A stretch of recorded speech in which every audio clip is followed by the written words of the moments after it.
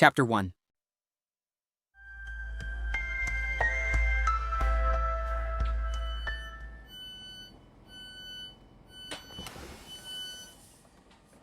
In the corner of a first-class smoking carriage, Mr. Justice Wargrave, lately retired from the bench, puffed at a cigar and ran an interested eye through the political news in the Times. He laid the paper down and glanced out of the window. They were running now through Somerset. He glanced at his watch. Another 2 hours to go. He went over in his mind all that had appeared in the papers about Indian Island. There had been its original purchase by an American millionaire who was crazy about yachting, and an account of the luxurious modern house he had built on this little island off the Devon coast. The unfortunate fact that the new third wife of the American millionaire was a bad sailor had led to the subsequent putting up of the house and island for sale. Various glowing advertisements of it had appeared in the papers. Then came the first bald statement that it had been bought by a Mr. Owen. After that, the rumors of the gossip writers had started. Indian Island had really been bought by Miss Gabrielle Turrell, the Hollywood film star. She wanted to spend some months there free from all publicity. Busy Bee had hinted delicately that it was to be an abode for royalty. Mr. Merriweather had had it whispered to him that it had been bought for a honeymoon. Young Lord L. had surrendered to Cupid at last. Jones knew for a fact that it had been purchased by the Admiralty with a view to carrying out some very hush-hush experiments. Definitely, Indian Island was news. From his pocket, Mr. Justice Wargrave drew out a letter. The handwriting was practically illegible, but words here and there stood out with unexpected clarity. Dearest Lawrence, such years since I heard anything of you. Must come to Indian Island. The most enchanting place. So much to talk over. Old days. Communion with nature. Bask in sunshine. 12:40 from Paddington. Meet you at Oakbridge. And his correspondent signed herself with a flourish, his ever Constance Culmington. Mr. Justice Wargrave cast back in his mind to remember when exactly he had last seen Lady Constance Culmington. It must be 8 years ago. She had then been going to Italy to bask in the sun and be at one with nature and the contadini. Later, he had heard, she had proceeded to Syria where she proposed to bask in yet stronger sun and live at one with nature and the Bedouin. Constance Culmington, he reflected to himself, was exactly the sort of woman who would buy an island and surround herself with mystery. Nodding his head in gentle approval of his logic, Mr. Justice Wargrave allowed his head to nod. He slept.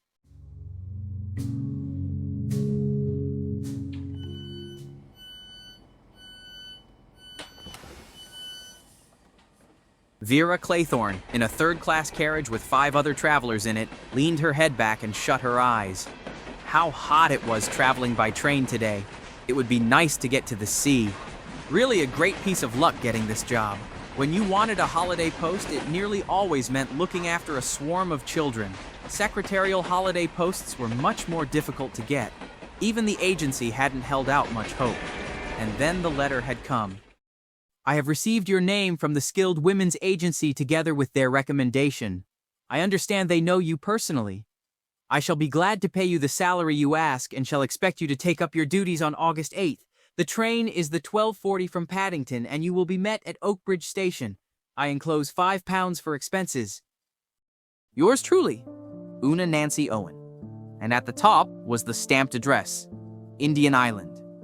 Sticklehaven, Devon, Indian Island. Why?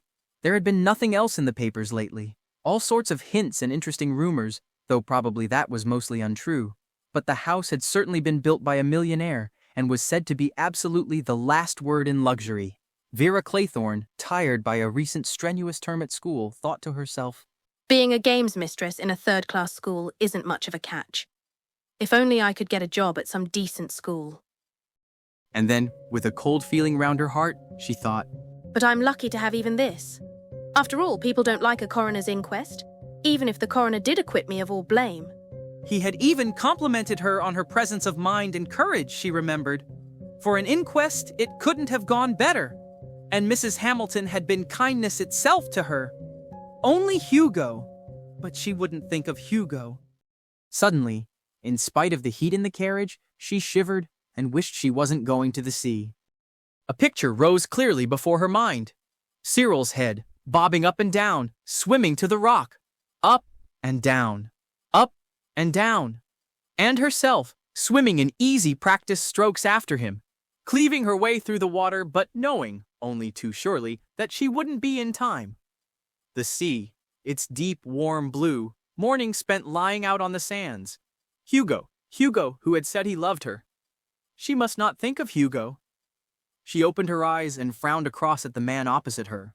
A tall man with a brown face, light eyes set rather close together, and an arrogant, almost cruel mouth. She thought to herself, I bet he's been to some interesting parts of the world and seen some interesting things.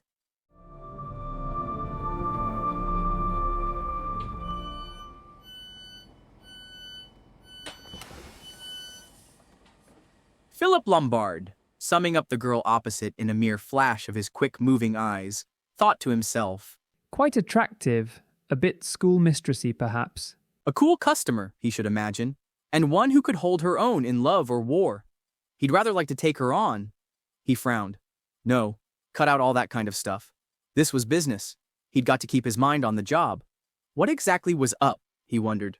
That little Jew had been damned mysterious. Take it or leave it, Captain Lombard. He had said thoughtfully. 100 guineas, eh? He had said it in a casual way as though 100 guineas was nothing to him. 100 guineas, when he was literally down to his last square meal. He had fancied, though, that the little Jew had not been deceived. That was the damnable part about Jews. You couldn't deceive them about money. They knew. He had said in the same casual tone. And you can't give me any further information? Mr. Isaac Morris had shaken his little bald head very positively. No, Captain Lombard, the matter rests there. It is understood by my client that your reputation is that of a good man in a tight place. I am empowered to hand you 100 guineas in return for which you will travel to Sticklehaven, Devon. The nearest station is Oakbridge. You will be met there and motored to Sticklehaven, where motor launch will convey you to Indian Island. There you will hold yourself at the disposal of my client. Lombard had said abruptly, For how long? Not longer than a week at most. Fingering his small mustache, Captain Lombard said, You understand I can't undertake anything illegal? He had darted a very sharp glance at the other as he had spoken. There had been a very faint smile on the thick Semitic lips of Mr. Morris as he answered gravely, If anything illegal is proposed, you will, of course, be at perfect liberty to withdraw. Damn the smooth little brute, he had smiled. It was as though he knew very well that in Lombard's past actions, legality had not always been a sine qua non. Lombard's own lips parted in a grin. By Jove, he'd sailed pretty near the wind once or twice, but he'd always got away with it. There wasn't much he drew the line at, really. No, there wasn't much he'd draw the line at. He fancied that he was going to enjoy himself at Indian Island.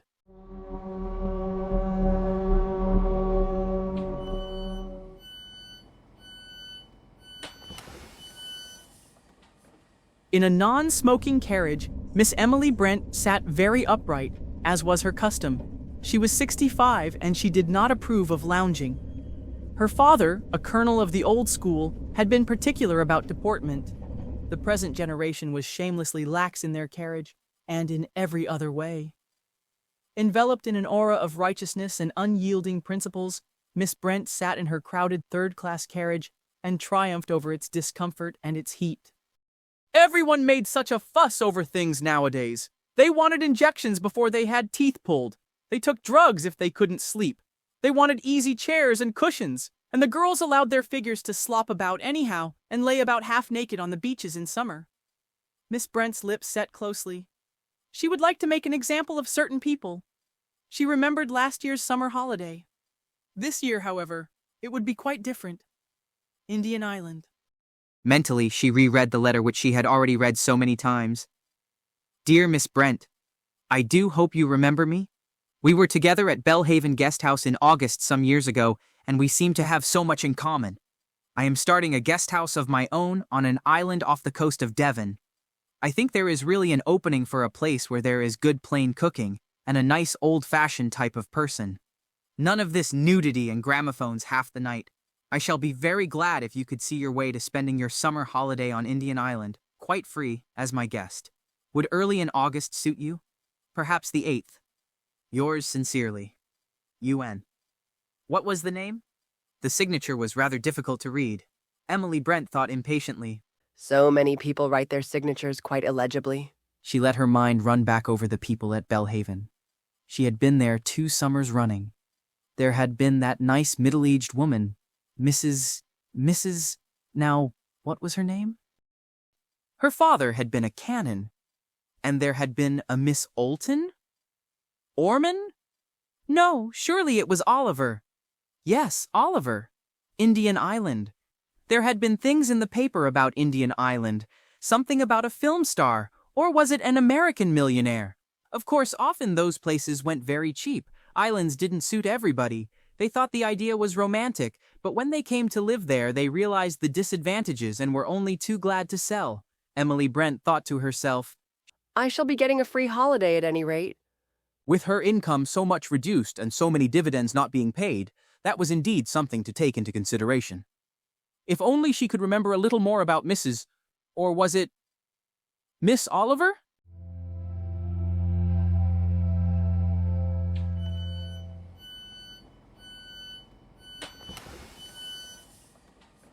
General MacArthur looked out of the carriage window. The train was just coming into Exeter where he had to change. Damnable, these slow branch line trains. This place, Indian Island, was really no distance at all as the crow flies. He hadn't got it clear who this fellow Owen was. A friend of Spoof Leggard's, apparently, and of Johnny Dyer's. 1 or 2 of your old cronies are coming. Would like to have a talk over old times. Well, he'd enjoy a chat about old times. He'd had a fancy lately that fellows were rather fighting shy of him. All owing to that damned rumor. By God, it was pretty hard. Nearly 30 years ago now. Armstrong had talked, he supposed. Damned young pup? What did he know about it? Oh, well, no good brooding about these things. One fancied things sometimes. Fancied a fellow was looking at you queerly. This Indian Island now, he'd be interested to see it. A lot of gossip flying about. Looked as though there might be something in the rumor that the Admiralty or the War Office or the Air Force had got hold of it. Young Elmer Robson, the American millionaire, had actually built the place. Spent thousands on it, so it was said. Every mortal luxury. Exeter, and an hour to wait. And he didn't want to wait. He wanted to get on.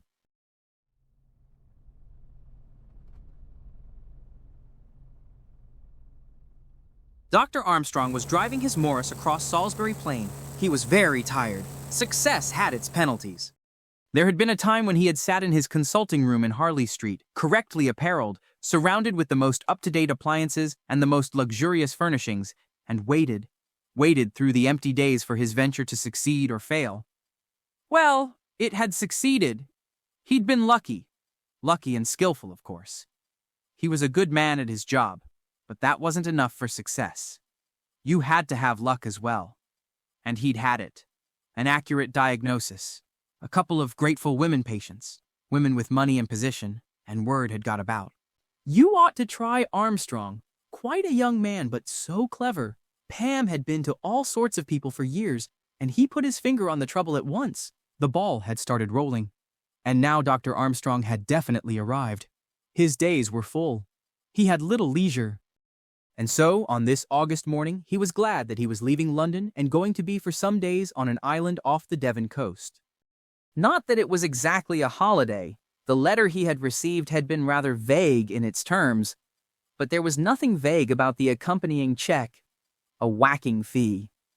These Owens must be rolling in money. Some little difficulty, it seemed. A husband who was worried about his wife's health and wanted a report on it without her being alarmed. She wouldn't hear of seeing a doctor. Her nerves. The doctor's eyebrows went up. These women and their nerves. Well, it was good for business after all. Half the women who consulted him had nothing the matter with them but boredom, but they wouldn't thank you for telling them so. And one could usually find something. A slightly uncommon condition of the some long word. Nothing at all serious, but it just needs putting right. A simple treatment. Well, medicine was mostly faith healing when it came to it. And he had a good manner. He could inspire hope and belief. Lucky that he'd managed to pull himself together in time after that business 15 years ago. It had been a near thing that. He'd been going to pieces. The shock had pulled him together. He'd cut out drink altogether. By Jove, it had been a near thing, though. With a devastating car-splitting blast on the horn, an enormous supersports Dalmane car rushed past him at 80 miles per hour. Dr. Armstrong nearly went into the hedge, one of these young fools who tore around the country. He hated them. That had been a near shave, too. Damned young fool.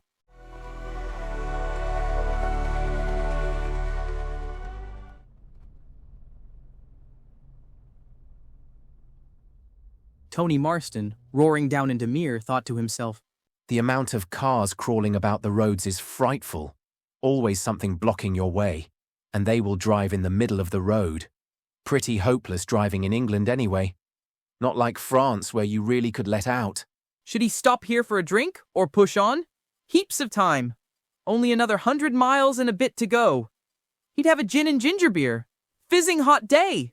This island place ought to be rather good fun if the weather lasted. Who were these Owens? He wondered. Rich and stinking, probably. Badger was rather good at nosing people like that out.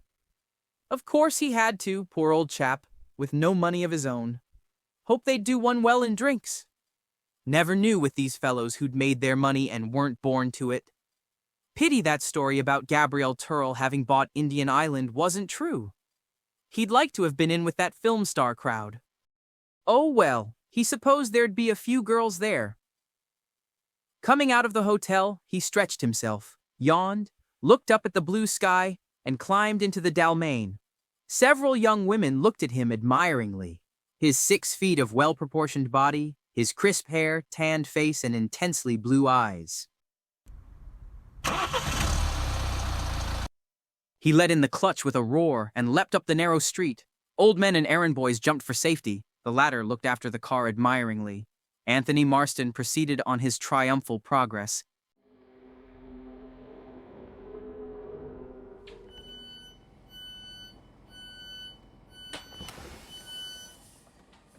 Mr. Bloor was in the slow train from Plymouth. There was only one other person in his carriage, an elderly seafaring gentleman with a bleary eye. At the present moment, he had dropped off to sleep.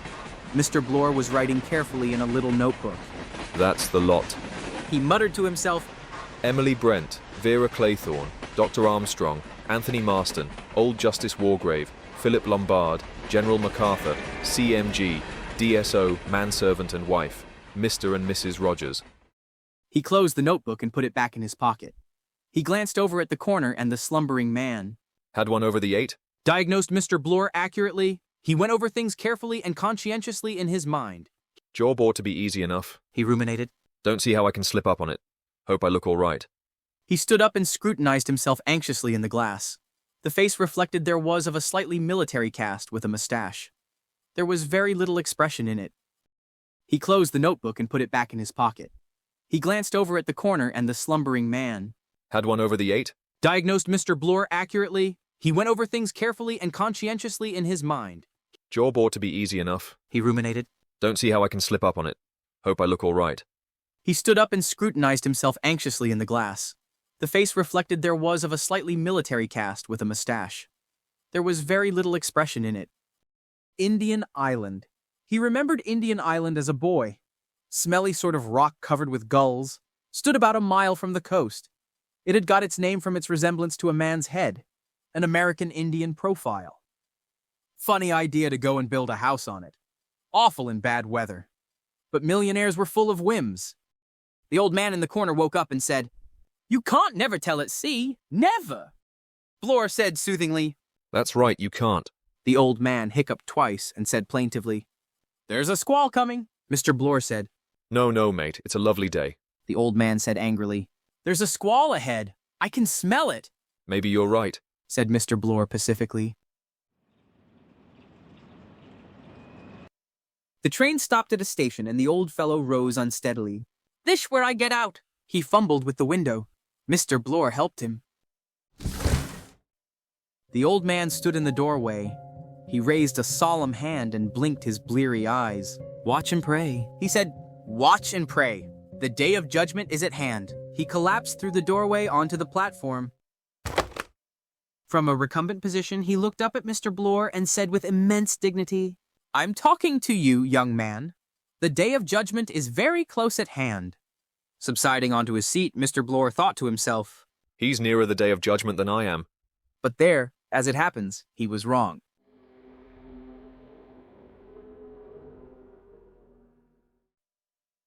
Chapter 2.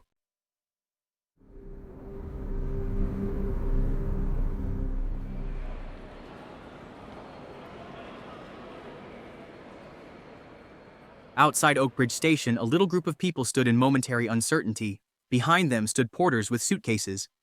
One of these called, "Jim!" The driver of one of the taxis stepped forward. "You for Indian Island, maybe?" He asked in a soft Devon voice. 4 voices gave assent and then immediately afterwards gave quick, surreptitious glances at each other. The driver said, addressing his remarks to Mr. Justice Wargrave as the senior member of the party, "There are 2 taxis here, sir. One of them must wait till the slow train from Exeter gets in, a matter of 5 minutes. There's one gentleman coming by that. Perhaps one of you wouldn't mind waiting. You'd be more comfortable that way." Vera Claythorne, her own secretarial position clear in her mind, spoke at once. I'll wait, She said, if you will go on. She looked at the other 3. Her glance and voice had that slight suggestion of command in it that comes from having occupied a position of authority. She might have been directing which tennis sets the girls were to play in. Miss Brent said stiffly, Thank you. bent her head and entered one of the taxis, the door of which the driver was holding open. Mr. Justice Wargrave followed her. Captain Lombard said, I'll wait with Miss. Claythorne. said Vera. My name is Lombard, Philip Lombard. The porters were piling luggage on the taxi.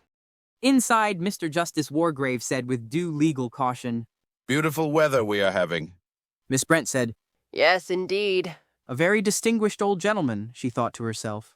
Quite unlike the usual type of man in seaside guest houses. Evidently, Mrs. or Miss Oliver had good connections. Mr. Justice Wargrave inquired, "Do you know this part of the world well?" I have been to Cornwall and to Torquay, but this is my first visit to this part of Devon. The judge said, "I also am unacquainted with this part of the world."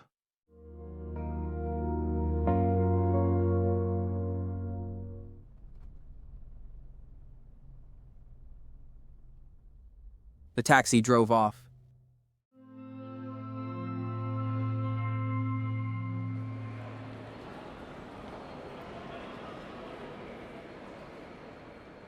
The driver of the second taxi said, "Like to sit inside while you're waiting?" Vera said decisively. Not at all. Captain Lombard smiled. He said, That sunny wall looks more attractive. Unless you'd rather go inside the station. No, indeed. It's so delightful to get out of that stuffy train. He answered. Yes, travelling by train is rather trying in this weather. Vera said conventionally, I do hope it lasts. The weather, I mean. Our English summers are so treacherous. With a slight lack of originality, Lombard asked, Do you know this part of the world well? No, I've never been here before. She added quickly, conscientiously determined to make her position clear at once. I haven't even seen my employer yet. Your employer? Yes, I'm Mrs. Owen's secretary. Oh, I see. Just imperceptibly, his manner changed. It was slightly more assured, easier in tone. He said, Isn't that rather unusual? Vera laughed. Oh no, I don't think so. Her own secretary was suddenly taken ill and she wired to an agency for a substitute and they sent me. So that was it. And suppose you don't like the post when you've got there. Vera laughed again. Oh, it's only temporary. A holiday post. I've got a permanent job at a girls' school. As a matter of fact, I'm frightfully thrilled at the prospect of seeing Indian Island. There's been such a lot about it in the papers. Is it really very fascinating? Lombard said, I don't know, I haven't seen it. Oh, really? The Owens are frightfully keen on it, I suppose. What are they like? Do tell me.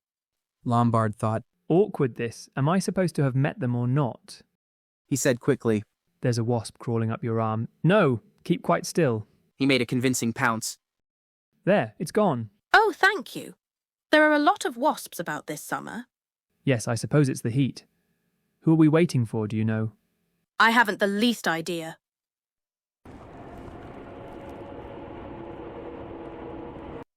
The loud, drawn-out scream of an approaching train was heard. Lombard said, That will be the train now. It was a tall, soldierly old man who appeared at the exit from the platform. His gray hair was clipped close and he had a neatly trimmed white mustache. His porter, staggering slightly under the weight of the solid leather suitcase, indicated Vera and Lombard.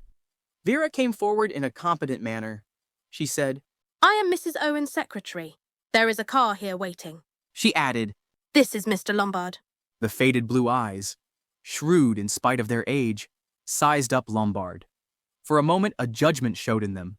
Had there been anyone to read it? Good-looking fellow. Something just a little wrong about him. The three of them got into the waiting taxi.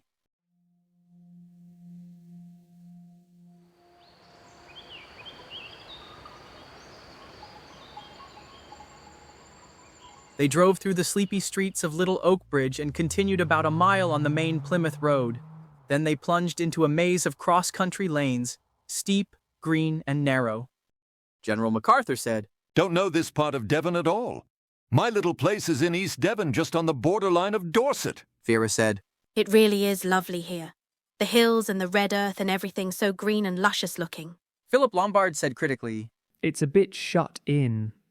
I like open country myself, where you can see what's coming. General MacArthur said to him. You've seen a bit of the world, I fancy? Lombard shrugged his shoulders disparagingly. I've knocked about here and there, sir. He thought to himself, He'll ask me now if I was old enough to be in the war. These old boys always do. But General MacArthur did not mention the war.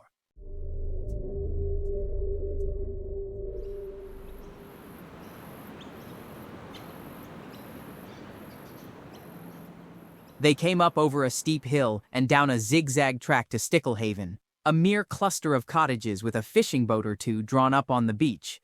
Illuminated by the setting sun, they had their first glimpse of Indian Island jutting up out of the sea to the south. Vera said, surprised. It's a long way out. She had pictured it differently, close to shore, crowned with a beautiful white house. But there was no house visible, only the boldly silhouetted rock with its faint resemblance to a giant Indian's head. There was something sinister about it. She shivered faintly.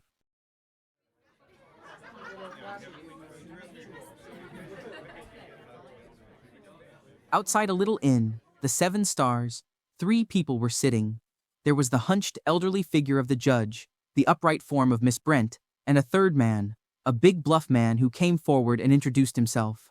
Thought we might as well wait for you, he said. Make one trip of it. Allow me to introduce myself. Name's Davis. Natal, South Africa's my natal spot. Ha ha! He laughed breezily. Mr. Justice Wargrave looked at him with active malevolence. He seemed to be wishing that he could order the court to be cleared. Miss Emily Brent was clearly not sure if she liked colonials. Anyone care for a little nip before we embark? Asked Mr. Davis hospitably. Nobody assenting to this proposition, Mr. Davis turned and held up a finger. Mustn't delay then. Our good host and hostess will be expecting us, he said.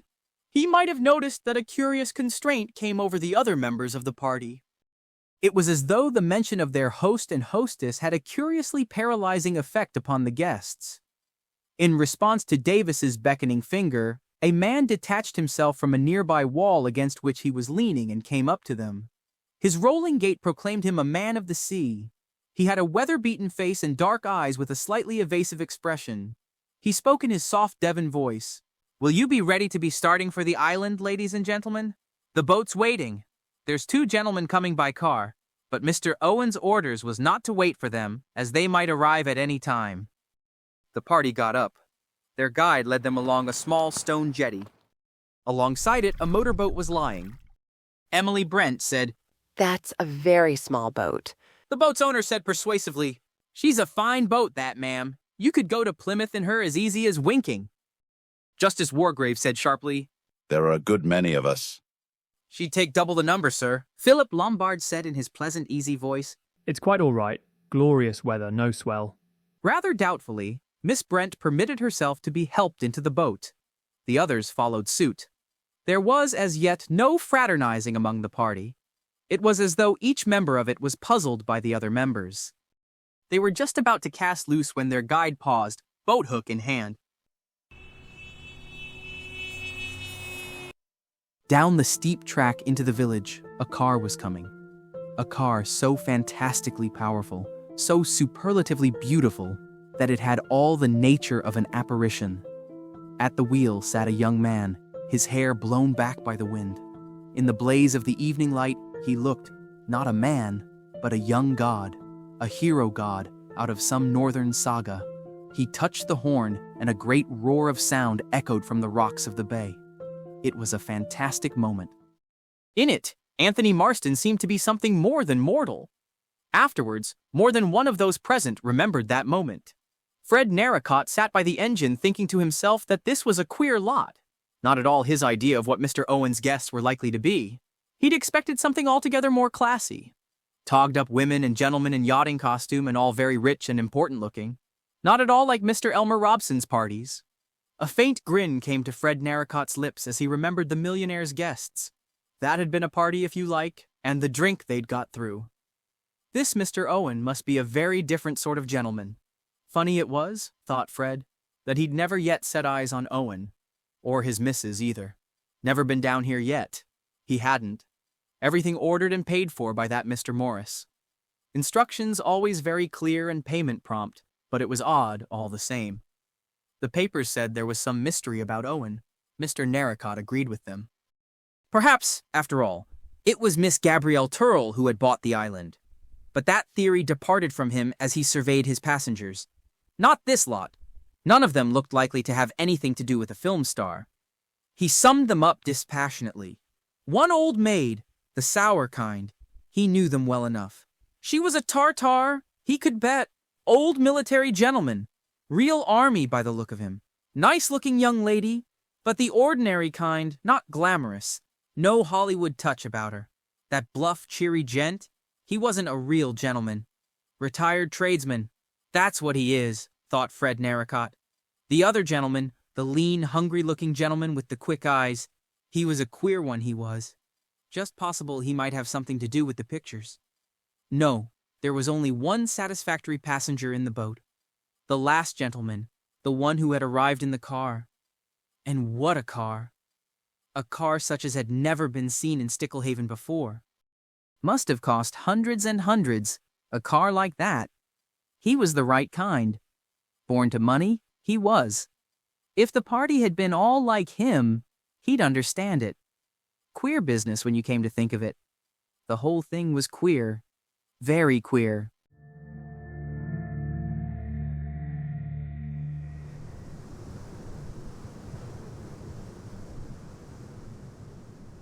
The boat churned its way round the rock. Now at last, the house came into view. The south side of the island was quite different. It shelved gently down to the sea. The house was there, facing south, low and square and modern-looking with rounded windows letting in all the light. An exciting house, a house that lived up to expectation. Fred Narracott shut off the engine. They nosed their way gently into a little natural inlet between rocks. Philip Lombard said sharply, Must be difficult to land here in dirty weather. Fred Narracott said cheerfully, Can't land on Indian Island when there's a southeasterly. Sometimes 'tis cut off for a week or more, Vera Claythorne thought. The catering must be very difficult. That's the worst of an island. All the domestic problems are so worrying.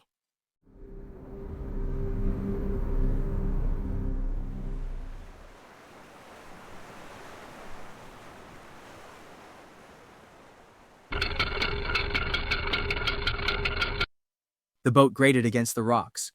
Fred Narracott jumped out, and he and Lombard helped the others to alight. Narracott made the boat fast to a ring in the rock. Then he led the way up steps cut in the rock. General MacArthur said, Ha! Delightful spot! But he felt uneasy. Damned odd sort of place. As the party ascended the steps and came out on a terrace above, their spirits revived. In the open doorway of the house, a correct butler was awaiting them, and something about his gravity reassured them. And then the house itself was really most attractive, the view from the terrace magnificent. The butler came forward, bowing slightly. He was a tall, lank man, gray-haired and very respectable. He said, Will you come this way, please? In the wide hall, drinks stood ready, rows of bottles. Anthony Marston's spirits cheered up a little. He'd just been thinking this was a rum kind of show. None of his lot. What could old Badger have been thinking about to let him in for this? However, the drinks were all right. Plenty of ice, too. What was it the butler chap was saying? Mr. Owen unfortunately delayed, unable to get here till tomorrow. Instructions, everything they wanted. If they would like to go to their rooms, dinner would be at 8 o'clock.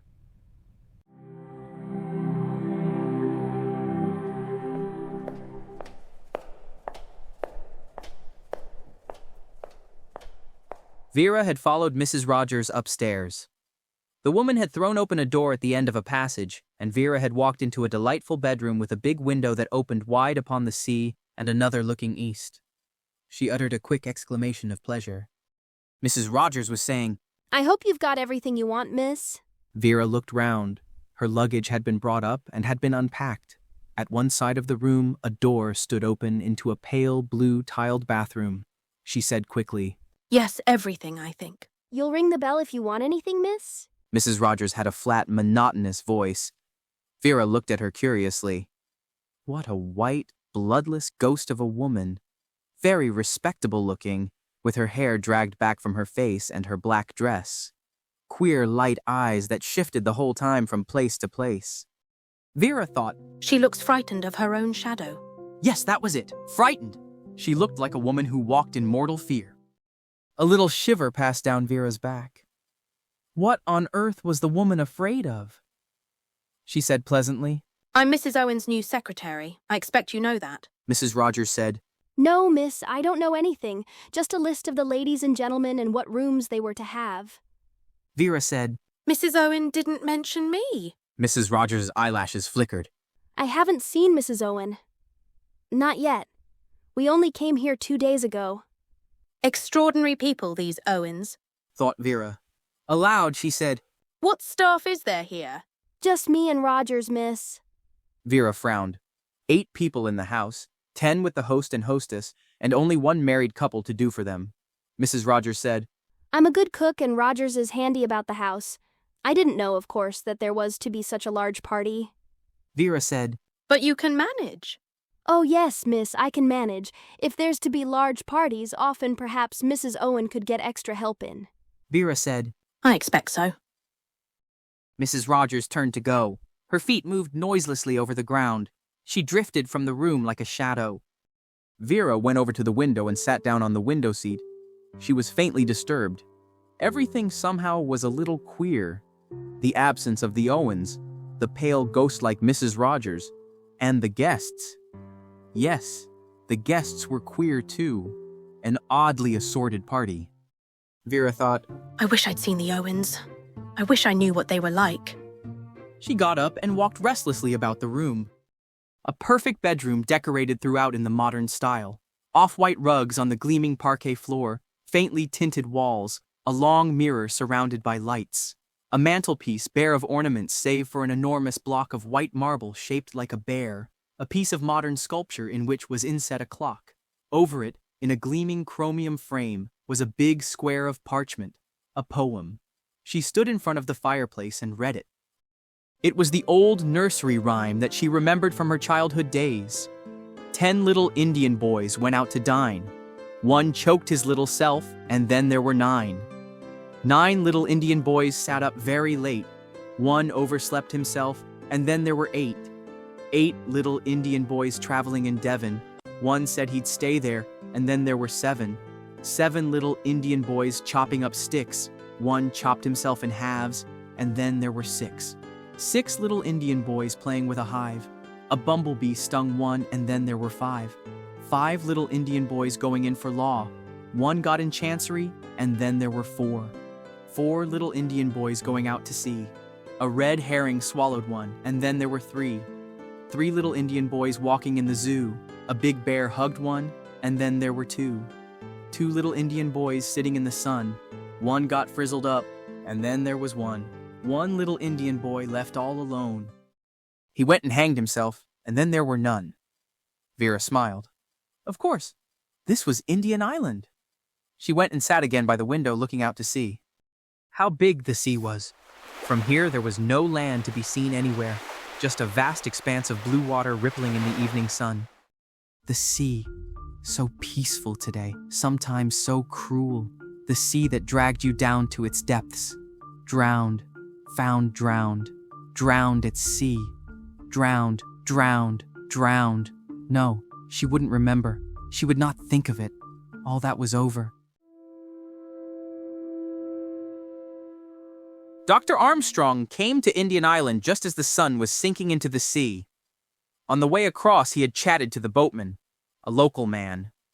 He was anxious to find out a little about these people who owned Indian Island, but the man Narracott seemed curiously ill-informed, or perhaps unwilling to talk. So Dr. Armstrong chatted instead of the weather and of fishing. He was tired after his long motor drive. His eyeballs ached. Driving west, you were driving against the sun. Yes, he was very tired. The sea and perfect peace. That was what he needed. He would like, really, to take a long holiday. But he couldn't afford to do that. He could afford it financially, of course, but he couldn't afford to drop out. You were soon forgotten nowadays. No, now that he had arrived, he must keep his nose to the grindstone. He thought, All the same, this evening, I'll imagine to myself that I'm not going back, that I've done with London and Harley Street and all the rest of it. there was something magical about an island. The mere word suggested fantasy. You lost touch with the world. An island was a world of its own, a world, perhaps, from which you might never return. He thought, I'm leaving my ordinary life behind me. And smiling to himself, he began to make plans, fantastic plans for the future. He was still smiling when he walked up the rock-cut steps. In a chair on the terrace, an old gentleman was sitting, and the sight of him was vaguely familiar to Dr. Armstrong. Where had he seen that frog-like face, that tortoise-like neck, that hunched-up attitude? Yes, and those pale, shrewd little eyes. Of course, old Wargrave. He'd given evidence once before him, always looked half asleep, but was shrewd as could be when it came to a point of law. Had great power with a jury. It was said he could make their minds up for them any day of the week. He'd got 1 or 2 unlikely convictions out of them. A hanging judge, some people said. Funny place to meet him. Here, out of the world. Mr. Justice Wargrave thought to himself, Armstrong, remember him in the witness box. Very correct and cautious. All doctors are damned fools. Harley Street ones are the worst of the lot. and his mind dwelt malevolently on a recent interview he had had with a suave personage in that very street. Aloud he grunted, Drinks are in the hall. Dr. Armstrong said, I must go and pay my respects to my host and hostess. Mr. Justice Wargrave closed his eyes again, looking decidedly reptilian, and said, You can't do that. Dr. Armstrong was startled. Why not? The judge said, No host and hostess. Very curious state of affairs. Don't understand this place. Dr. Armstrong stared at him for a minute. When he thought the old gentleman had actually gone to sleep, Wargrave said suddenly, Do you know Constance Culmington? No, I'm afraid I don't. It's of no consequence, said the judge. Very vague woman, and practically unreadable handwriting. I was just wondering if I'd come to the wrong house. Dr. Armstrong shook his head and went on up to the house. Mr. Justice Wargrave reflected on the subject of Constance Culmington. Undependable, like all women. His mind went on to the 2 women in the house, the tight-lipped old maid and the girl. He didn't care for the girl, cold-blooded, young hussy. No, 3 women, if you counted the Rogers woman. Odd creature, she looked scared to death. Respectable pair, and knew their job. Rogers, coming out on the terrace that minute, the judge asked him, Is Lady Constance Culmington expected, do you know? Rogers stared at him. No, sir, not to my knowledge. The judge's eyebrows rose, but he only grunted. He thought, Indian Island, eh? There's a nigger in the woodpile.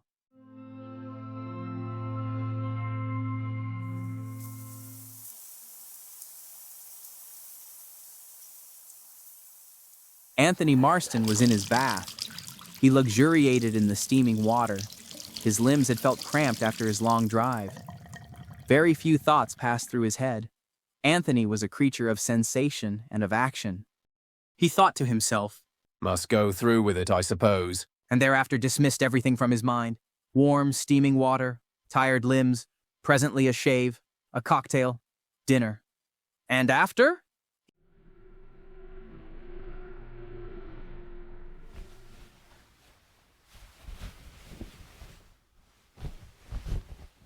Mr. Bloor was tying his tie. He wasn't very good at this sort of thing. Did he look all right? He supposed so. Nobody had been exactly cordial to him.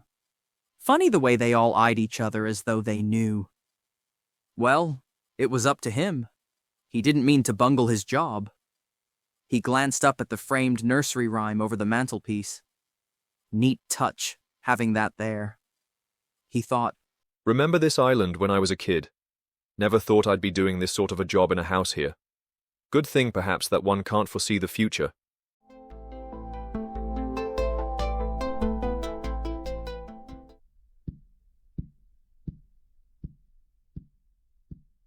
General MacArthur was frowning to himself. Damn it all, the whole thing was deuced odd. Not at all what he'd been led to expect. For 2 pins, he'd make an excuse and get away. Throw up the whole business. But the motorboat had gone back to the mainland. He'd have to stay. That fellow Lombard now, he was a queer chap. Not straight. He'd swear the man wasn't straight. As the gong sounded, Philip Lombard came out of his room and walked to the head of the stairs.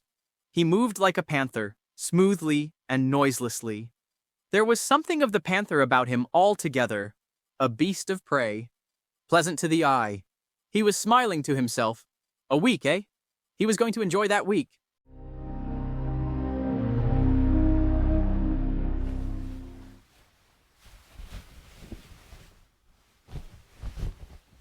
In her bedroom, Emily Brent, dressed in black silk ready for dinner, was reading her Bible.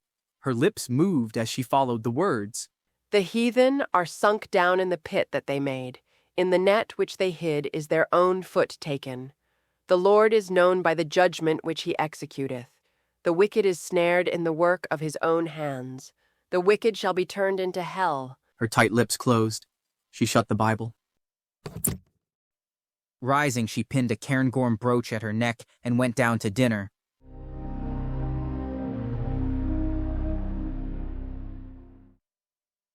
Chapter 3.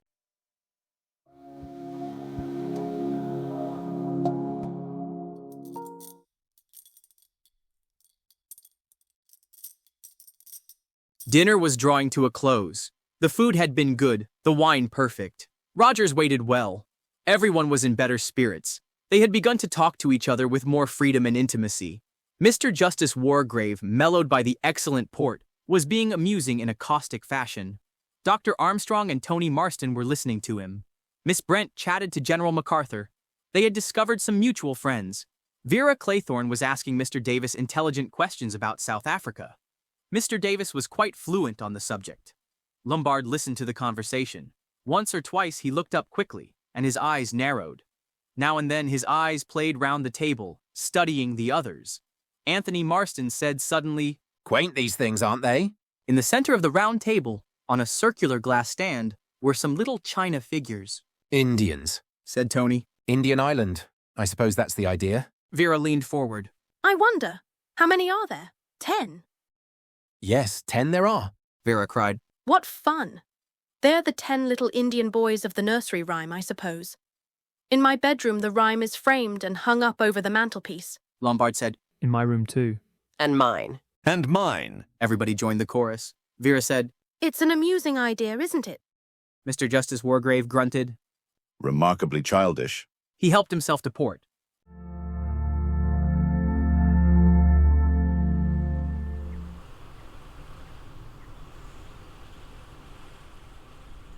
Emily Brent looked at Vera Claythorne. Vera Claythorne looked at Miss Brent. The two women rose. In the drawing room, the French windows were open onto the terrace, and the sound of the sea murmuring against the rocks came up to them. Emily Brent said, Pleasant sound. Vera said sharply, I hate it. Miss Brent's eyes looked at her in surprise. Vera flushed. She said more composedly, I don't think this place would be very agreeable in a storm. Emily Brent agreed. I've no doubt the house is shut up in winter. She said. You'd never get servants to stay here for one thing. Vera murmured. It must be difficult to get servants anyway. Emily Brent said. Mrs. Oliver has been lucky to get these two. The woman's a good cook. Vera thought. Funny how elderly people always get names wrong. She said. Yes, I think Mrs. Owen has been very lucky indeed. Emily Brent had brought a small piece of embroidery out of her bag. Now, as she was about to thread her needle, she paused. She said sharply, Owen? Did you say Owen? Yes. Emily Brent said sharply. I've never met anyone called Owen in my life. Vera stared. But surely... She did not finish her sentence. The door opened and the men joined them. Rogers followed them into the room with the coffee tray. The judge came and sat down by Emily Brent. Armstrong came up to Vera. Tony Marston strolled to the open window. Bloor studied with naive surprise a statuette in brass, wondering perhaps if its bizarre angularities were really supposed to be the female figure. General MacArthur stood with his back to the mantelpiece. He pulled at his little white mustache. That had been a damned good dinner. His spirits were rising. Lombard turned over the pages of Punch that lay with other papers on a table by the wall. Rogers went round with the coffee tray. The coffee was good, really black and very hot. The whole party had dined well. They were satisfied with themselves and with life. The hands of the clock pointed to 20 minutes past 9. There was a silence, a comfortable, replete silence. Into that silence came the voice. Without warning, inhuman, penetrating. Ladies and gentlemen, silence, please. Everyone was startled. They looked round at each other, at the walls. Who was speaking? The voice went on, a high, clear voice. You are charged with the following indictments. Edward George Armstrong, that you did upon the 14th day of March, 1925, cause the death of Louisa Mary Cleese.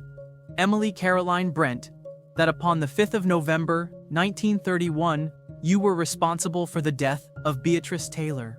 William Henry Bloor, that you brought about the death of James Stephen Landor on October 10th, 1928. Vera Elizabeth Claythorne, that on the 11th day of August, 1935, you killed Cyril Ogilvy Hamilton.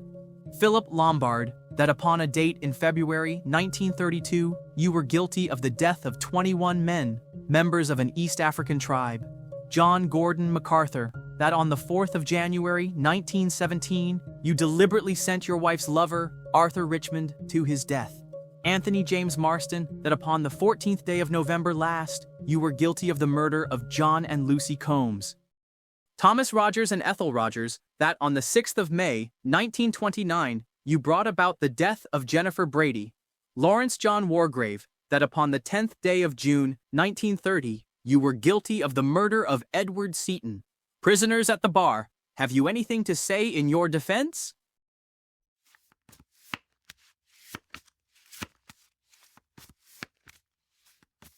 The voice had stopped. There was a moment's petrified silence and then a resounding crash. Rogers had dropped the coffee tray. At the same moment, from somewhere outside the room, there came a scream and the sound of a thud. Lombard was the first to move. He leapt to the door and flung it open. Outside, lying in a huddled mass, was Mrs. Rogers.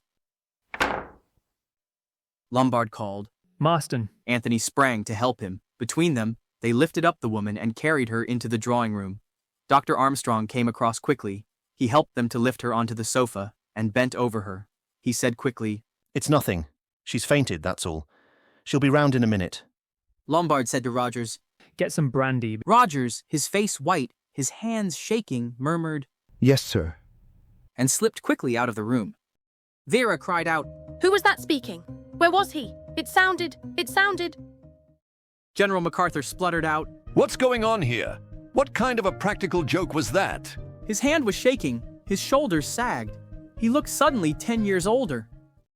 Bloor was mopping his face with a handkerchief. Only Mr. Justice Wargrave and Miss Brent seemed comparatively unmoved. Emily Brent sat upright, her head held high. In both cheeks was a spot of hard color. The judge sat in his habitual pose, his head sunk down into his neck. With one hand he gently scratched his ear. Only his eyes were active, darting round and round the room, puzzled, alert with intelligence.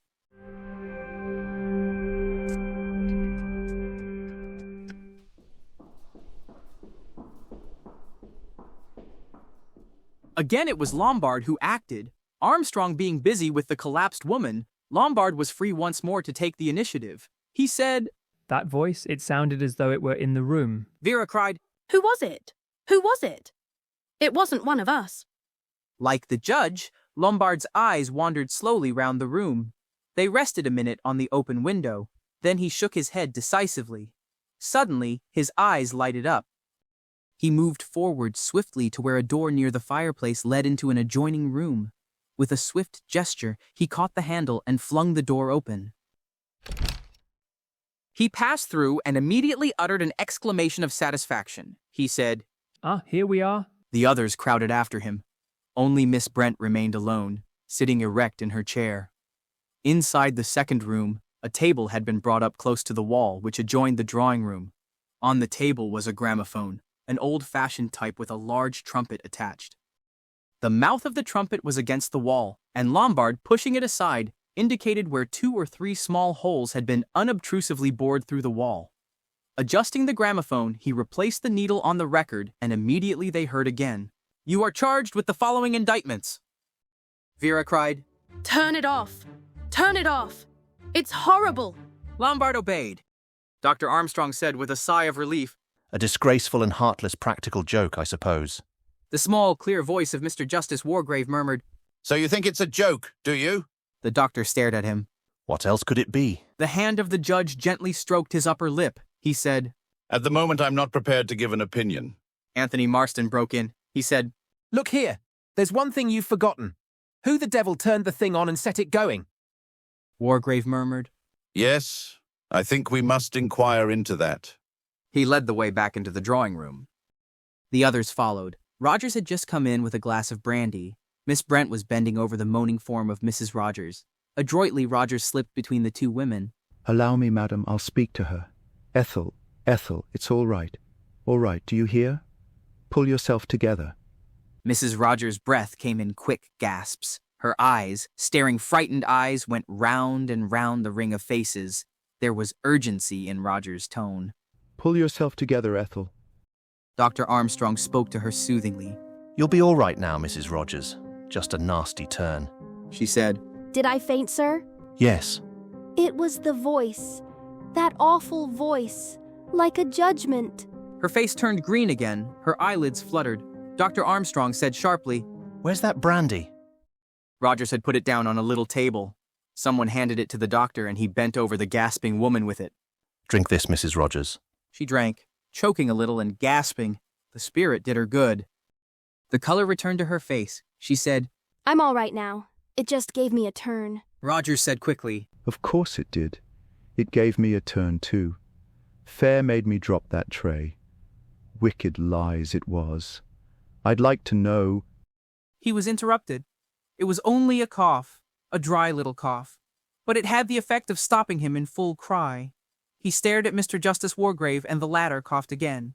Then he said, Who put that record on the gramophone? Was it you, Rogers? Rogers cried, I didn't know what it was. Before God, I didn't know what it was, sir. If I had, I'd never have done it. The judge said dryly, That is probably true, but I think you'd better explain, Rogers. The butler wiped his face with a handkerchief. He said earnestly, I was just obeying orders, sir, that's all. Whose orders? Mr. Owen's.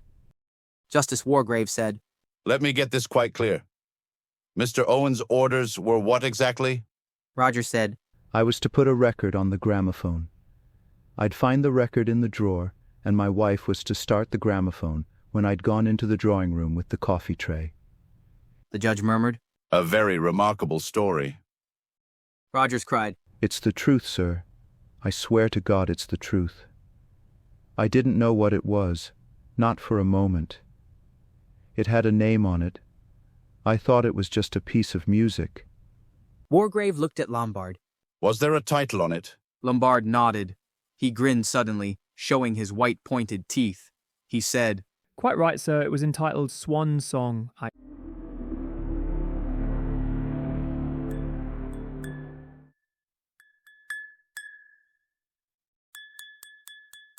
General MacArthur broke out suddenly.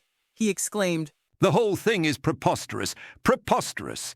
Slinging accusations about like this. Something must be done about it.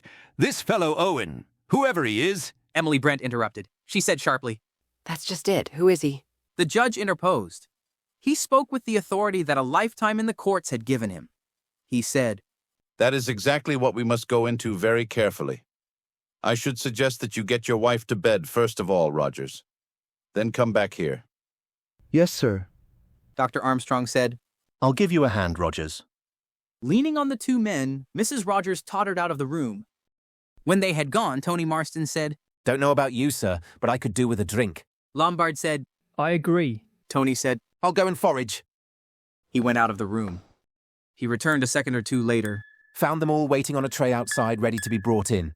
He set down his burden carefully. The next minute or two was spent in dispensing drinks. General MacArthur had a stiff whiskey, and so did the judge. Everyone felt the need of a stimulant. Only Emily Brent demanded and obtained a glass of water. Dr. Armstrong re-entered the room. She's all right, He said, I've given her a sedative to take. What's that? A drink? I could do with one. Several of the men refilled their glasses. A moment or two later, Rogers re-entered the room. Mr. Justice Wargrave took charge of the proceedings.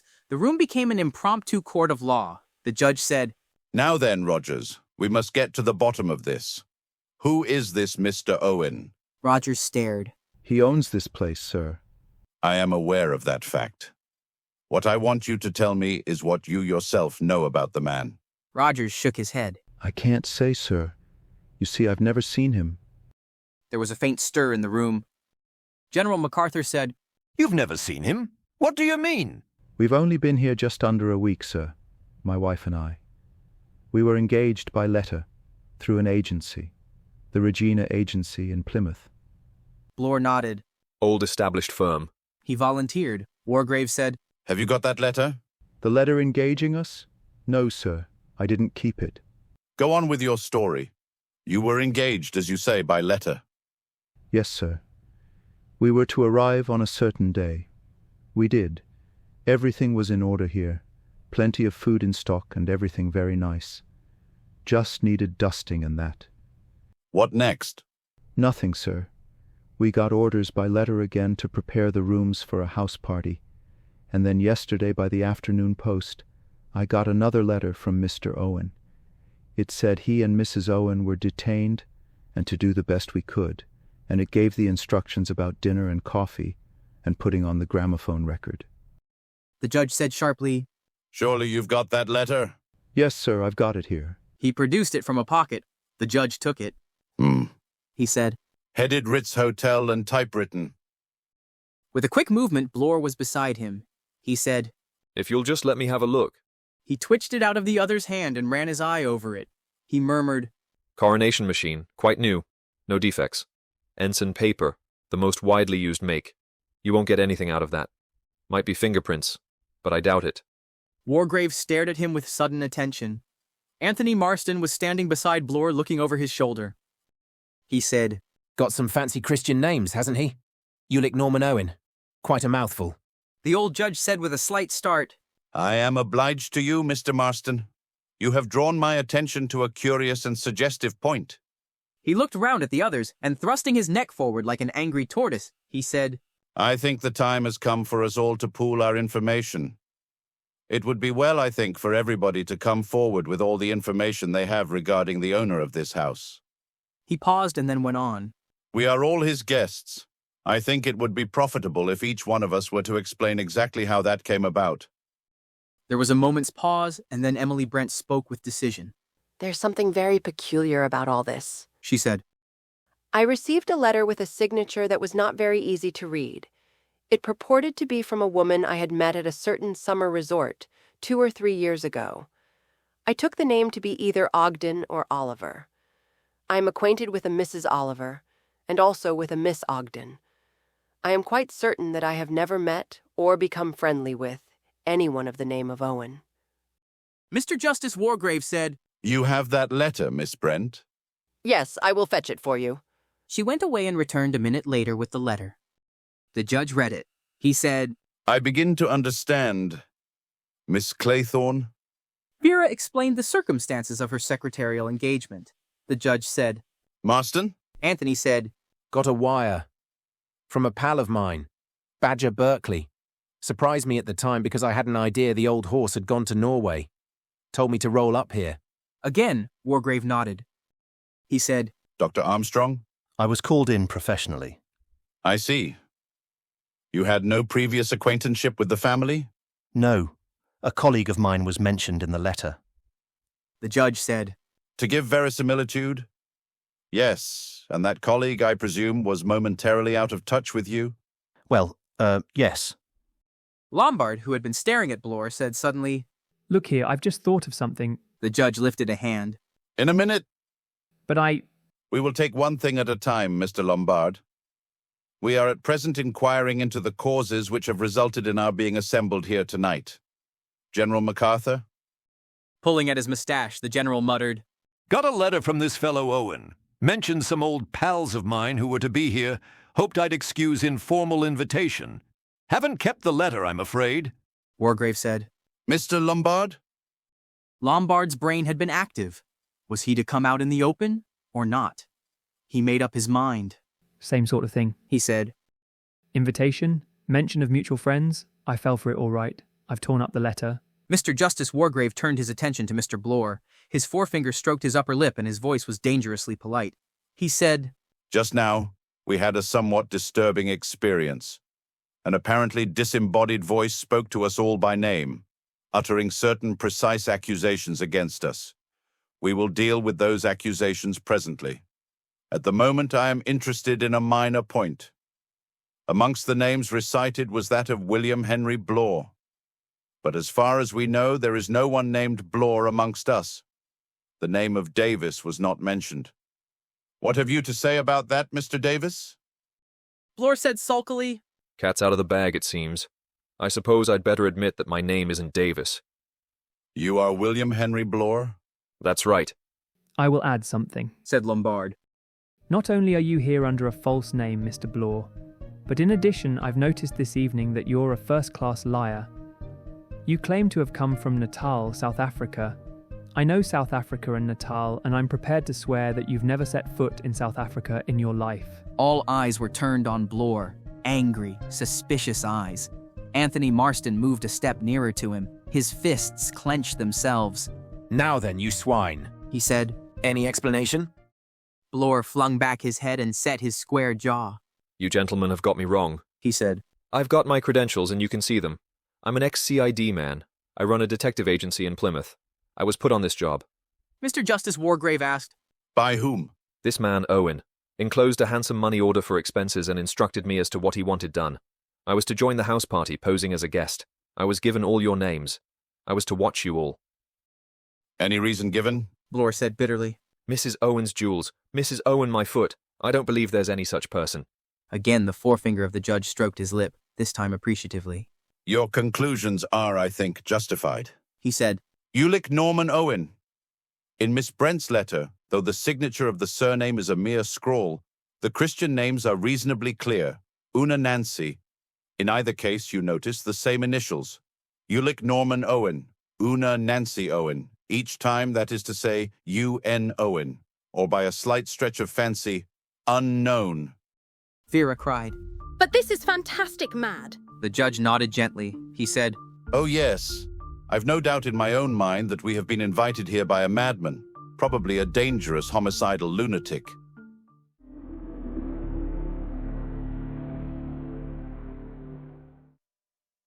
Chapter 4.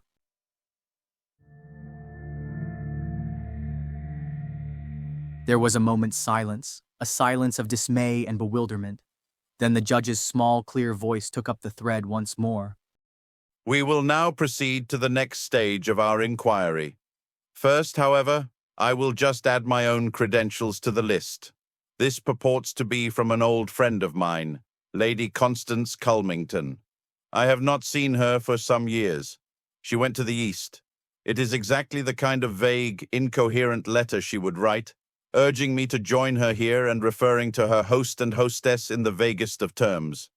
The same technique, you will observe. I only mention it because it agrees with the other evidence, from all of which emerges one interesting point. Whoever it was who enticed us here, that person knows, or has taken the trouble to find out a good deal about us all. He, whoever he may be, is aware of my friendship for Lady Constance and is familiar with her epistolary style. He knows something about Dr. Armstrong's colleagues and their present whereabouts. He knows the nickname of Mr. Marston's friend and the kind of telegrams he sends.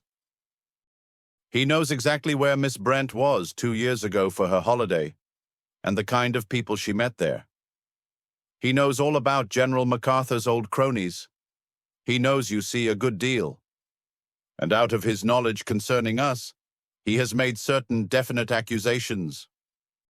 Immediately, a babel broke out. General MacArthur shouted, "A pack of damn lies! Slander!" Vera cried out. It's iniquitous. Wicked. Roger said hoarsely. A lie.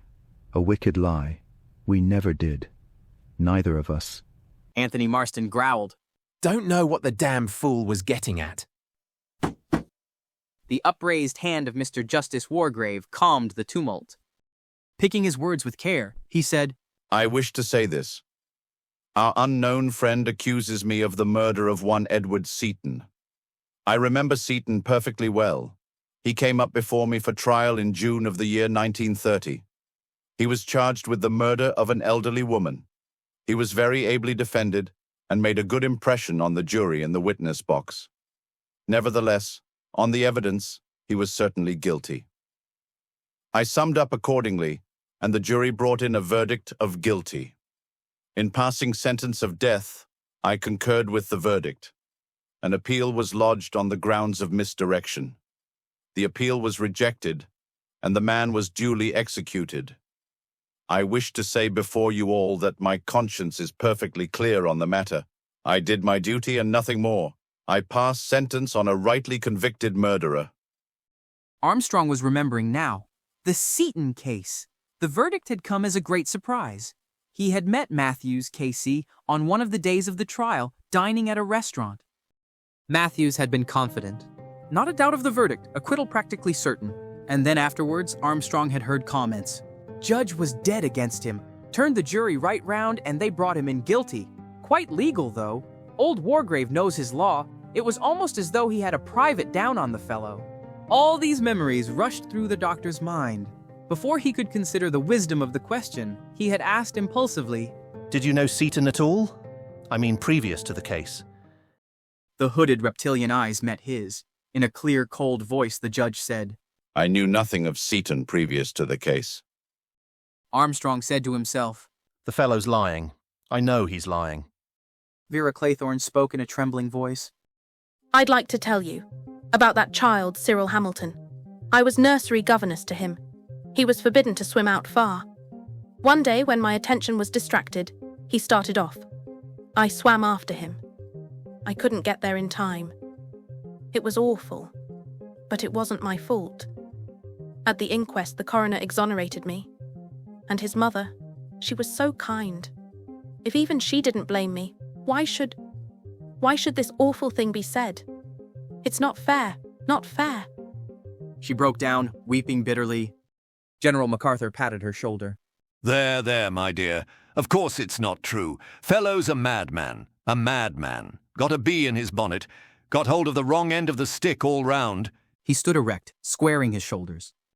He barked out, Best really to leave this sort of thing unanswered. However, feel I ought to say, no truth. No truth whatsoever in what he said about, young Arthur Richmond. Richmond was one of my officers. I sent him on a reconnaissance. He was killed. Natural course of events in wartime. Wish to say, resent very much slur on my wife. Best woman in the world. Absolutely Caesar's wife. General MacArthur sat down. His shaking hand pulled at his mustache. The effort to speak had cost him a good deal. Lombard spoke, his eyes amused. About those natives. Marston said, What about them? Philip Lombard grinned. Story's quite true. I left 'em. Matter of self-preservation. We were lost in the bush. I and a couple of other fellows took what food there was and cleared out. General MacArthur said sternly, You abandoned your men. Left them to starve? Lombard answered, Not quite the act of a Pukka Sahib, I'm afraid, but self-preservation's a man's first duty, and natives don't mind dying, you know. They don't feel about it as Europeans do. Vera lifted her face from her hands. She said, staring at him, You left them to die. Lombard answered. I left them to die. His amused eyes looked into her horrified ones.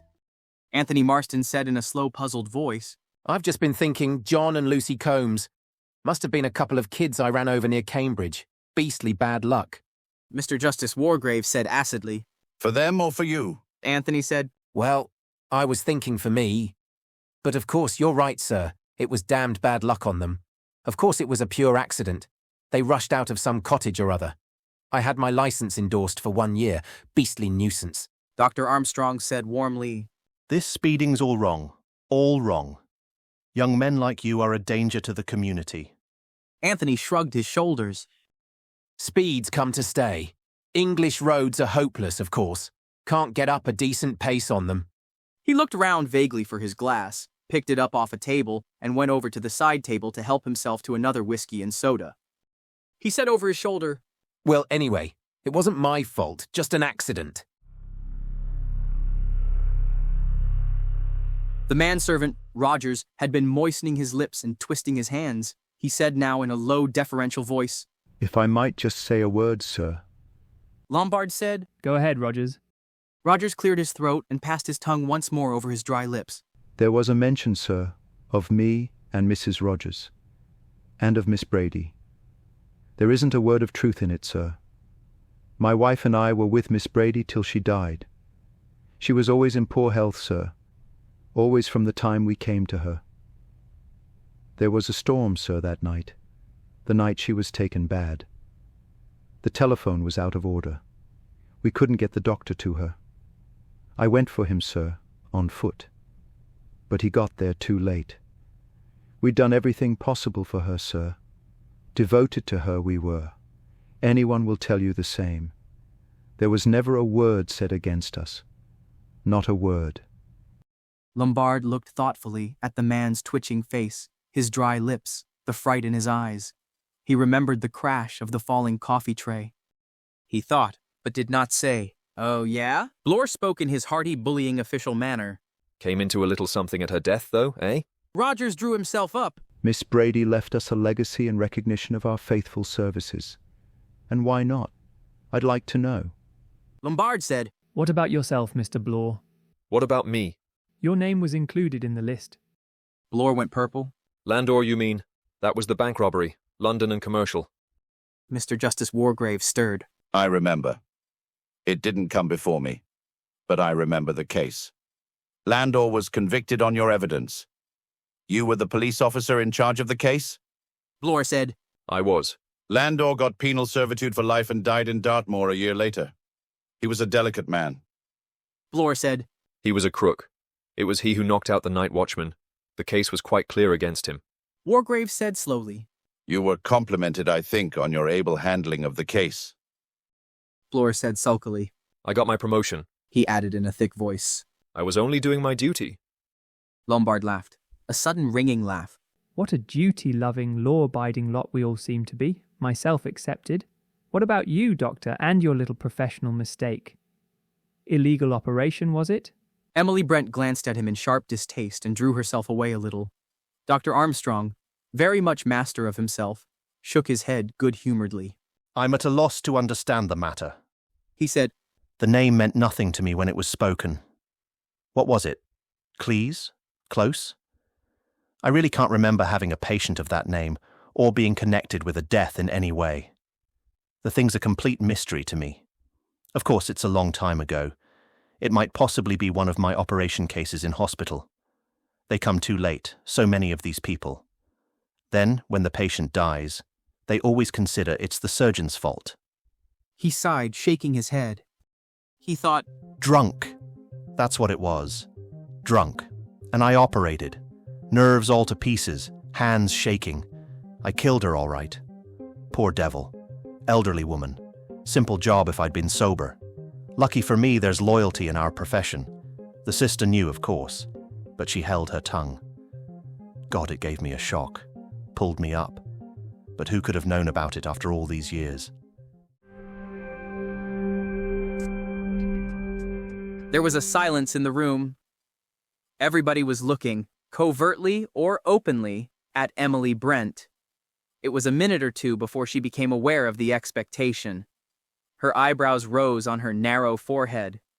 She said, Are you waiting for me to say something? I have nothing to say. The judge said, Nothing, Miss Brent.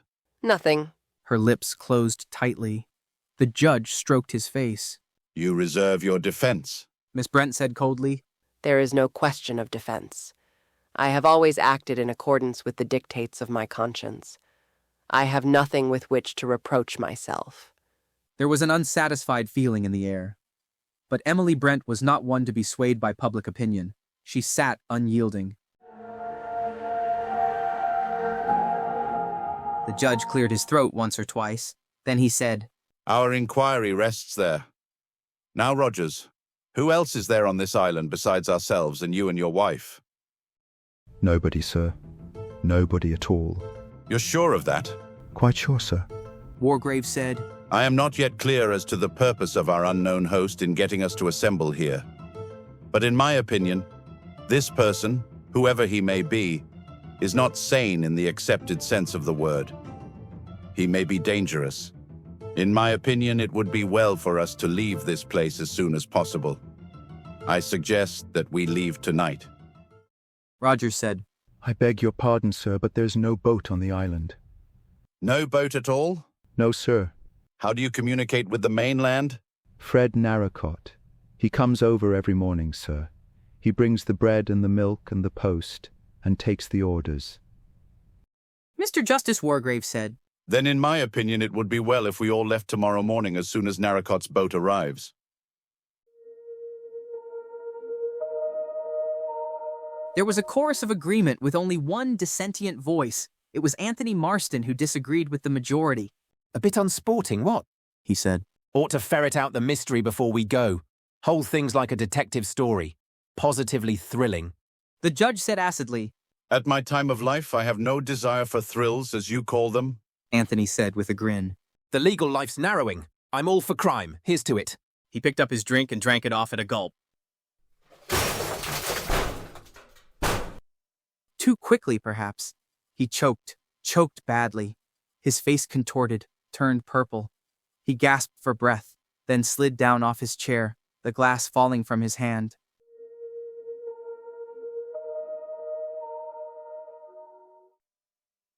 Chapter 5.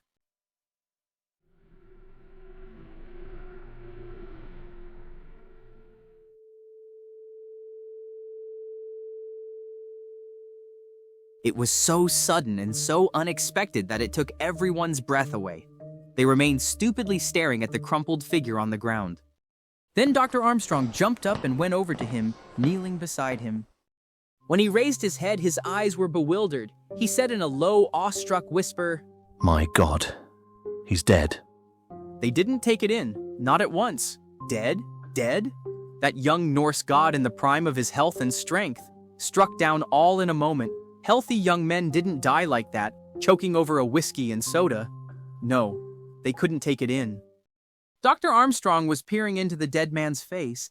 He sniffed at the blue, twisted lips. Then he picked up the glass from which Anthony Marston had been drinking.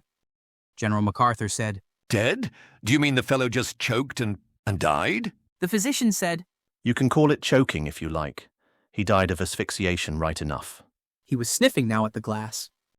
He dipped a finger into the dregs and very cautiously just touched the finger with the tip of his tongue. His expression altered. General MacArthur said, Never knew a man could die like that just of a choking fit. Emily Brent said in a clear voice, In the midst of life, we are in death. Dr. Armstrong stood up. He said brusquely, No, a man doesn't die of a mere choking fit. Marston's death wasn't what we call a natural death. Vera said almost in a whisper. Was there something in the whiskey? Armstrong nodded. Yes, can't say exactly. Everything points to one of the cyanides. No distinctive smell of prussic acid, probably potassium cyanide. It acts pretty well instantaneously. The judge said sharply, It was in his glass? Yes. The doctor strode to the table where the drinks were. He removed the stopper from the whiskey and smelt and tasted it. Then he tasted the soda water. He shook his head. They're both all right. Lombard said, You mean he must have put the stuff in his glass himself? Armstrong nodded with a curiously dissatisfied expression. He said, Seems like it. Bloor said, Suicide, eh? That's a queer go. Vera said slowly. You'd never think that he would kill himself. He was so alive. He was enjoying himself.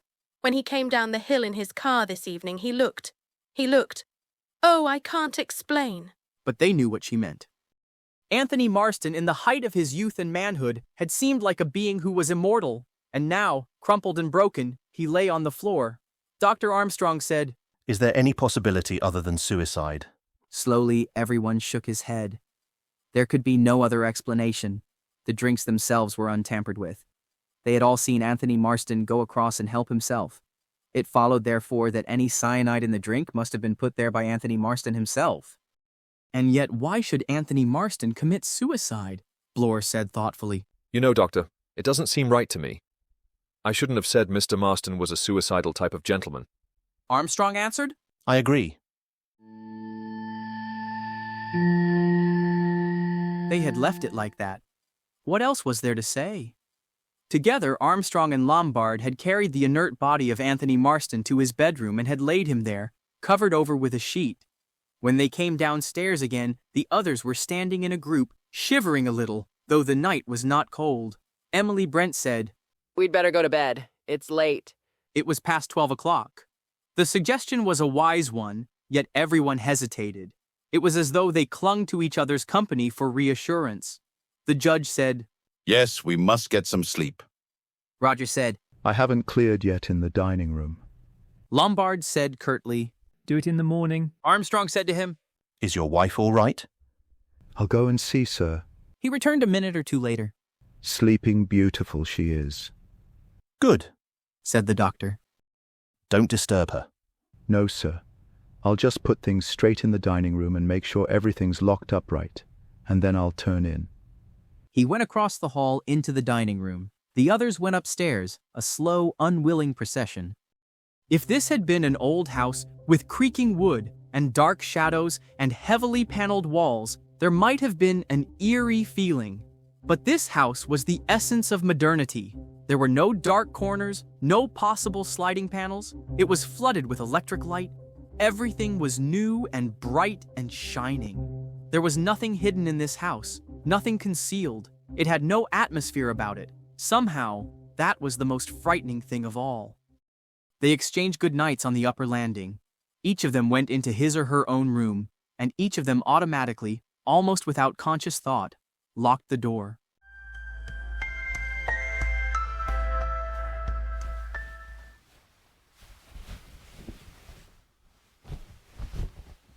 In his pleasant, softly tinted room, Mr. Justice Wargrave removed his garments and prepared himself for bed.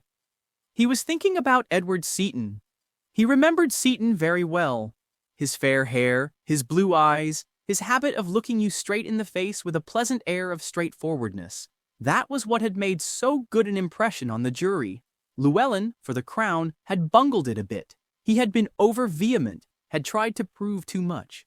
Matthews, on the other hand, for the defense, had been good. His points had told. His cross-examinations had been deadly. His handling of his client in the witness box had been masterly. And Seaton had come through the ordeal of cross-examination well.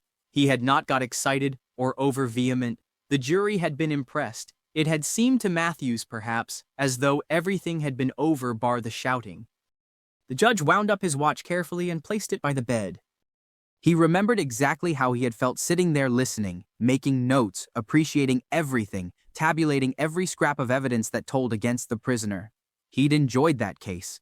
Matthews's final speech had been first class. Llewellyn, coming after it, had failed to remove the good impression that the defending counsel had made, and then had come his own summing up. Carefully, Mr. Justice Wargrave removed his false teeth and dropped them into a glass of water. The shrunken lips fell in. It was a cruel mouth now, cruel and predatory. Hooding his eyes, the judge smiled to himself. He'd cooked Seaton's goose all right. With a slightly rheumatic grunt, he climbed into bed and turned out the electric light.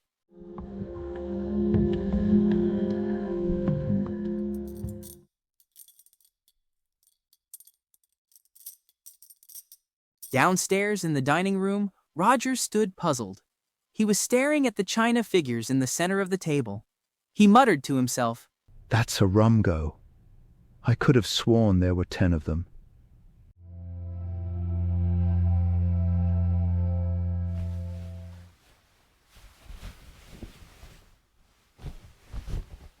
General MacArthur tossed from side to side. Sleep would not come to him. In the darkness, he kept seeing Arthur Richmond's face. He'd liked Arthur. He'd been damned fond of Arthur. He'd been pleased that Leslie liked him too. Leslie was so capricious. Lots of good fellows that Leslie would turn up her nose at and pronounce dull. Dull, just like that. But she hadn't found Arthur Richmond dull. They'd got on well together from the beginning. They'd talked of plays and music and pictures together. She'd teased him, made fun of him, ragged him. And he, MacArthur, had been delighted at the thought that Leslie took quite a motherly interest in the boy. Motherly indeed. Damn fool not to remember that Richmond was 28 to Leslie's 29. He'd loved Leslie. He could see her now, her heart-shaped face, and her dancing deep gray eyes, and the brown, curling mass of her hair. He'd loved Leslie, and he'd believed in her absolutely.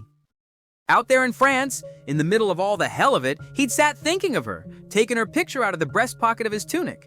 And then he'd found out. It had come about exactly in the way things happened in books. The letter in the wrong envelope. She'd been writing to them both, and she'd put her letter to Richmond in the envelope addressed to her husband. Even now, all these years later, he could feel the shock of it, the pain. God, it had hurt. And the business had been going on some time. The letter made that clear. Weekends, Richmond's last leave. Leslie and Arthur. God damn the fellow. Damn his smiling face, his brisk. Yes, sir. Liar and hypocrite, stealer of another man's wife. It had gathered slowly, that cold, murderous rage. He'd managed to carry on as usual, to show nothing. He'd tried to make his manner to Richmond just the same. Had he succeeded? He thought so. Richmond hadn't suspected. Inequalities of temper were easily accounted for out there, where men's nerves were continually snapping under the strain. Only young Armitage had looked at him curiously once or twice. Quite a young chap, but he'd had perceptions. That boy. Armitage, perhaps, had guessed when the time came. He'd sent Richmond deliberately to death. Only a miracle could have brought him through unhurt. That miracle didn't happen. Yes, he'd sent Richmond to his death, and he wasn't sorry. It had been easy enough. Mistakes were being made all the time, officers being sent to death needlessly. All was confusion, panic. People might say afterwards, Old MacArthur lost his nerve a bit, made some colossal blunders, sacrificed some of his best men. They couldn't say more. But young Armitage was different. He'd looked at his commanding officer very oddly. He'd known, perhaps, that Richmond was being deliberately sent to death. And after the war was over, had Armitage talked? Leslie hadn't known. Leslie had wept for her lover, he supposed. But her weeping was over by the time he'd come back to England. He'd never told her that he'd found her out. They'd gone on together only, somehow, she hadn't seemed very real anymore. And then, 3 or 4 years later, she'd got double pneumonia and died. That had been a long time ago.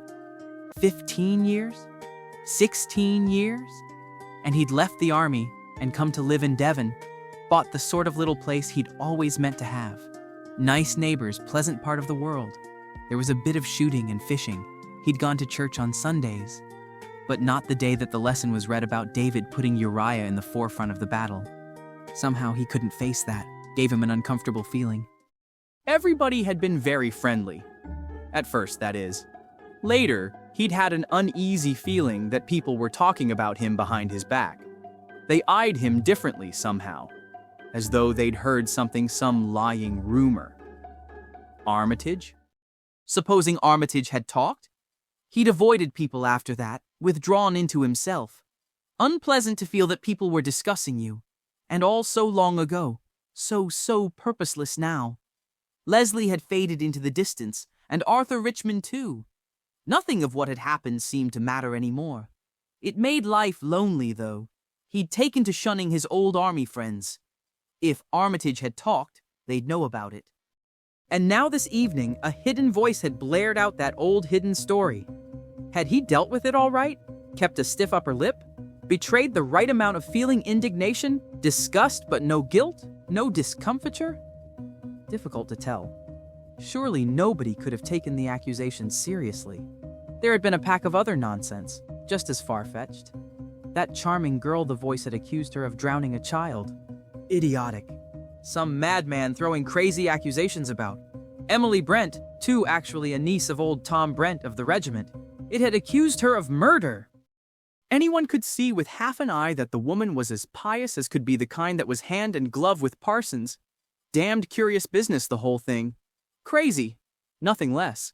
Ever since they had got there, when was that? Why, damn it, it was only this afternoon. Seemed a good bit longer than that. He thought, I wonder when we shall get away again. Tomorrow, of course, when the motorboat came from the mainland. Funny, just this minute he didn't want much to get away from the island. To go back to the mainland, back to his little house, back to all the troubles and worries. Through the open window, he could hear the waves breaking on the rocks a little louder now than earlier in the evening. Wind was getting up, too. He thought, Peaceful sound, peaceful place. He thought, Best of an island is once you get there, you can't go any further. You've come to the end of things.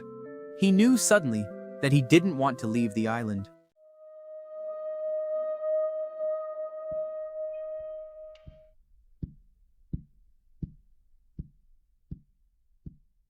Vera Claythorne lay in bed, wide awake, staring up at the ceiling.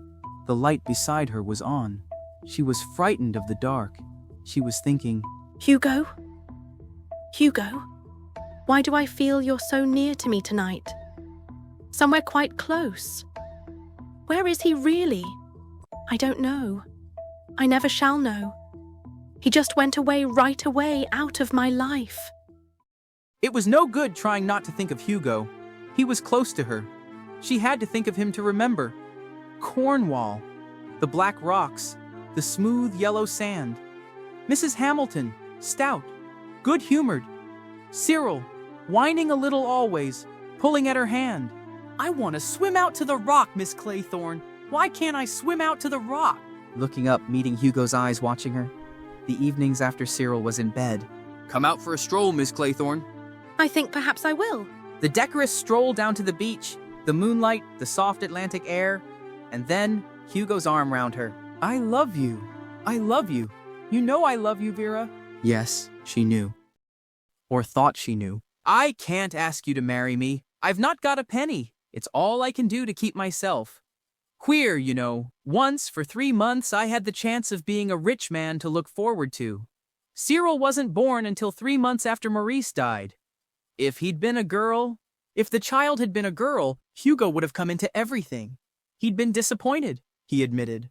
I hadn't built on it, of course, but it was a bit of a knock.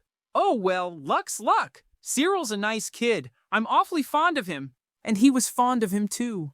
Always ready to play games or amuse his small nephew. No rancor in Hugo's nature. Cyril wasn't really strong. A puny child, no stamina. The kind of child, perhaps, who wouldn't live to grow up.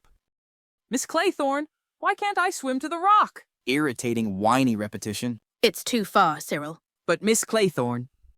Vera got up. She went to the dressing table and swallowed 3 aspirins. She thought, I wish I had some proper sleeping stuff. If I were doing away with myself, I'd take an overdose of Veronal, something like that, not cyanide. She shuddered as she remembered Anthony Marston's convulsed purple face. As she passed the mantelpiece, she looked up at the framed doggerel. 10 little Indian boys went out to dine. One choked his little self, and then there were 9. She thought to herself, It's horrible, just like us this evening. Why had Anthony Marston wanted to die? She didn't want to die. She couldn't imagine wanting to die. Death was for the other people.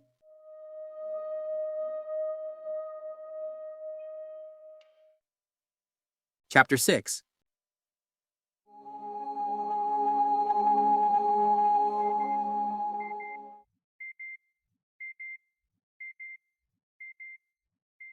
Dr. Armstrong was dreaming. It was very hot in the operating room. Surely they'd got the temperature too high. The sweat was rolling down his face. His hands were clammy. Difficult to hold the scalpel firmly. How beautifully sharp it was. Easy to do a murder with a knife like that. And of course he was doing a murder. The woman's body looked different. It had been a large, unwieldy body.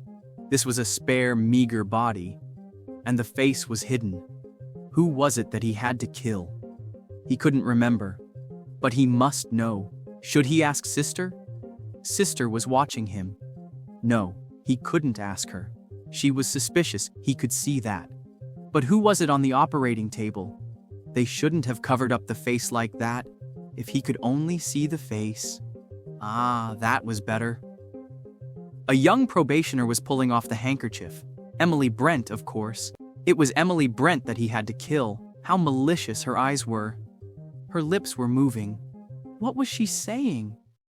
In the midst of life, we are in death. She was laughing now.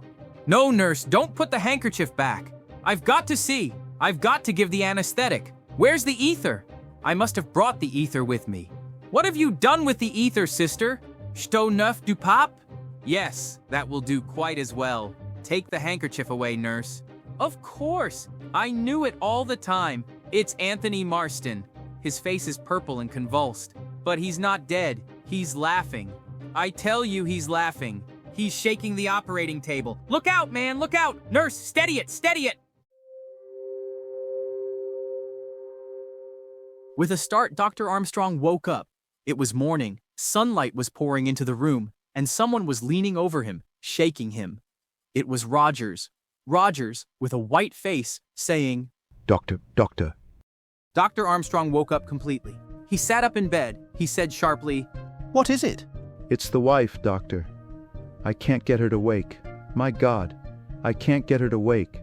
And she don't look right to me. Dr. Armstrong was quick and efficient. He wrapped himself in his dressing gown and followed Rogers. He bent over the bed where the woman was lying peacefully on her side. He lifted the cold hand, raised the eyelid. It was some few minutes before he straightened himself and turned from the bed. Rogers whispered, Is she? He passed a tongue over dry lips. Armstrong nodded. Yes, she's gone. His eyes rested thoughtfully on the man before him. Then they went to the table by the bed, to the washstand, then back to the sleeping woman. Rogers said, Was it her Doctor? Dr. Armstrong was a minute or two before replying. Then he said, What was her health like normally? Rogers said, She was a bit rheumaticy. Any doctor been attending her recently? Doctor? Rogers stared. Not been to a doctor for years, neither of us. You'd no reason to believe she suffered from heart trouble? No, Doctor. I never knew of anything. Armstrong said, Did she sleep well? Now Rogers' eyes evaded his. The man's hands came together and turned and twisted uneasily. He muttered, She didn't sleep extra well. No. The doctor said sharply, Did she take things to make her sleep? Rogers stared at him, surprised. Take things? To make her sleep? Not that I knew of. I'm sure she didn't. Armstrong went over to the washstand. There were a certain number of bottles on it. Hair lotion, lavender water, cascara, glycerin of cucumber for the hands, a mouthwash, toothpaste, and some elements. Rogers helped by pulling out the drawers of the dressing table. From there they moved on to the chest of drawers, but there was no sign of sleeping draughts or tablets. Rogers said, She didn't have nothing last night, sir, except what you gave her. When the gong sounded for breakfast at 9 o'clock, it found everyone up and awaiting the summons. General MacArthur and the judge had been pacing the terrace outside, exchanging desultory comments on the political situation. Vera Claythorne and Philip Lombard had been up to the summit of the island behind the house. There they had discovered William Henry Blore standing staring at the mainland. He said, No sign of that motorboat yet. I've been watching for it. Vera said, smiling. Devon's a sleepy county. Things are usually late. Philip Lombard was looking the other way, out to sea. He said abruptly, What do you think of the weather? Glancing up at the sky, Blore remarked. Looks all right to me. Lombard pursed up his mouth into a whistle.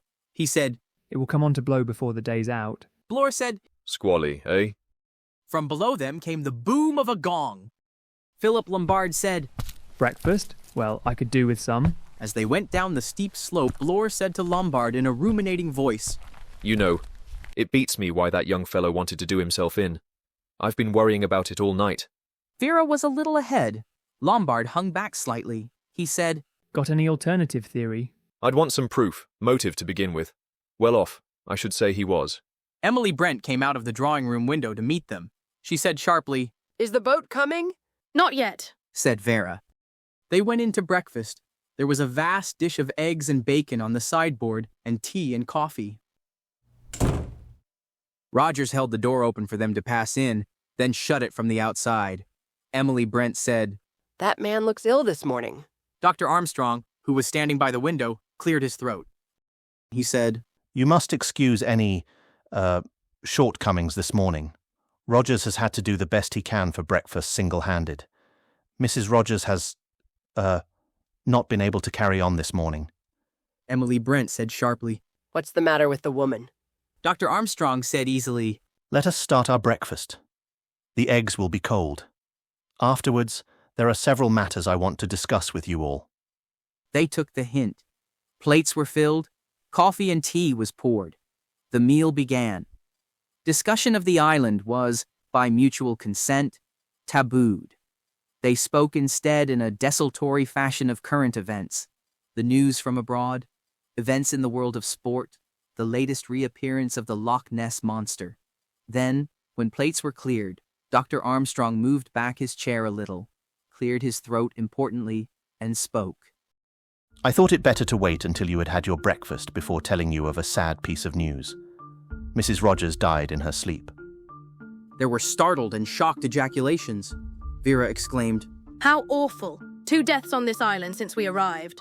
Mr. Justice Wargrave, his eyes narrowed, said in his small, precise, clear voice, Very remarkable. What was the cause of death? Armstrong shrugged his shoulders. Impossible to say offhand. There must be an autopsy? I certainly couldn't give a certificate. I have no knowledge whatsoever of the woman's state of health. Vera said, She was a very nervous-looking creature, and she had a shock last night. It might have been heart failure, I suppose. Dr. Armstrong said dryly, Her heart certainly failed to beat, but what caused it to fail is the question. One word fell from Emily Brent. It fell hard and clear into the listening group. Conscience, she said. Armstrong turned to her. What exactly do you mean by that, Miss Brent? Emily Brent, her lips tight and hard, said, You all heard. She was accused, together with her husband, of having deliberately murdered her former employer, an old lady. And you think? Emily Brent said, I think that accusation was true. You all saw her last night. She broke down completely and fainted. The shock of having her wickedness brought home to her was too much for her. She literally died of fear. Dr. Armstrong shook his head doubtfully. It is a possible theory, he said. One cannot adopt it without more exact knowledge of her state of health. If there was cardiac weakness... Emily Brent said quietly, Call it, if you prefer, an act of God. Everyone looked shocked. Mr. Bloor said uneasily, That's carrying things a bit far, Miss Brent. She looked at them with shining eyes. Her chin went up. She said, You regard it as impossible that a sinner should be struck down by the wrath of God. I do not. The judge stroked his chin. He murmured in a slightly ironic voice, My dear lady, in my experience of ill-doing, Providence leaves the work of conviction and chastisement to us mortals, and the process is often fraught with difficulties. There are no shortcuts. Emily Brent shrugged her shoulders. Bloor said sharply, What did she have to eat and drink last night after she went up to bed? Armstrong said, Nothing. She didn't take anything? A cup of tea? A drink of water? I'll bet you she had a cup of tea. That sort always does. Rogers assures me she had nothing whatsoever. Ah, said Bloor. but he might say so. His tone was so significant that the doctor looked at him sharply. Philip Lombard said, So that's your idea? Bloor said aggressively, Well, why not? We all heard that accusation last night. Maybe sheer moonshine, just plain lunacy. On the other hand, it may not. Allow for the moment that it's true. Rogers and his missus polished off that old lady. Well, where does that get you? They've been feeling quite safe and happy about it. Vera interrupted. In a low voice, she said, No, I don't think Mrs. Rogers ever felt safe. Bloor looked slightly annoyed at the interruption. His glance said, Just like a woman? He resumed, That's as may be. Anyway, there's no active danger to them as far as they know. Then last night, some unknown lunatic spills the beans. What happens? The woman cracks. She goes to pieces. Notice how her husband hung over her as she was coming round. Not all husbandly solicitude. Not on your life. He was like a cat on hot bricks, scared out of his life as to what she might say. And there's the position for you. They've done a murder and got away with it. But if the whole thing's going to be raked up, what's going to happen? 10 to 1, the woman will give the show away. She hasn't got the nerve to stand up and brazen it out. She's a living danger to her husband, that's what she is. He's all right. He'll lie with a straight face till kingdom come, but he can't be sure of her. And if she goes to pieces, his neck's in danger. So he slips something into a cup of tea and makes sure that her mouth is shut permanently. Armstrong said slowly. There was no empty cup by her bedside. There was nothing there at all. I looked. Bloor snorted. Of course there wouldn't be. First thing he'd do when she'd drunk it would be to take that cup and saucer away and wash it up carefully. There was a pause. Then General MacArthur said doubtfully, It may be so, but I should hardly think it possible that a man would do that to his wife. Bloor gave a short laugh. He said, When a man's neck's in danger, he doesn't stop to think too much about sentiment. There was a pause. Before anyone could speak, the door opened and Rogers came in. He said, looking from one to the other, Is there anything more I can get you? I'm sorry there was so little toast, but we've run right out of bread. The new bread hasn't come over from the mainland yet. Mr. Justice Wargrave stirred a little in his chair. He asked, What time does the motorboat usually come over? Between 7 and 8, sir. Sometimes it's a bit after 8. Don't know what Fred Narracott can be doing this morning. If he's ill, he'd send his brother. Philip Lombard said, What's the time now? 10 minutes to 10, sir. Lombard's eyebrows rose. He nodded slowly to himself. Rogers waited a minute or two. General MacArthur spoke suddenly and explosively. Sorry to hear about your wife, Rogers. Doctor's just been telling us. Rogers inclined his head. Yes, sir. Thank you, sir. He took up the empty bacon dish and went out. Again, there was silence.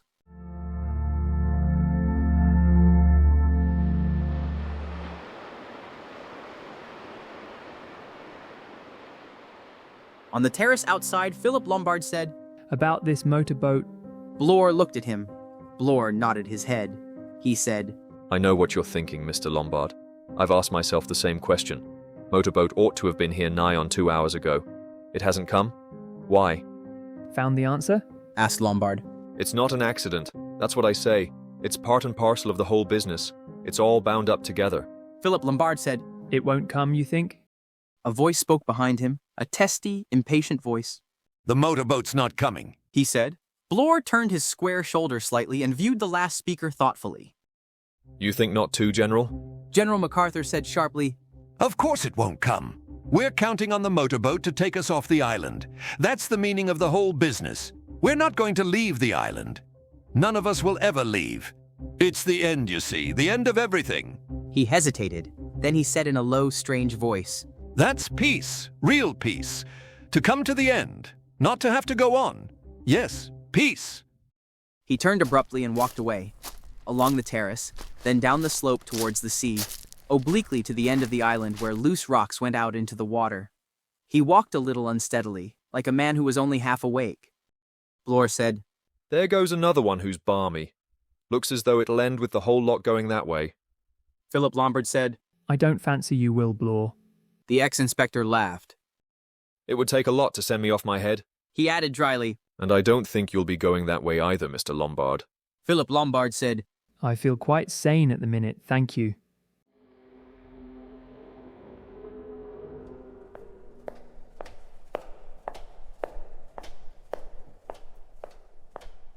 Dr. Armstrong came out onto the terrace. He stood there hesitating. To his left were Bloor and Lombard. To his right was Wargrave, slowly pacing up and down, his head bent. Armstrong, after a moment of indecision, turned towards the latter. But at that moment Rogers came quickly out of the house. Could I have a word with you, sir, please? Armstrong turned. He was startled at what he saw. Rogers' face was working. Its color was grayish-green. His hands shook.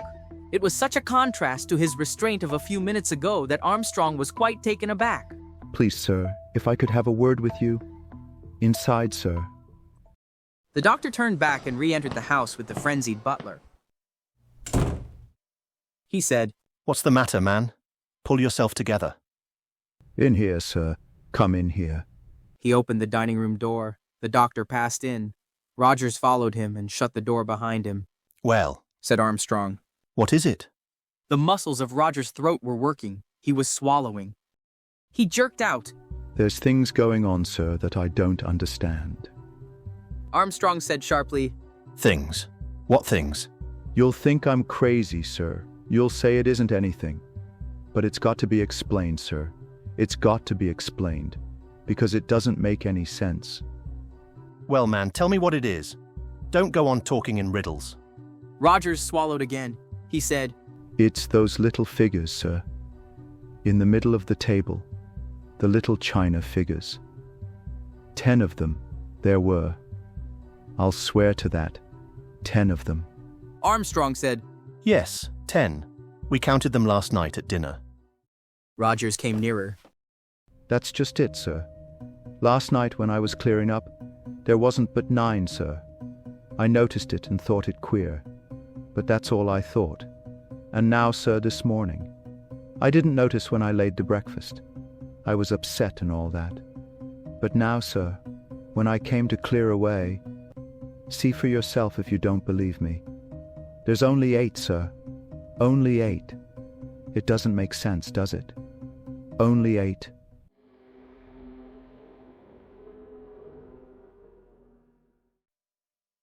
Chapter 7.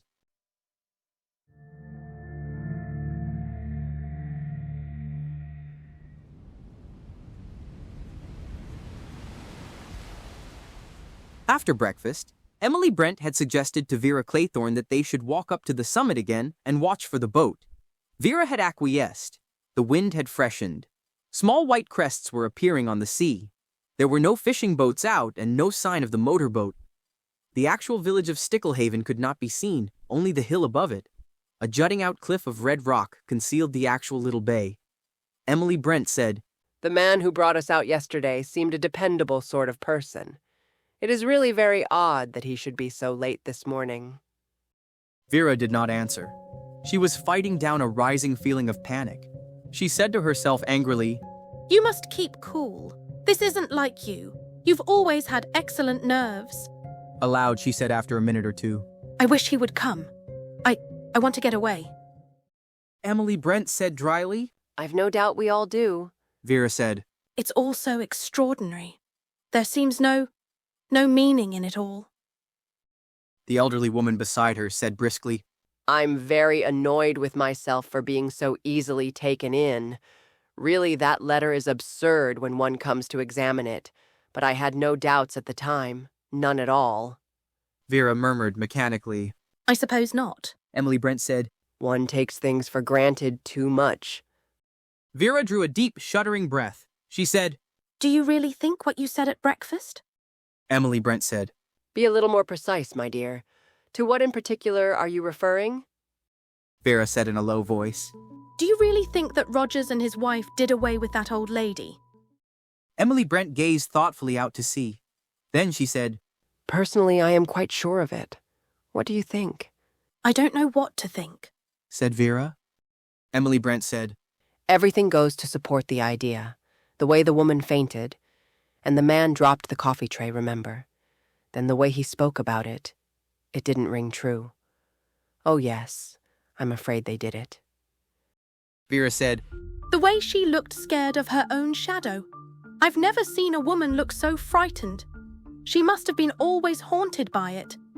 Miss Brent murmured, I remember a text that hung in my nursery as a child. Be sure thy sin will find thee out. It's very true that. Be sure thy sin will find thee out. Vera scrambled to her feet. She said, But Miss Brent, in that case. Yes, my dear? The others? What about the others? I don't quite understand you. Vera said, All the other accusations? They weren't true? But if it's true about the Rogerses? She stopped, unable to make her chaotic thought clear. Emily Brent's brow, which had been frowning perplexedly, cleared.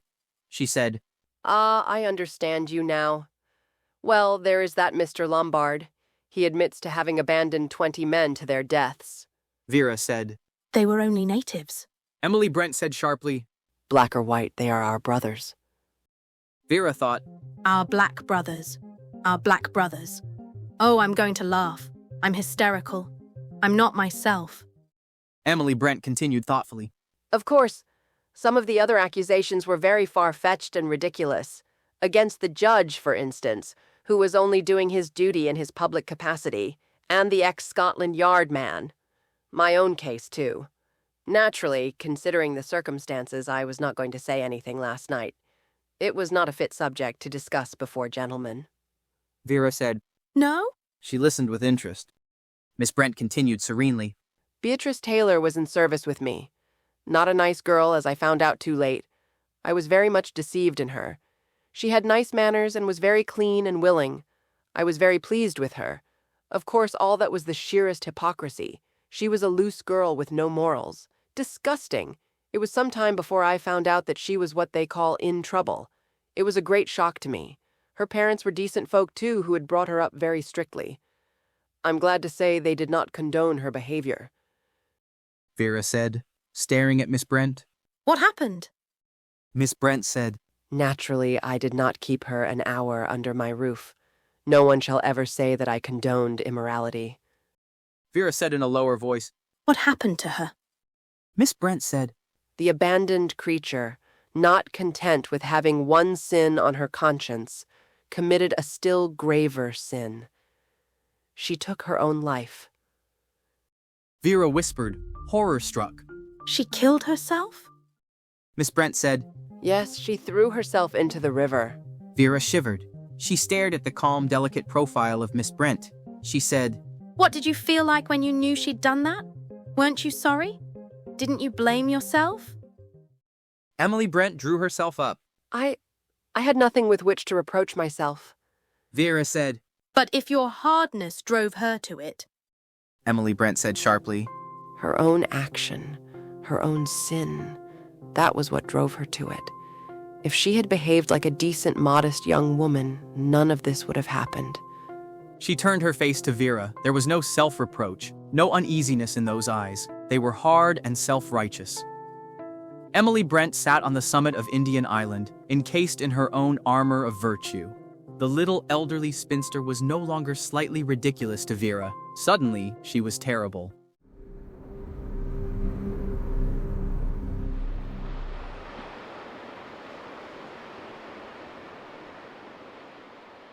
Dr. Armstrong came out of the dining room and once more came out on the terrace. The judge was sitting in a chair now, gazing placidly out to sea. Lombard and Bloor were over to the left, smoking but not talking. As before, the doctor hesitated for a moment. His eye rested speculatively on Mr. Justice Wargrave. He wanted to consult with someone. He was conscious of the judge's acute logical brain, but nevertheless he wavered. Mr. Justice Wargrave might have a good brain, but he was an elderly man. At this juncture, Armstrong felt what was needed was a man of action. He made up his mind. Lombard, can I speak to you for a minute? Philip started. Of course. The two men left the terrace. They strolled down the slope towards the water. When they were out of earshot, Armstrong said, I want a consultation. Lombard's eyebrows went up. He said, My dear fellow, I've no medical knowledge. No, I mean as to the general situation. Oh, that's different, said Lombard. Armstrong said, Frankly, what do you think of the position? Lombard reflected a minute. Then he said, It's rather suggestive, isn't it? What are your ideas on the subject of that woman? Do you accept Bloor's theory? Asked Armstrong. Philip puffed smoke into the air. He said, It's perfectly feasible taken alone. Exactly. Armstrong's tone sounded relieved. Philip Lombard was no fool. The latter went on. That is, accepting the premise that Mr. and Mrs. Rogers have successfully got away with murder in their time. And I don't see why they shouldn't. What do you think they did exactly? Poisoned the old lady? Armstrong said slowly. It might be simpler than that. I asked Rogers this morning what this Miss Brady had suffered from. His answer was enlightening. I don't need to go into medical details, but in a certain form of cardiac trouble, amyl nitrite is used. When an attack comes on, an ampule of amyl nitrite is broken and it is inhaled. If amyl nitrite were withheld, Well, the consequences might easily be fatal. Philip Lombard said thoughtfully. As simple as that. It must have been rather tempting. The doctor nodded. Yes, no positive action. No arsenic to obtain and administer. Nothing definite, just negation. And Rogers hurried through the night to fetch a doctor, and they both felt confident that no one could ever know. And even if anyone knew, nothing could ever be proved against them, added Lombard. He frowned suddenly. Of course, that explains a good deal. Armstrong said, puzzled. I beg your pardon. Lombard said, I mean, it explains Indian Island. There are crimes that cannot be brought home to their perpetrators. Instance, the Rogerses. Another instance, old Wargrave, who committed his murder strictly within the law. Armstrong said sharply. You believe that story? Philip Lombard smiled. Oh, yes, I believe it. Wargrave murdered Edward Seaton, all right. Murdered him as surely as if he'd stuck a stiletto through him. But he was clever enough to do it from the judge's seat in wig and gown. So in the ordinary way, you can't bring his little crime home to him. A sudden flash passed like lightning through Armstrong's mind. Murder in hospital. Murder on the operating table. Safe. Yes. Safe as houses. Philip Lombard was saying. Hence Mr. Owen. Hence Indian Island. Armstrong drew a deep breath. Now we're getting down to it. What's the real purpose of getting us all here? Philip Lombard said. What do you think? Armstrong said abruptly. Let's go back a minute to this woman's death. What are the possible theories? Rogers killed her because he was afraid she would give the show away. Second possibility. She lost her nerve and took an easy way out herself. Suicide, eh? Lombard asked. It could have been, yes, if it hadn't been for Marston's death. 2 suicides within 12 hours is a little too much to swallow. And if you tell me that Anthony Marston, a young bull with no nerves and precious little brains, got the wind up over having mowed down a couple of kids and deliberately put himself out of the way, well, the idea's laughable. And anyway, how did he get hold of the stuff? From all I've ever heard, potassium cyanide isn't the kind of stuff you take about with you in your waistcoat pocket. But that's your line of country. Armstrong said, Nobody in their senses carries potassium cyanide. It might be done by someone who was going to take a wasp's nest. The ardent gardener or landowner, in fact. Again, not Anthony Marston. It strikes me that cyanide is going to need a bit of explaining. Either Anthony Marston meant to do away with himself before he came here, and therefore came prepared, or else... Armstrong prompted him. Or else. Philip Lombard grinned. Why make me say it when it's on the tip of your own tongue? Anthony Marston was murdered, of course.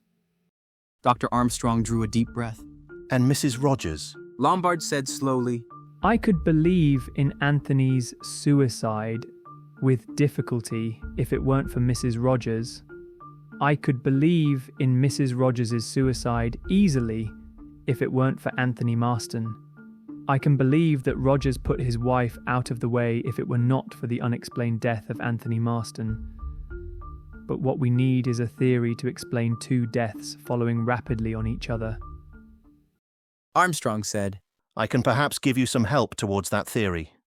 And he repeated the facts that Rogers had given him about the disappearance of the 2 little china figures. Lombard said, Yes, little china Indian figures.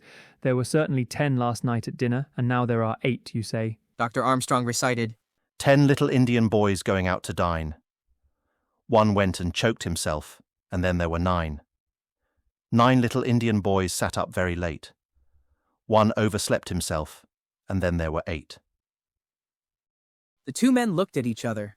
Philip Lombard flung away his cigarette. Fits too damned well to be a coincidence. Anthony Marston dies of asphyxiation, or choking, the previous night after dinner, and Mother Rogers oversleeps herself with a vengeance. And therefore? Said Armstrong. Lombard took him up. And therefore another kind of puzzle. The nigger in the woodpile. X Mr. Owen. UN Owen. 1 unknown lunatic at large. Ah. Armstrong breathed a sigh of relief. You agree. But you see what it involves? Rogers swore that there was no one but ourselves, and he and his wife on the island. Rogers is wrong, or possibly Rogers is lying. Armstrong shook his head. I don't think he's lying. The man's scared. He's scared nearly out of his senses. Philip Lombard nodded. He said, No motorboat this morning. That fits in. Mr. Owen's little arrangements again to the fore. Indian Island is to be isolated until Mr. Owen has finished his job. Armstrong had gone pale. He said, You realize the man must be a raving maniac. Philip Lombard said, and there was a new ring in his voice. There's one thing Mr. Owen didn't realize. What's that? This island's more or less a bare rock. We shall make short work of searching it. We'll soon ferret out UN Owen-esque. Dr. Armstrong said warningly. He'll be dangerous. Philip Lombard laughed. Dangerous? Who's afraid of the big bad wolf? I'll be dangerous when I get hold of him. He paused and said, We'd better rope in Blore to help us. He'll be a good man in a pinch. Better not tell the women. As for the others, the General's gaga, I think, and old Wargrave's forte is masterly inactivity. The three of us can attend to this job.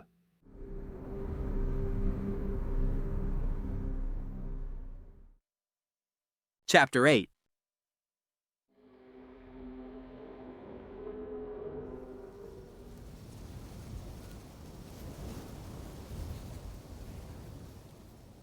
Blore was easily roped in. He expressed immediate agreement with their arguments.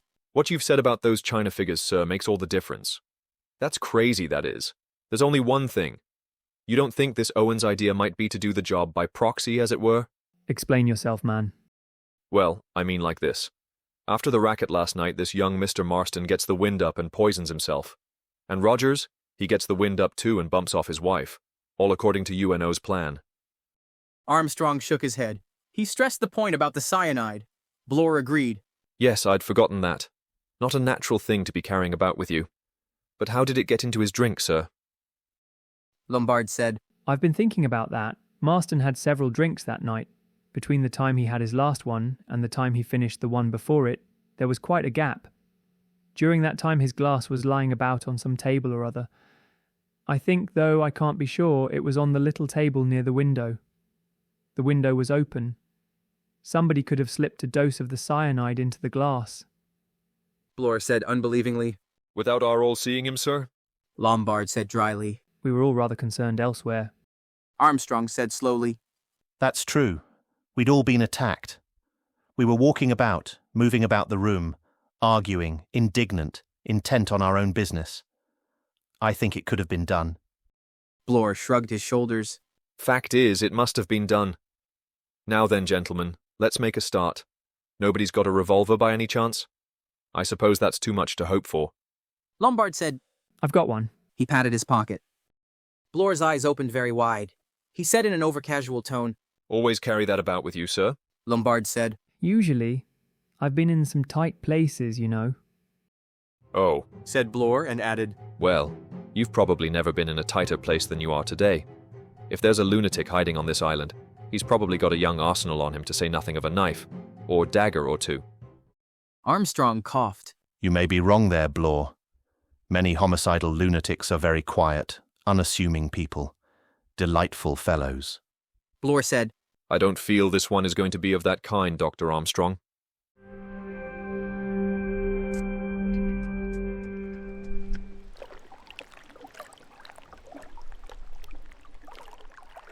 The three men started on their tour of the island. It proved unexpectedly simple. On the northwest side, towards the coast, the cliffs fell sheer to the sea below, their surface unbroken. On the rest of the island, there were no trees and very little cover. The three men worked carefully and methodically, beating up and down from the highest point to the water's edge, narrowly scanning the least irregularity in the rock which might point to the entrance to a cave.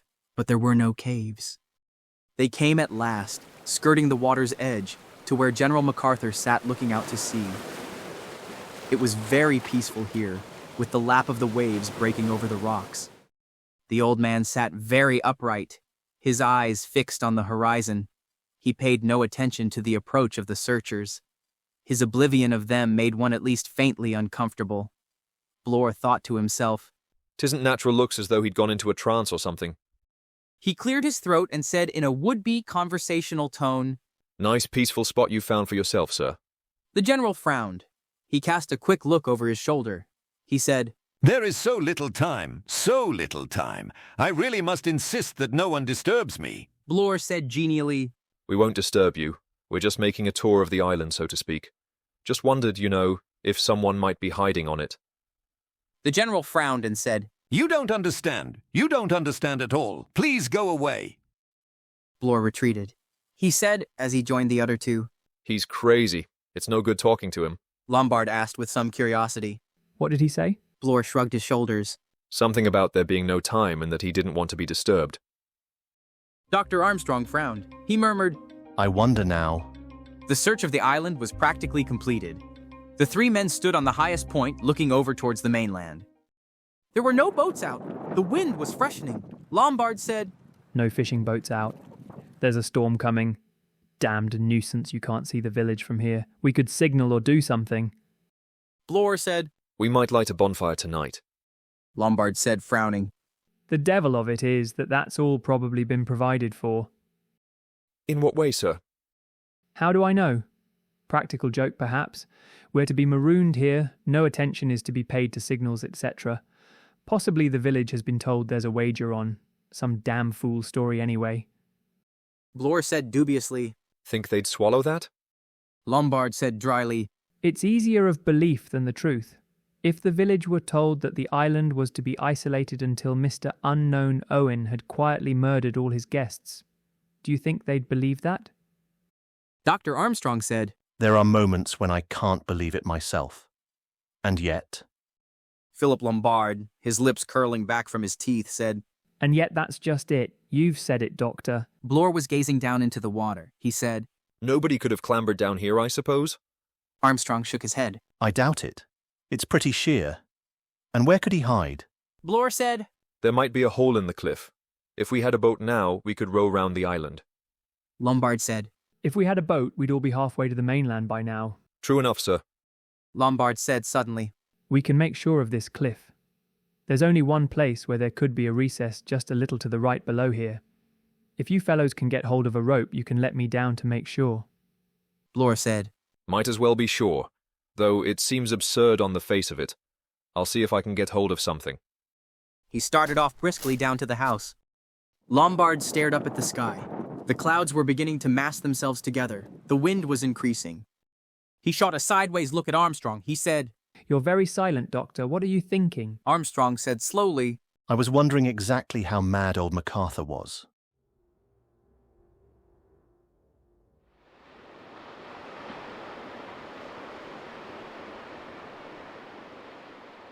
Vera had been restless all the morning.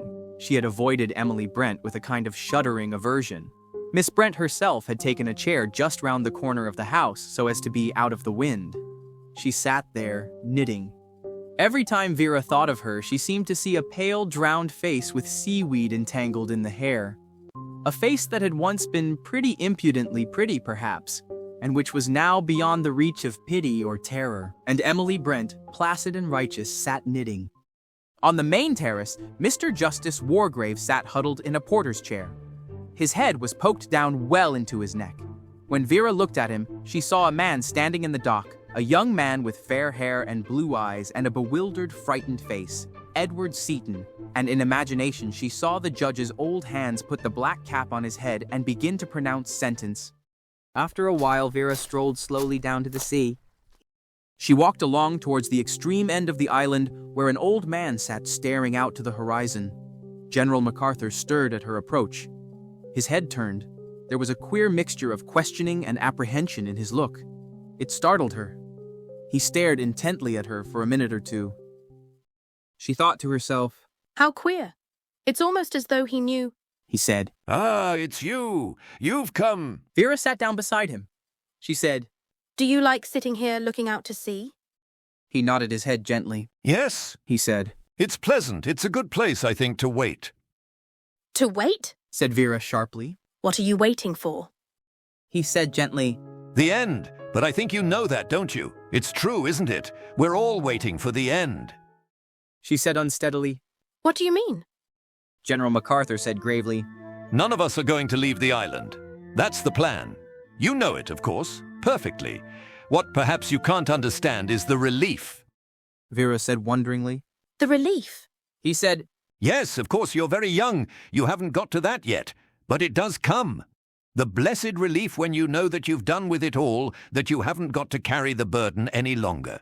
You'll feel that too someday. Vera said hoarsely. I don't understand you. Her fingers worked spasmodically. She felt suddenly afraid of this quiet old soldier. He said musingly. You see, I loved Leslie. I loved her very much. Vera said questioningly. Was Leslie your wife? Yes, my wife. I loved her, and I was very proud of her. She was so pretty and so gay. He was silent for a minute or two, then he said, Yes, I loved Leslie. That's why I did it. Vera said, You mean... and paused. General MacArthur nodded his head gently. It's not much good denying it now, not when we're all going to die. I sent Richmond to his death. I suppose, in a way, it was murder. Curious. Murder, and I've always been such a law-abiding man, but it didn't seem like that at the time. I had no regrets. Serves him damned well, right? That's what I thought. But afterwards... In a hard voice, Vera said, Well, afterwards? He shook his head vaguely. He looked puzzled and a little distressed. I don't know. It was all different, you see. I don't know if Leslie ever guessed. I don't think so. But you see, I didn't know about her anymore. She'd gone far away where I couldn't reach her. And then she died. And I was alone. Vera said. Alone, alone. And the echo of her voice came back to her from the rocks. General MacArthur said, You'll be glad too when the end comes. Vera got up. She said sharply. I don't know what you mean. He said. I know, my child, I know. You don't. You don't understand at all. General MacArthur looked out to sea again. He seemed unconscious of her presence behind him. He said very gently and softly, Leslie.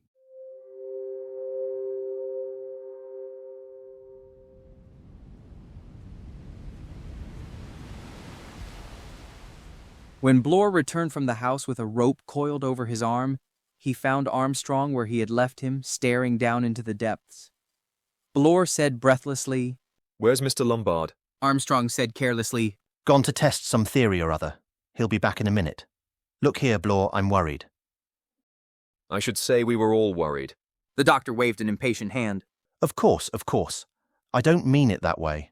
I'm thinking of old MacArthur. What about him, sir? Dr. Armstrong said grimly. What we're looking for is a madman. What price, MacArthur? Bloor said incredulously. You mean he's homicidal? Armstrong said doubtfully. I shouldn't have said so. Not for a minute. But of course I'm not a specialist in mental diseases. I haven't really had any conversation with him. I haven't studied him from that point of view. Bloor said doubtfully. Gaga, yes, but I wouldn't have said. Armstrong cut in with a slight effort, as of a man who pulls himself together. You're probably right. Damn it all. There must be someone hiding on the island. Ah, here comes Lombard. They fastened the rope carefully. Lombard said, I'll help myself all I can. Keep a lookout for a sudden strain on the rope. After a minute or two, while they stood together watching Lombard's progress, Bloor said, Climbs like a cat, doesn't he? There was something odd in his voice. Dr. Armstrong said, I should think he must have done some mountaineering in his time. Maybe. There was a silence and the ex-inspector said, Funny sort of cove altogether. Do you know what I think? What? He's a wrong un. Armstrong said doubtfully. In what way? Bloor grunted. Then he said, I don't know exactly, but I wouldn't trust him a yard. Dr. Armstrong said, I suppose he's led an adventurous life. Bloor said, I bet some of his adventures have had to be kept pretty dark. Did you happen to bring a revolver along with you, Doctor? Armstrong stared. Me? Good Lord, no. Why should I? Bloor said. Why did Mr. Lombard? Armstrong said doubtfully. I suppose habit. Bloor snorted. A sudden pull came on the rope. For some moments they had their hands full. Presently, when the strain relaxed, Bloor said, There are habits and habits. Mr. Lombard takes a revolver to out-of-the-way places right enough, and a primus and a sleeping bag and a supply of bug powder, no doubt. But habit wouldn't make him bring the whole outfit down here. It's only in books people carry revolvers around as a matter of course. Dr. Armstrong shook his head perplexedly. They leaned over and watched Lombard's progress. His search was thorough, and they could see at once that it was futile. Presently, he came up over the edge of the cliff. He wiped the perspiration from his forehead. Well, He said, we're up against it. It's the house or nowhere.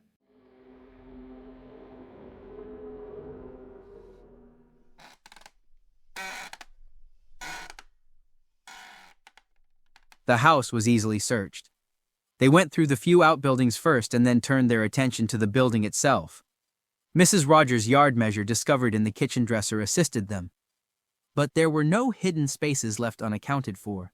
Everything was plain and straightforward, a modern structure devoid of concealments. They went through the ground floor first. As they mounted to the bedroom floor, they saw through the landing window Rogers carrying out a tray of cocktails to the terrace. Philip Lombard said lightly, Wonderful animal, the good servant. Carries on with an impassive countenance. Armstrong said appreciatively. Rogers is a first-class butler, I'll say that for him. Blore said, His wife was a pretty good cook too. That dinner last night. They turned into the first bedroom. 5 minutes later, they faced each other on the landing. No one hiding, no possible hiding place. Blore said, There's a little stair here. Armstrong said, It leads up to the servants' room. Blore said, There must be a place under the roof for cisterns, water tank, etc. It's the best chance and the only one. And it was then, as they stood there, that they heard the sound from above. A soft, furtive footfall overhead. They all heard it. Armstrong grasped Blore's arm. Lombard held up an admonitory finger. Quiet, listen. It came again, someone moving softly, furtively, overhead. Armstrong whispered, He's actually in the bedroom itself, the room where Mrs. Rogers' body is. Blore whispered back, Of course. Best hiding place he could have chosen. Nobody likely to go there. Now then, quiet as you can. They crept stealthily upstairs. On the little landing outside the door of the bedroom, they paused again. Yes, someone was in the room. There was a faint creak from within. Blore whispered.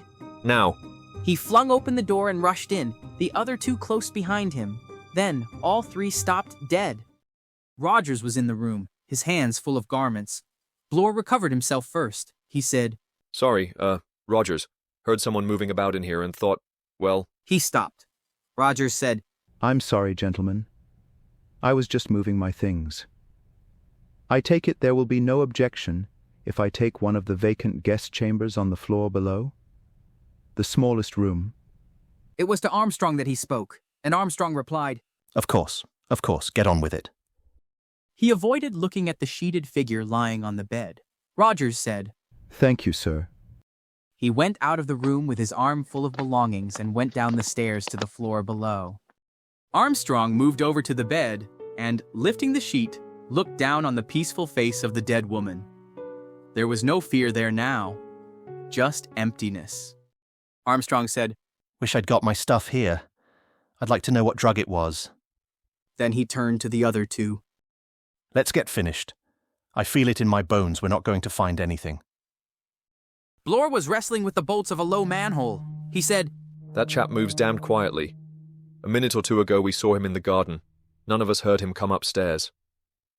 Lombard said, I suppose that's why we assumed it must be a stranger moving about up here.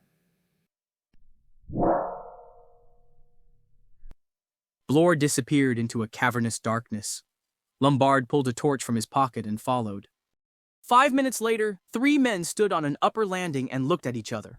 They were dirty and festooned with cobwebs, and their faces were grim. There was no one on the island but their 8 selves.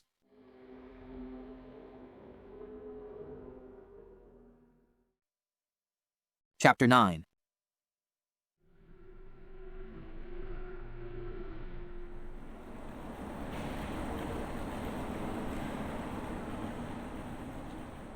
Lombard said slowly, So we've been wrong all along. Built up a nightmare of superstition and fantasy all because of the coincidence of 2 deaths. Armstrong said gravely, And yet, you know, the argument holds. Hang it all, I'm a doctor. I know something about suicides. Anthony Marston wasn't a suicidal type. Lombard said doubtfully. It couldn't, I suppose, have been an accident. Blore snorted, unconvinced. Damned queer sort of accident. He grunted. There was a pause, then Blore said, About the woman. And stopped. Mrs. Rogers? Yes, it's possible, isn't it, that might have been an accident. Philip Lombard said, An accident? In what way? Blore looked slightly embarrassed. His red brick face grew a little deeper in hue. He said, almost blurting out the words, Look here, Doctor. You did give her some dope, you know. Armstrong stared at him. Dope? What do you mean? Last night. You said yourself you'd give her something to make her sleep. Oh, that, yes. A harmless sedative. What was it exactly? I gave her a mild dose of Trinol. A perfectly harmless preparation. Bloor grew redder still. He said, Look here, not to mince matters. You didn't give her an overdose, did you? Dr. Armstrong said angrily. I don't know what you mean. Bloor said, It's possible, isn't it, that you may have made a mistake? These things do happen once in a while. Armstrong said sharply. I did nothing of the sort. The suggestion is ridiculous. He stopped and added in a cold, biting tone. Or do you suggest that I gave her an overdose on purpose? Philip Lombard said quickly. Look here, you two, got to keep our heads. Don't let's start slinging accusations about. Bloor said sullenly. I only suggested the doctor had made a mistake. Dr. Armstrong smiled with an effort. He said, showing his teeth in a somewhat mirthless smile. Doctors can't afford to make mistakes of that kind, my friend. Bloor said deliberately. It wouldn't be the first you've made if that gramophone record is to be believed. Armstrong went white. Philip Lombard said quickly and angrily to Bloor. What's the sense of making yourself offensive? We're all in the same boat. We've got to pull together. What about your own pretty little spot of perjury? Bloor took a step forward, his hands clenched. He said in a thick voice, Perjury be damned. That's a foul lie. You may try and shut me up, Mr. Lombard, but there's things I want to know, and one of them is about you. Lombard's eyebrows rose. About me? Yes. I want to know why you brought a revolver down here on a pleasant social visit. Lombard said. You do you? Yes, I do, Mr. Lombard. Lombard said unexpectedly. You know, Bloor, you're not nearly such a fool as you look. That's as may be. What about that revolver? Lombard smiled. I brought it because I expected to run into a spot of trouble. Bloor said suspiciously. You didn't tell us that last night. Lombard shook his head. You were holding out on us? Bloor persisted. In a way, yes, said Lombard. Well, come on, out with it. Lombard said slowly. I allowed you all to think that I was asked here in the same way as most of the others. That's not quite true. As a matter of fact, I was approached by a little Jew boy. Morris, his name was. He offered me 100 guineas to come down here and keep my eyes open. Said I'd got a reputation for being a good man in a tight place. Well? Bloor prompted impatiently. Lombard said with a grin. That's all. Dr. Armstrong said. But surely he told you more than that.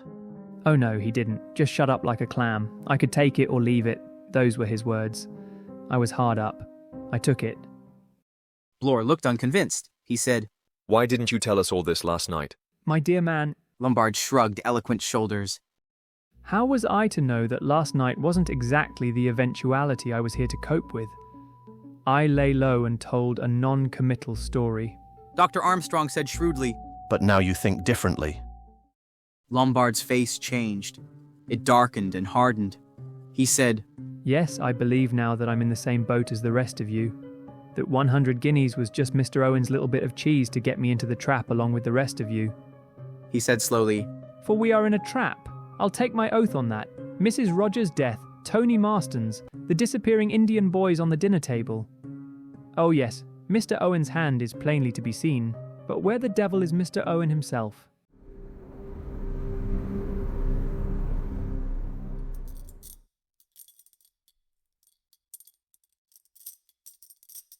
Downstairs, the gong pealed a solemn call to lunch. Rogers was standing by the dining room door. As the three men descended the stairs, he moved a step or two forward. He said in a low, anxious voice, I hope lunch will be satisfactory. There is cold ham and cold tongue, and I've boiled some potatoes. And there's cheese and biscuits and some tinned fruits. Lombard said, Sounds all right. Stores are holding out then? There is plenty of food, sir, of a tinned variety. The larder is very well stocked. A necessity, that I should say, sir, on an island where one may be cut off from the mainland for a considerable period. Lombard nodded. Rogers murmured as he followed the three men into the dining room. It worries me that Fred Narracott hasn't been over today. It's peculiarly unfortunate, as you might say. Yes, said Lombard. Peculiarly unfortunate describes it very well. Miss Brent came into the room. She had just dropped a ball of wool and was carefully rewinding the end of it. As she took her seat at table, she remarked, The weather is changing. The wind is quite strong, and there are white horses on the sea. Mr. Justice Wargrave came in. He walked with a slow, measured tread. He darted quick looks from under his bushy eyebrows at the other occupants of the dining room. He said, You have had an active morning. There was a faint malicious pleasure in his voice. Vera Claythorne hurried in. She was a little out of breath. She said quickly, I hope you didn't wait for me. Am I late? Emily Brent said. You're not the last. The general isn't here yet. They sat round the table. Rogers addressed Miss Brent. Will you begin, madam, or will you wait? Vera said, General MacArthur is sitting right down by the sea. I don't expect he would hear the gong there. And anyway. She hesitated. He's a little vague today, I think. Rogers said quickly, I will go down and inform him luncheon is ready. Dr. Armstrong jumped up. I'll go. He said. You others start lunch. He left the room. Behind him, he heard Rogers' voice. Will you take cold tongue or cold ham, madam? The 5 people sitting round the table seemed to find conversation difficult. Outside, sudden gusts of wind came up and died away. Vera shivered a little and said, There is a storm coming. Bloor made a contribution to the discourse. He said conversationally, There was an old fellow in the train from Plymouth yesterday. He kept saying a storm was coming. Wonderful how they know weather, these old salts. Rogers went round the table collecting the meat plates. Suddenly, with the plates held in his hands, he stopped. He said in an odd, scared voice, There's somebody running. They could all hear it, running feet along the terrace. In that minute, they knew without being told. As by common accord, they all rose to their feet. They stood looking towards the door. Dr. Armstrong appeared, his breath coming fast. He said, General MacArthur. Dead. The voice burst from Vera explosively. Armstrong said, Yes, he's dead. There was a pause, a long pause. 7 people looked at each other and could find no words to say.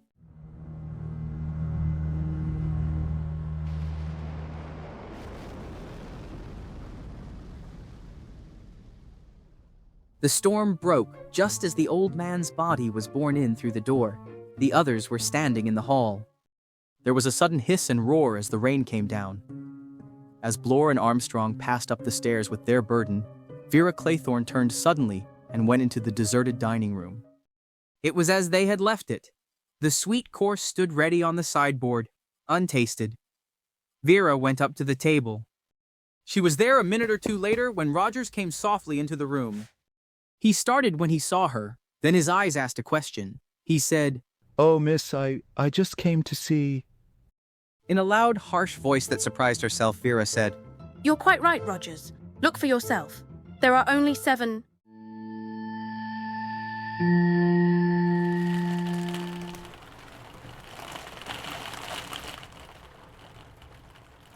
General MacArthur had been laid on his bed.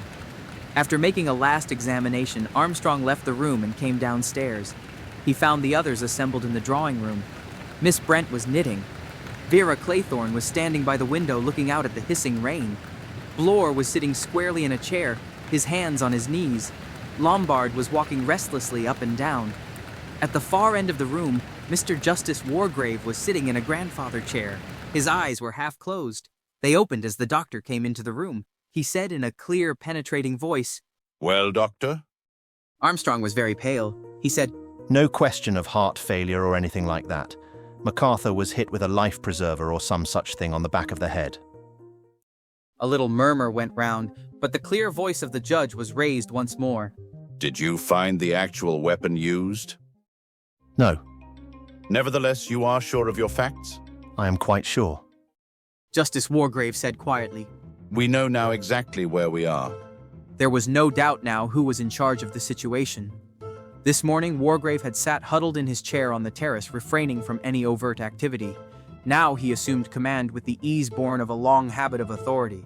He definitely presided over the court. Clearing his throat, he once more spoke.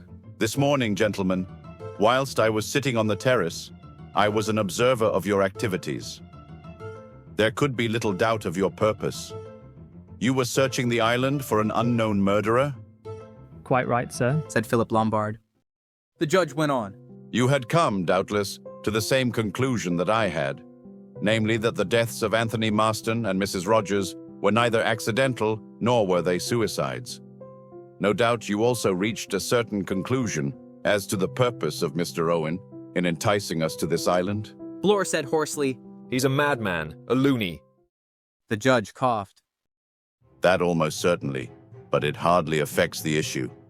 Our main preoccupation is this, to save our lives. Armstrong said in a trembling voice. There's no one on the island, I tell you. No one. The judge stroked his jaw. He said gently. In the sense you mean, no. I came to that conclusion early this morning. I could have told you that your search would be fruitless. Nevertheless, I am strongly of the opinion that Mr. Owen, to give him the name he himself has adopted, is on the island. Very much so. Given the scheme in question, which is neither more nor less than the execution of justice upon certain individuals for offenses which the law cannot touch, there is only one way in which that scheme could be accomplished. Mr. Owen could only come to the island in one way. It is perfectly clear. Mr. Owen is one of us. Oh, no, no, no. It was Vera who burst out almost in a moan. The judge turned a keen eye on her. He said, My dear young lady, this is no time for refusing to look facts in the face.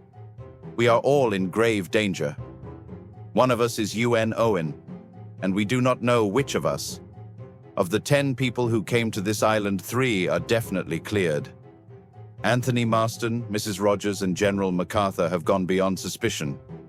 There are 7 of us left. Of those 7, one is, if I may so express myself, a bogus little Indian boy. He paused and looked round. Do I take it that you all agree? Armstrong said. It's fantastic, but I suppose you're right. Bloor said. Not a doubt of it. And if you ask me, I've a very good idea. A quick gesture of Mr. Justice Wargrave's hand stopped him. The judge said quietly, We will come to that presently. At the moment, all I wish to establish is that we are in agreement on the facts. Emily Brent, still knitting, said, Your argument seems logical. I agree that one of us is possessed by a devil. Vera murmured. I can't believe it. I can't. Wargrave said, Lombard? I agree, sir, absolutely. The judge nodded his head in a satisfied manner. He said, Now, let us examine the evidence. To begin with, is there any reason for suspecting one particular person? Mr. Bloor, you have, I think, something to say. Bloor was breathing hard. He said, Lombard's got a revolver. He didn't tell the truth last night. He admits it. Philip Lombard smiled scornfully. He said, I suppose I'd better explain again. He did so, telling the story briefly and succinctly. Bloor said sharply, What's to prove it? There's nothing to corroborate your story. The judge coughed. Unfortunately, He said, we are all in that position. There is only our own word to go upon. He leaned forward. You have none of you yet grasped what a very peculiar situation this is. To my mind, there is only one course of procedure to adopt. Is there anyone whom we can definitely eliminate from suspicion on the evidence which is in our possession? Armstrong said quickly, I am a well-known professional man. The mere idea that I can be suspected of... Again, a gesture of the judge's hand arrested a speaker before he finished his speech. Mr. Justice Wargrave said in his small, clear voice, I, too, am a well-known person. But, my dear sir, that proves less than nothing. Doctors have gone mad before now. Judges have gone mad. So, have policemen. Lombard said. At any rate, I suppose you'll leave the women out of it. The judge's eyebrows rose. He said in the famous acid tone that counsel knew so well.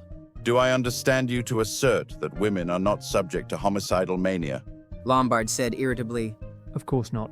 But all the same, it hardly seems possible. He stopped. Mr. Justice Wargrave, still in the same thin, sour voice, addressed Armstrong. I take it, Dr. Armstrong, that a woman would have been physically capable of striking the blow that killed poor MacArthur? The doctor said calmly, Perfectly capable given a suitable instrument, such as a rubber truncheon or cosh. It would require no undue exertion of force? Not at all. Mr. Justice Wargrave wriggled his tortoise-like neck. He said, The other 2 deaths have resulted from the administration of drugs. That, no one will dispute, is easily compassed by a person of the smallest physical strength. Vera cried angrily. I think you're mad. His eyes turned slowly till they rested on her. It was the dispassionate stare of a man well used to weighing humanity in the balance. She thought, He's just seeing me as a specimen, and the thought came to her with real surprise. he doesn't like me much. In measured tones, the judge was saying, My dear young lady, do try and restrain your feelings. I am not accusing you. He bowed to Miss Brent. I hope, Miss Brent, that you are not offended by my insistence that all of us are equally under suspicion. Emily Brent was knitting. She did not look up. In a cold voice, she said, The idea that I should be accused of taking a fellow creature's life, not to speak of the lives of 3 fellow creatures, is, of course, quite absurd to anyone who knows anything of my character. But I quite appreciate the fact that we are all strangers to one another, and that in those circumstances, nobody can be exonerated without the fullest proof. There is, as I have said, a devil amongst us. The judge said, Then we are agreed. There can be no elimination on the ground of character or position alone. Lombard said. What about Rogers? The judge looked at him unblinkingly. What about him? Lombard said. Well, to my mind, Rogers seems pretty well ruled out. Mr. Justice Wargrave said. Indeed, and on what grounds? Lombard said. He hasn't got the brains for one thing, and for another his wife was one of the victims. The judge's heavy eyebrows rose once more. He said, In my time, young man, several people have come before me accused of the murders of their wives and have been found guilty. Oh, I agree. Wife murder is perfectly possible, almost natural, let's say. But not this particular kind. I can believe in Rogers killing his wife because he was scared of her breaking down and giving him away, or because he'd taken a dislike to her, or because he wanted to link up with some nice little bit rather less long in the tooth. But I can't see him as the lunatic Mr. Owen dealing out crazy justice and starting on his own wife for a crime they both committed. Mr. Justice Wargrave said, You are assuming hearsay to be evidence. We do not know that Rogers and his wife conspired to murder their employer. That may have been a false statement, made so that Rogers should appear to be in the same position as ourselves. Mrs. Rogers' terror last night may have been due to the fact that she realized her husband was mentally unhinged. Lombard said, Well, have it your own way. UN Owen is one of us. No exceptions allowed. We all qualify. Mr. Justice Wargrave said, My point is that there can be no exceptions allowed on the score of character, position, or probability. What we must now examine is the possibility of eliminating one or more persons on the facts. To put it simply, is there among us one or more persons who could not possibly have administered either cyanide to Anthony Marston or an overdose of sleeping draught to Mrs. Rogers, and who had no opportunity of striking the blow that killed General MacArthur? Bloor's rather heavy face lit up. He leant forward. Now you're talking, sir. He said, That's the stuff. Let's go into it. As regards young Marston, I don't think there's anything to be done. It's already been suggested that someone from outside slipped something into the dregs of his glass before he refilled it for the last time. A person actually in the room could have done that even more easily. I can't remember if Rogers was in the room, but any of the rest of us could certainly have done it. He paused, then went on. Now take the woman Rogers. The people who stand out there are her husband and the doctor. Either of them could have done it as easy as winking. Armstrong sprang to his feet. He was trembling. I protest. This is absolutely uncalled for. I swear that the dose I gave the woman was perfectly... Dr. Armstrong. The small, sour voice was compelling.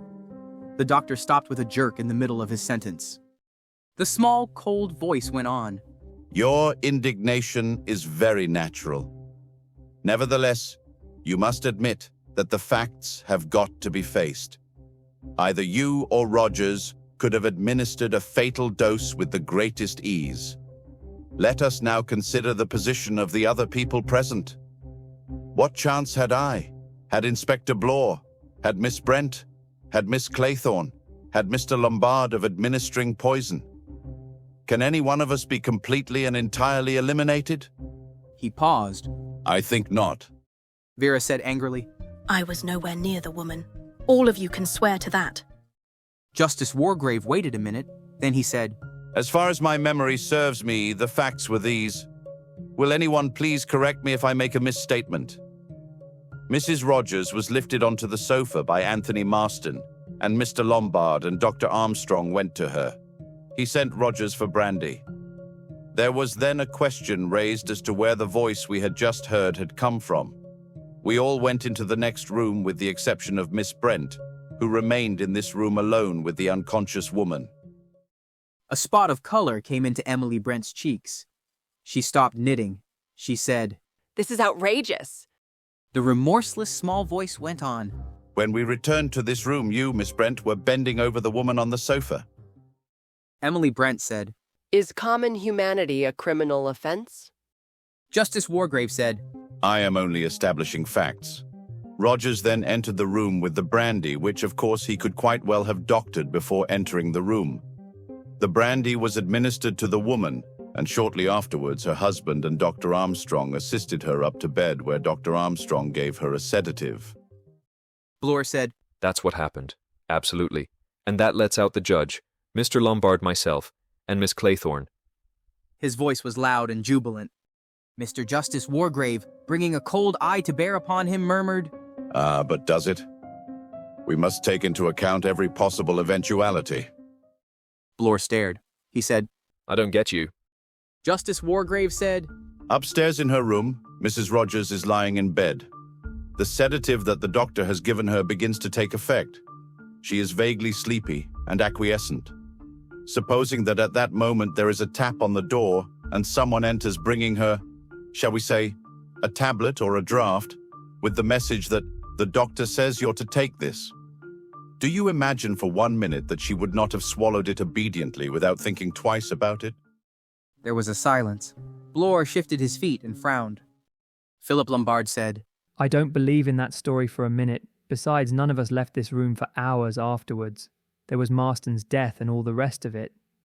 The judge said, Someone could have left his or her bedroom later. Lombard objected. But then Rogers would have been up there.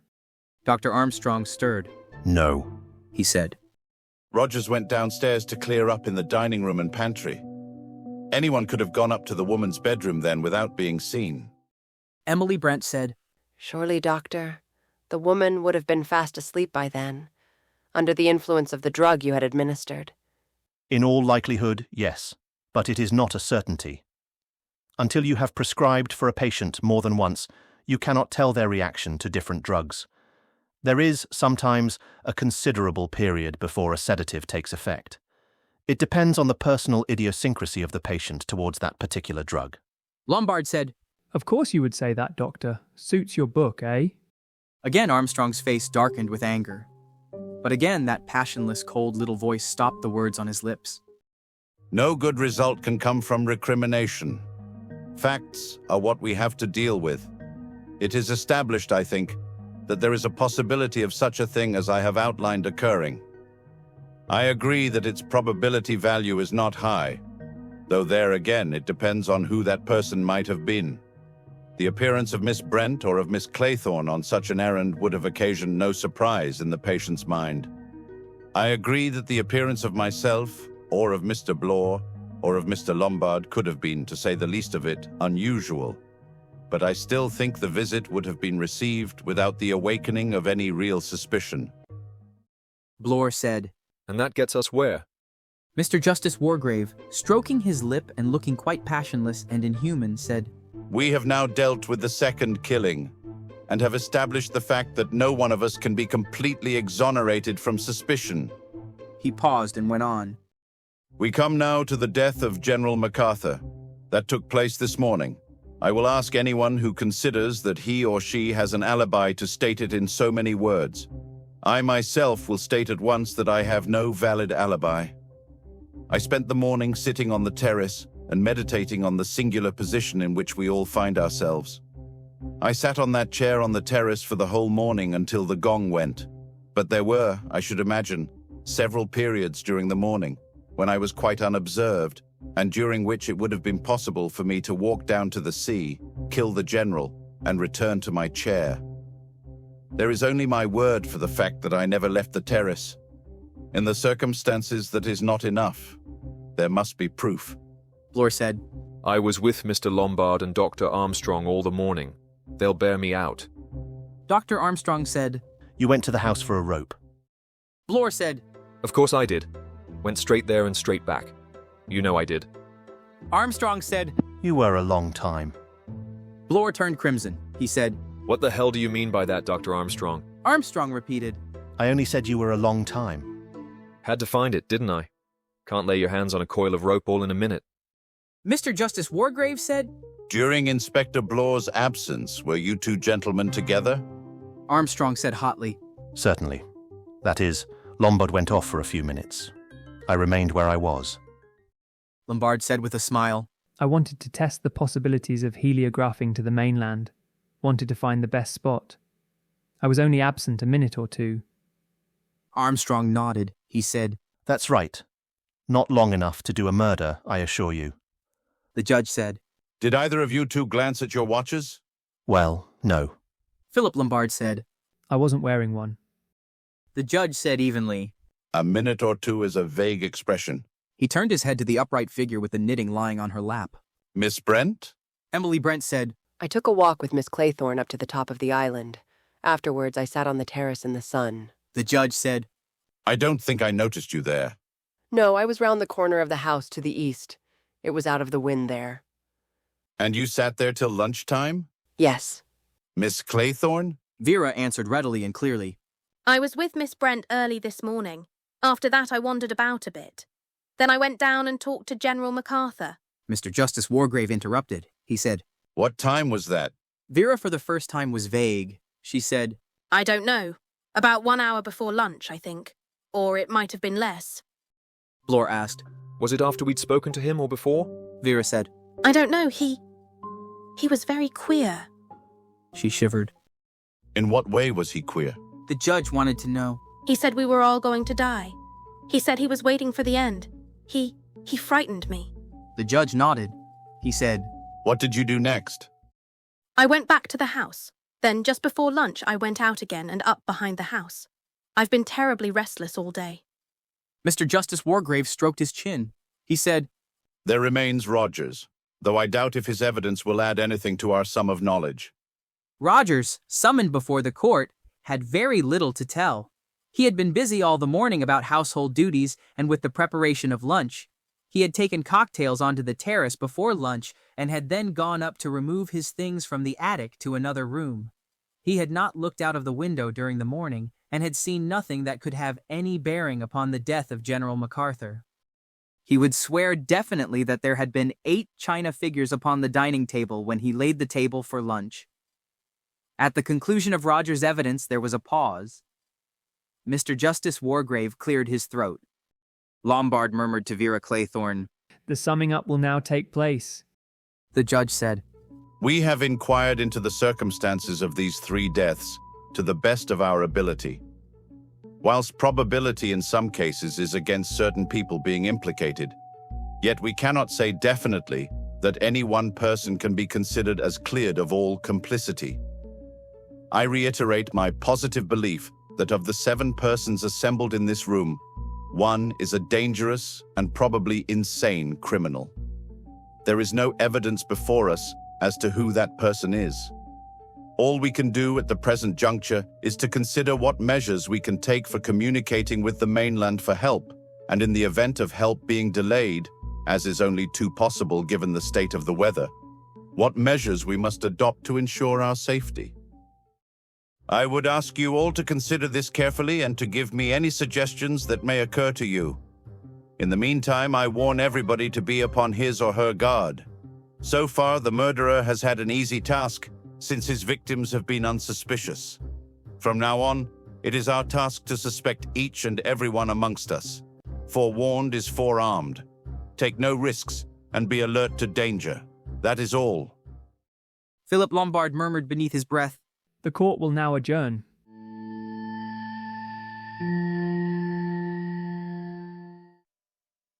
Chapter 10.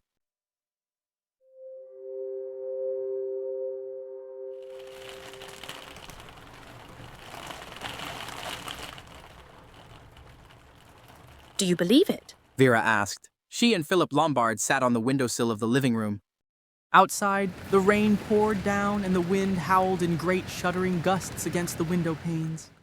Philip Lombard cocked his head slightly on one side before answering. Then he said, You mean Do I believe that old Wargrave is right when he says it's one of us? Yes. Philip Lombard said slowly. It's difficult to say. Logically, he's right, and yet... Vera took the words out of his mouth. And yet it seems so incredible. Philip Lombard made a grimace. The whole thing's incredible. But after MacArthur's death, there's no more doubt as to one thing. There's no question now of accidents or suicides. It's definitely murder. 3 murders up to date. Vera shivered. She said, It's like some awful dream. I keep feeling that things like this can't happen. He said with understanding, I know. Presently, a tap will come on the door, and early morning tea will be brought in. Vera said, Oh, how I wish that could happen. Philip Lombard said gravely, Yes, but it won't. We're all in the dream, and we've got to be pretty much upon our guard from now on. Vera said, lowering her voice. If it is one of them, which do you think it is? Philip Lombard grinned suddenly. He said, I take it you are accepting our 2 selves. Well, that's all right. I know very well that I'm not the murderer, and I don't fancy that there's anything insane about you, Vera. You strike me as being one of the sanest and most level-headed girls I've come across. I'd stake my reputation on your sanity. With a slightly wry smile, Vera said, Thank you. He said, Come now, Miss Vera Claythorne. Aren't you going to return the compliment? Vera hesitated a minute, then she said, You've admitted, that you don't hold human life particularly sacred. But all the same, I can't see you as the man who dictated that gramophone record. Quite right. If I were to commit 1 or more murders, it would be solely for what I could get out of them. This mass clearance isn't my line of country. Good. Then we'll eliminate ourselves and concentrate on our 5 fellow prisoners. Which of them is UN Owen? Well, at a guess, and with absolutely nothing to go upon, I'd plump for Wargrave. Oh! Vera sounded surprised. She thought a minute or two and then said, Why? Hard to say exactly, but to begin with, he's an old man and he's been presiding over courts of law for years. That is to say, he's played God Almighty for a good many months every year. That must go to a man's head eventually. He gets to see himself as all-powerful, as holding the power of life and death, and it's possible that his brain might snap and he might want to go 1 step farther and be executioner and judge extraordinary. Vera said slowly. Yes, I suppose that's possible. Lombard said, Who do you plump for? Without any hesitation, Vera answered. Dr. Armstrong. Lombard gave a low whistle. The doctor, eh? I should have put him last of all. Vera shook her head. Oh no. 2 of the deaths have been poison. That rather points to a doctor. And then you can't get over the fact that the only thing we are absolutely certain Mrs. Rogers had was the sleeping draught that he gave her. Lombard admitted. Yes, that's true. Vera persisted. If a doctor went mad, it would be a long time before anyone suspected. And doctors overwork and have a lot of strain. Philip Lombard said, Yes, but I doubt if he could have killed MacArthur. He wouldn't have had time during that brief interval when I left him not. That is, unless he fairly hared down there and back again. And I doubt if he's in good enough training to do that and show no signs of it. Vera said, He didn't do it then. He had an opportunity later. When? When he went down to call the general to lunch. Philip whistled again very softly. He said, So you think he did it then? Pretty cool thing to do. Vera said impatiently. What risk was there? He's the only person here with medical knowledge. He can swear the body's been dead at least 1 hour, and who's to contradict him? Philip looked at her thoughtfully. That's a clever idea of yours. I wonder...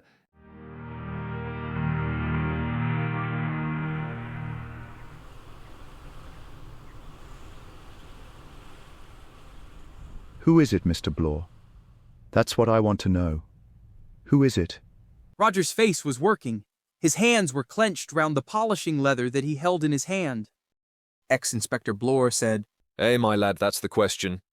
One of us, his lordship said. Which one? That's what I want to know. Who's the fiend in human form? That is what we all would like to know. Roger said shrewdly. But you've got an idea, Mr. Blore. You've got an idea, haven't you? I may have an idea, said Blore slowly. But that's a long way from being sure. I may be wrong. All I can say is that if I'm right, the person in question is a very cool customer. A very cool customer indeed. Rogers wiped the perspiration from his forehead. He said hoarsely, It's like a bad dream, that's what it is. Blore said, looking at him curiously. Got any ideas yourself, Rogers? The butler shook his head. He said hoarsely, I don't know. I don't know at all. And that's what's frightening the life out of me. To have no idea.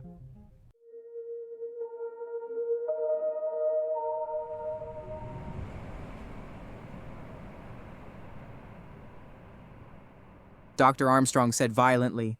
We must get out of here. We must. At all costs. Mr. Justice Wargrave looked thoughtfully out of the smoking room window. He played with the cord of his eyeglasses. He said, I do not, of course, profess to be a weather prophet. But I should say that it is very unlikely that a boat could reach us, even if they knew of our plight under 24 hours, and even then, only if the wind drops.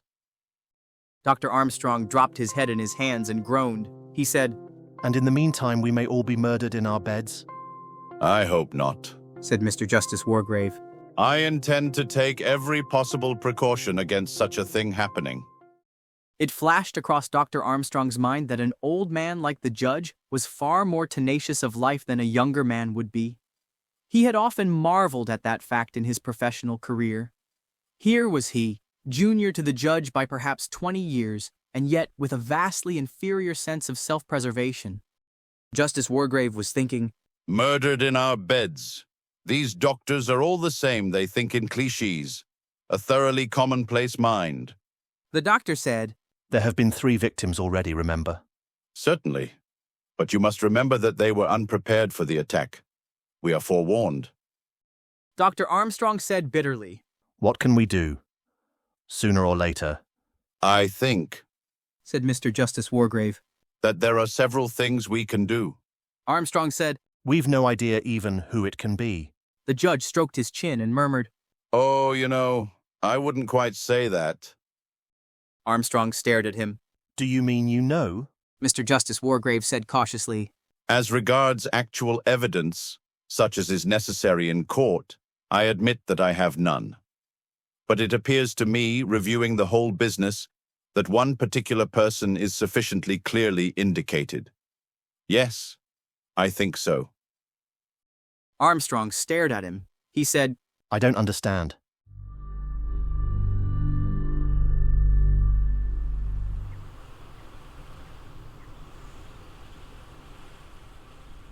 Miss Brent was upstairs in her bedroom. She took up her Bible and went to sit by the window. She opened it. Then, after a minute's hesitation, she set it aside and went over to the dressing table. From a drawer in it, she took out a small black-covered notebook. She opened it and began writing. A terrible thing has happened. General MacArthur is dead. His cousin married Elsie Macpherson. There is no doubt but that he was murdered. After luncheon, the judge made us a most interesting speech. He is convinced that the murderer is one of us. That means that one of us is possessed by a devil. I had already suspected that. Which of us is it? They are all asking themselves that. I alone know. She sat for some time without moving.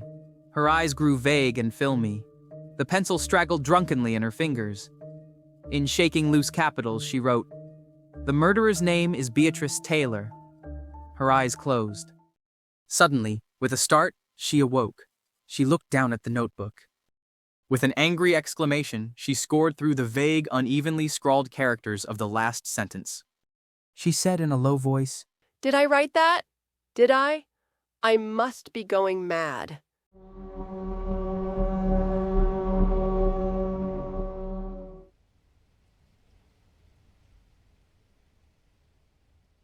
The storm increased.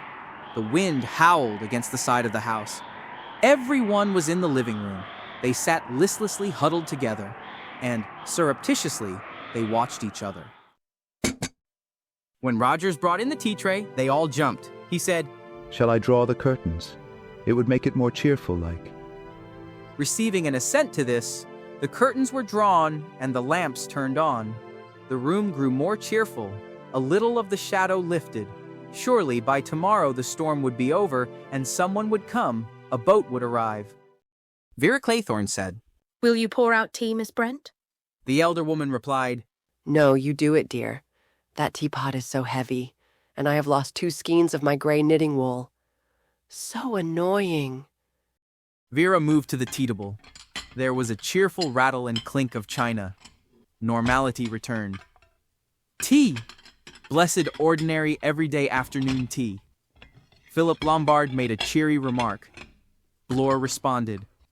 Dr. Armstrong told a humorous story. Justice Wargrave, who ordinarily hated tea, sipped approvingly. Into this relaxed atmosphere came Rogers, and Rogers was upset. He said nervously and at random, Excuse me, sir, but does anyone know what's become of the bathroom curtain? Lombard's head went up with a jerk. The bathroom curtain? What the devil do you mean, Rogers? It's gone, sir. Clean vanished. I was going round drawing all the curtains, and the one in the lav bathroom wasn't there any longer. Mr. Justice Wargrave asked, Was it there this morning? Oh, yes, sir. Blore said, What kind of a curtain was it? Scarlet oil silk, sir. It went with the scarlet tiles. Lombard said, And it's gone? Gone, sir. They stared at each other. Blore said heavily, Well, after all, what of it? It's mad, but so's everything else. Anyway, it doesn't matter. You can't kill anybody with an oil silk curtain. Forget about it. Rogers said. Yes, sir. Thank you, sir. He went out, shutting the door behind him. Inside the room, the pall of fear had fallen anew. Again, surreptitiously, they watched each other. Dinner came, was eaten, and cleared away. A simple meal, mostly out of tins. Afterwards, in the living room, the strain was almost too great to be borne. At 9 o'clock, Emily Brent rose to her feet. She said, I'm going to bed. Vera said, I'll go to bed too. The two women went up the stairs, and Lombard and Blore went with them. Standing at the top of the stairs, the two men watched the women go into their respective rooms and shut the doors. They heard the sound of 2 bolts being shot and the turning of 2 keys. Blore said with a grin, No need to tell them to lock their doors. Lombard said. Well, they're all right for the night at any rate. He went down again and the other followed him. The 4 men went to bed an hour later. They went up together. Rogers, from the dining room where he was setting the table for breakfast, saw them go up. He heard them pause on the landing above. Then the judge's voice spoke. I need hardly advise you, gentlemen, to lock your doors. Blore said, And, what's more, put a chair under the handle. There are ways of turning locks from the outside. Lombard murmured. My dear Blore, the trouble with you is you know too much. The judge said gravely, Good night, gentlemen. May we all meet safely in the morning. Rogers came out of the dining room and slipped halfway up the stairs. He saw 4 figures pass through 4 doors and heard the turning of 4 locks and the shooting of 4 bolts. He nodded his head. That's all right. He muttered. He went back into the dining room. Yes, everything was ready for the morning. His eye lingered on the center plaque of looking glass and the 7 little china figures. A sudden grin transformed his face. He murmured, I'll see no one plays tricks tonight at any rate. Crossing the room, he locked the door to the pantry. Then going through the other door to the hall, he pulled the door to, locked it, and slipped the key into his pocket. Then, extinguishing the lights, he hurried up the stairs and into his new bedroom. There was only one possible hiding place in it, the tall wardrobe, and he looked into that immediately. Then, locking and bolting the door, he prepared for bed. He said to himself, No more Indian tricks tonight, I've seen to that.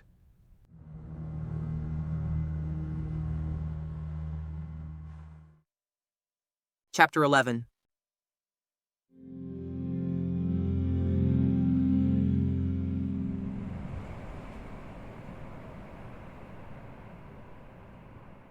Philip Lombard had the habit of waking at daybreak. He did so on this particular morning. He raised himself on an elbow and listened. The wind had somewhat abated but was still blowing. He could hear no sound of rain. At 8 o'clock the wind was blowing more strongly, but Lombard did not hear it. He was asleep again. At 9:30 he was sitting on the edge of his bed looking at his watch. He put it to his ear. Then his lips drew back from his teeth in that curious wolf-like smile characteristic of the man. He said very softly, I think the time has come to do something about this. At 25 minutes to 10, he was tapping on the closed door of Blore's room. The latter opened it cautiously. His hair was tousled, and his eyes were still dim with sleep. Philip Lombard said affably, Sleeping the clock round, well, shows you've got an easy conscience. Blore said shortly. What's the matter? Lombard answered. Anybody called you or brought you any tea? Do you know what time it is? Blore looked over his shoulder at a small traveling clock by his bedside. He said, 25 to 10? Wouldn't have believed I could have slept like that. Where's Rogers? Philip Lombard said. It's a case of echo answers where? What do you mean? Asked the other sharply. Lombard said, I mean that Rogers is missing. He isn't in his room or anywhere else, and there's no kettle on and the kitchen fire isn't even lit. Blore swore under his breath. He said, Where the devil can he be? Out on the island somewhere? Wait till I get some clothes on. See if the others know anything. Philip Lombard nodded. He moved along the line of closed doors. He found Armstrong up and nearly dressed. Mr. Justice Wargrave, like Blore, had to be roused from sleep. Vera Claythorne was dressed. Emily Brent's room was empty. The little party moved through the house. Roger's room, as Philip Lombard had already ascertained, was untenanted. The bed had been slept in, and his razor and sponge and soap were wet. Lombard said, He got up all right. Vera said in a low voice, which she tried to make firm and assured. You don't think he's hiding somewhere waiting for us? Lombard said, My dear girl, I'm prepared to think anything of anyone. My advice is that we keep together until we find him. Armstrong said, He must be out on the island somewhere. Blore, who had joined them, dressed but still unshaved, said, Where's Miss Brent got to? That's another mystery. But as they arrived in the hall, Emily Brent came in through the front door. She had on a mackintosh. She said, The sea is as high as ever. I shouldn't think any boat could put out today. Blore said, Have you been wandering about the island alone, Miss Brent? Don't you realize that that's an exceedingly foolish thing to do? Emily Brent said, I assure you, Mr. Blore, that I kept an extremely sharp lookout. Blore grunted. He said, Seen anything of Rogers? Miss Brent's eyebrows rose. Rogers? No, I haven't seen him this morning. Why? Mr. Justice Wargrave, shaved, dressed, and with his false teeth in position, came down the stairs.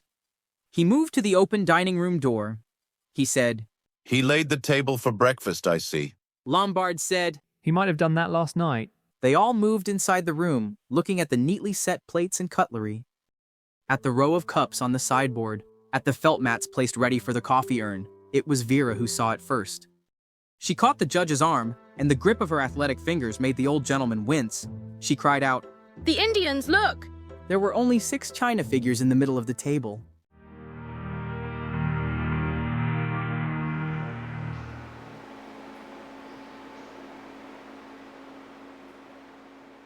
They found him shortly afterwards. He was in the little washhouse across the yard. He had been chopping sticks in preparation for lighting the kitchen fire. The small chopper was still in his hand. A bigger chopper, a heavy affair, was leaning against the door. The metal of it stained a dull brown. It corresponded only too well with the deep wound in the back of Roger's head.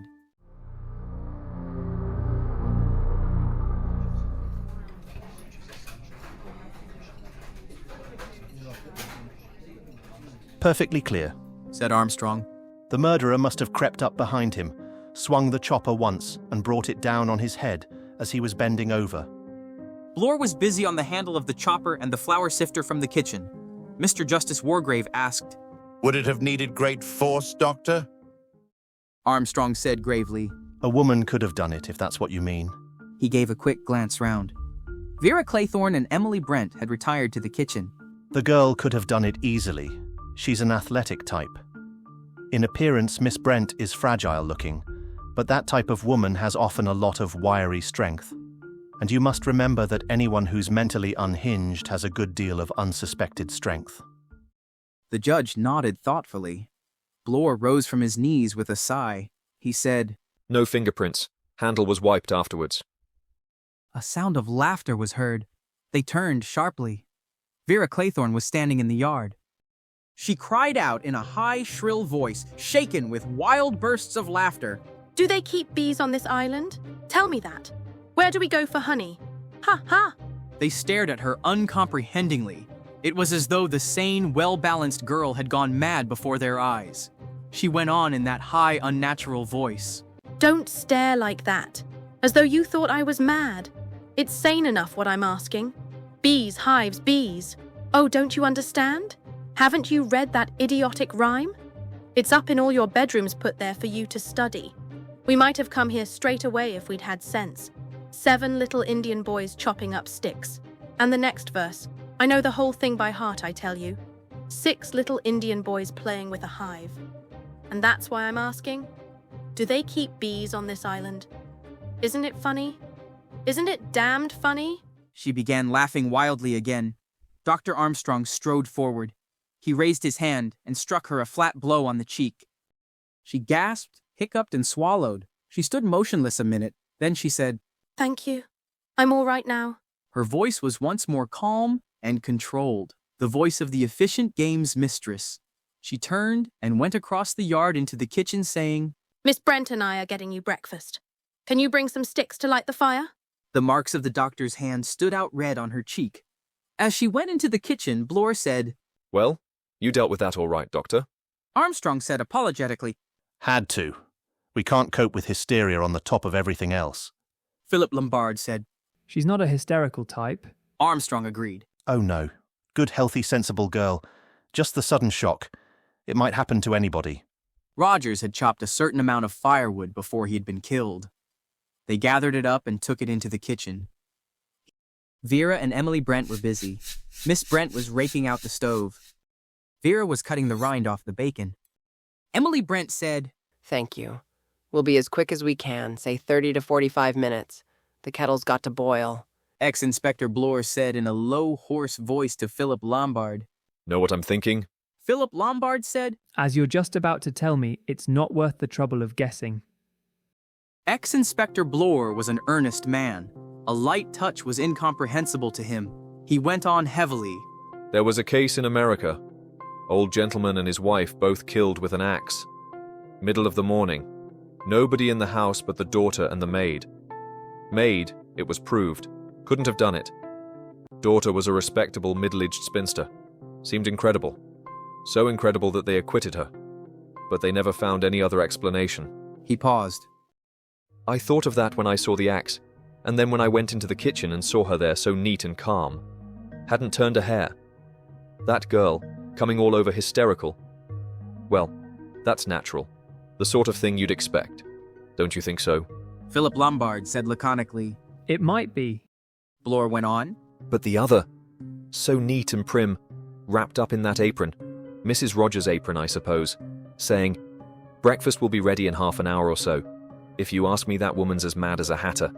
Lots of elderly spinsters go that way. I don't mean go in for homicide on the grand scale, but go queer in their heads. Unfortunately, it's taken her this way. Religious mania, thinks she's God's instrument, something of that kind.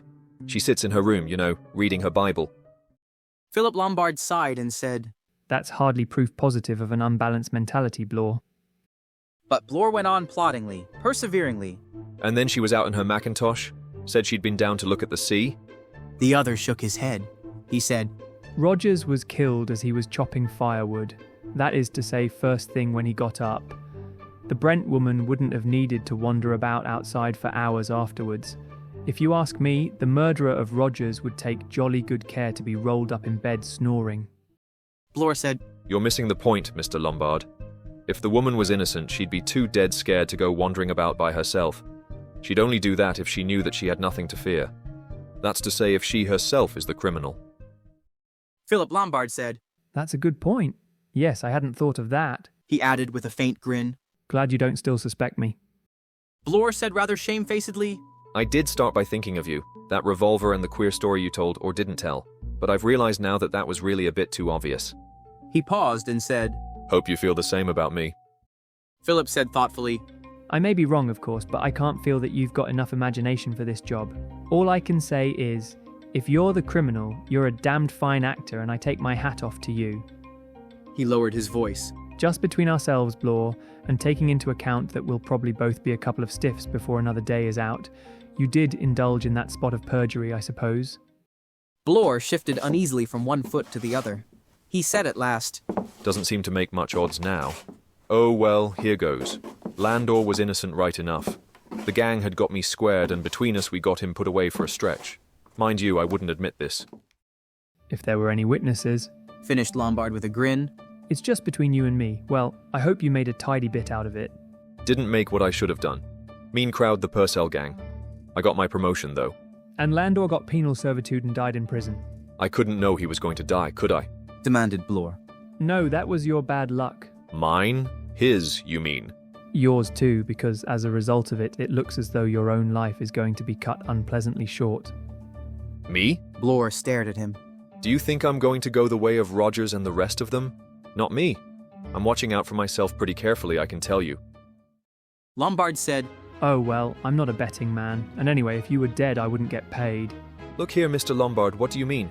Philip Lombard showed his teeth. He said, I mean, my dear Bloor, that in my opinion you haven't got a chance. What? Your lack of imagination is going to make you absolutely a sitting target. A criminal of the imagination of UN Owen can make rings round you anytime he or she wants to. Bloor's face went crimson. He demanded angrily, And what about you? Philip Lombard's face went hard and dangerous. He said, I've a pretty good imagination of my own. I've been in tight places before now, and got out of them. I won't say more than that, but I think I'll get out of this one.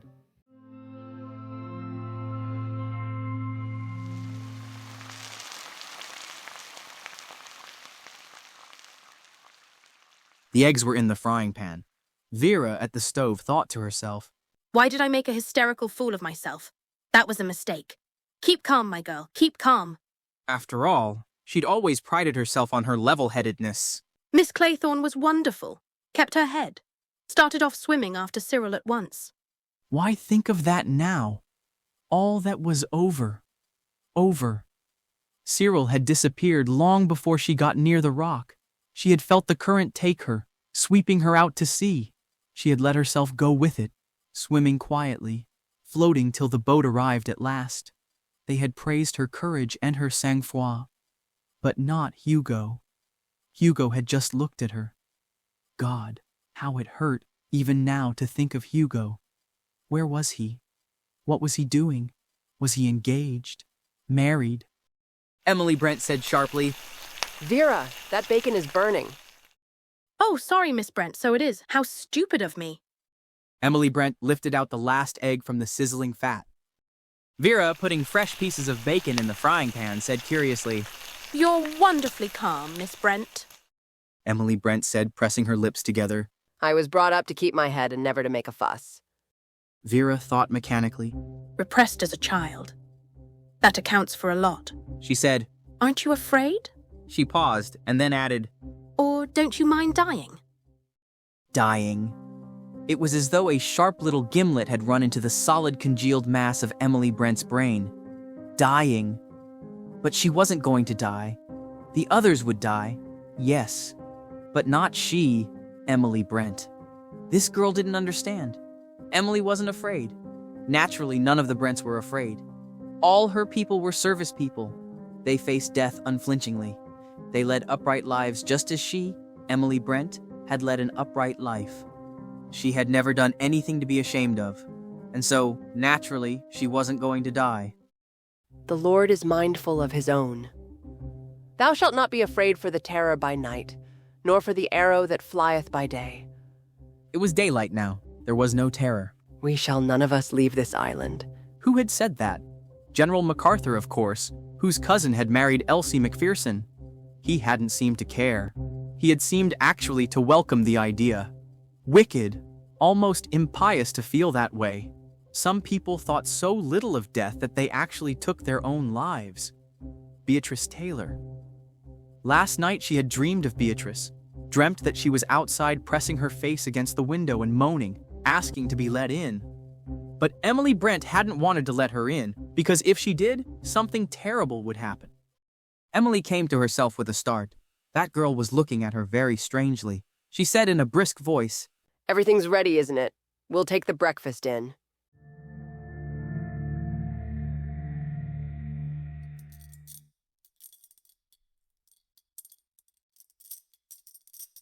Breakfast was a curious meal. Everyone was very polite. May I get you some more coffee, Miss Brent? Miss Claythorne, a slice of ham? Another piece of bacon? 6 people, all outwardly self-possessed and normal. And within, Thoughts that ran round in a circle like squirrels in a cage. What next? What next? Who? Which? Would it work, I wonder? It's worth trying, if there's time. My God, if there's time. Religious mania, that's the ticket. Looking at her, though, you can hardly believe it. Suppose I'm wrong. It's crazy. Everything's crazy. I'm going crazy. Wool disappearing, red silk curtains. It doesn't make sense. I can't get the hang of it. The damned fool. He believed every word I said to him. It was easy. I must be careful, though. Very careful. 6 of those little china figures. Only 6. How many will there be by tonight? Who'll have the last egg? Marmalade. Thanks. Can I give you some ham? 6 people, behaving normally at breakfast.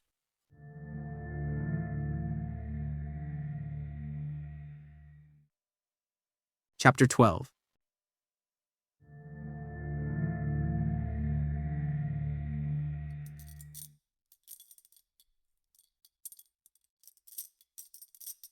The meal was over. Mr. Justice Wargrave cleared his throat.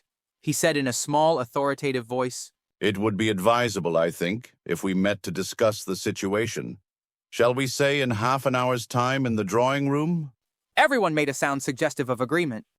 Vera began to pile plates together. She said, I'll clear away and wash up. Philip Lombard said, We'll bring the stuff out to the pantry for you. Thanks. Emily Brent, rising to her feet, sat down again. She said, Oh, dear. The judge said, Anything the matter, Miss Brent? Emily said apologetically, I'm sorry.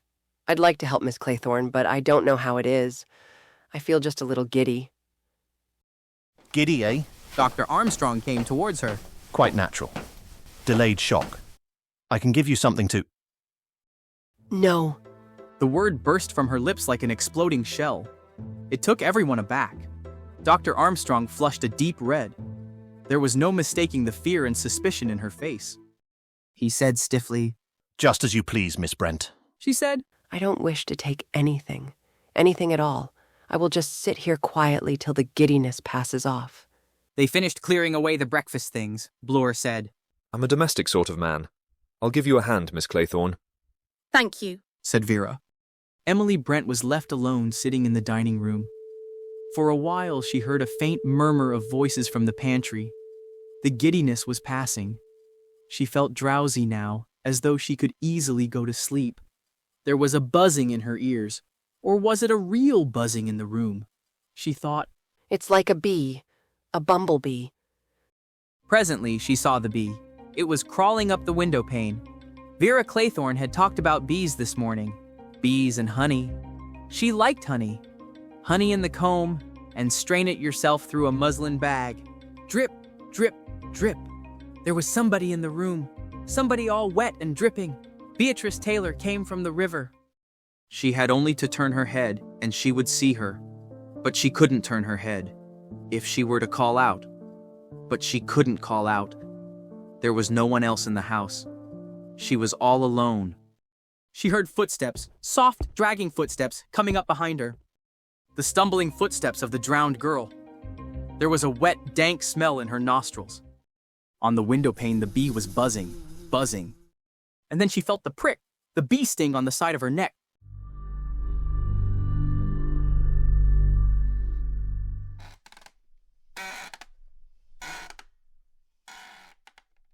In the drawing room, they were waiting for Emily Brent. Vera Claythorne said, Shall I go and fetch her? Bloor said quickly. Just a minute. Vera sat down again. Everyone looked inquiringly at Bloor. Bloor said, Look here, everybody. My opinion's this. We needn't look farther for the author of these deaths than the dining room at this minute. I take my oath that woman's the one we're after. Armstrong said, And the motive? Religious mania. What do you say, Doctor? Asked Bloor. Armstrong said, It's perfectly possible. I've nothing to say against it. But of course, we've no proof. Vera said, She was very odd in the kitchen when we were getting breakfast. Her eyes? She shivered. Lombard said, You can't judge her by that. We're all a bit off our heads by now. Bloor said, There's another thing. She's the only one who wouldn't give an explanation after that gramophone record. Why? Because she hadn't any to give. Vera stirred in her chair. She said, That's not quite true. She told me afterwards. Wargrave said, What did she tell you, Miss Claythorne? Vera repeated the story of Beatrice Taylor. Mr. Justice Wargrave observed, A perfectly straightforward story. I personally should have no difficulty in accepting it. Tell me, Miss Claythorne, did she appear to be troubled by a sense of guilt or a feeling of remorse for her attitude in the matter? None whatever, said Vera. She was completely unmoved. Blore said, Hearts as hard as flints, these righteous spinsters. Envy mostly. Mr. Justice Wargrave said, It is now 5 minutes to 11. I think we should summon Miss Brent to join our conclave. Blore said, Aren't you going to take any action? The judge said, I fail to see what action we can take. Our suspicions are, at the moment, only suspicions. I will, however, ask Dr. Armstrong to observe Miss Brent's demeanor very carefully. Let us now go into the dining room. They found Emily Brent sitting in the chair in which they had left her. From behind, they saw nothing amiss, except that she did not seem to hear their entrance into the room. And then they saw her face, suffused with blood, with blue lips and staring eyes. Blore said, My God, she's dead. The small, quiet voice of Mr. Justice Wargrave said, One more of us acquitted. Too late. Armstrong was bent over the dead woman. He sniffed the lips, shook his head, peered into the eyelids. Lombard said impatiently, How did she die, Doctor? She was all right when we left her here. Armstrong's attention was riveted on a mark on the right side of the neck. He said, That's the mark of a hypodermic syringe. There was a buzzing sound from the window. Vera cried, Look, a bee, a bumblebee. Remember what I said this morning? Armstrong said grimly, It wasn't that bee that stung her. A human hand held the syringe. The judge asked. What poison was injected? Armstrong answered, At a guess, one of the cyanides. Probably potassium cyanide, same as Anthony Marston. She must have died almost immediately by asphyxiation. Vera cried. But that bee? It can't be coincidence. Lombard said grimly, Oh no, it isn't coincidence. It's our murderer's touch of local colour. He's a playful beast. Likes to stick to his damnable nursery jingle as closely as possible. For the first time, his voice was uneven, almost shrill. It was as though even his nerves, seasoned by a long career of hazards and dangerous undertakings, had given out at last. He said violently, It's mad, absolutely mad. We're all mad. The judge said calmly, We have still, I hope, our reasoning powers. Did anyone bring a hypodermic syringe to this house? Dr. Armstrong, straightening himself, said in a voice that was not too well assured, Yes, I did. 4 pairs of eyes fastened on him, black with suspicion and accusation. He braced himself against the deep, hostile suspicion of those eyes. He said, Always travel with one. Most doctors do. Mr. Justice Wargrave said calmly, Quite so. Will you tell us, Doctor, where that syringe is now? In the suitcase in my room. Wargrave said, We might perhaps verify that fact. The 5 of them went upstairs, a silent procession. The contents of the suitcase were turned out on the floor. The hypodermic syringe was not there.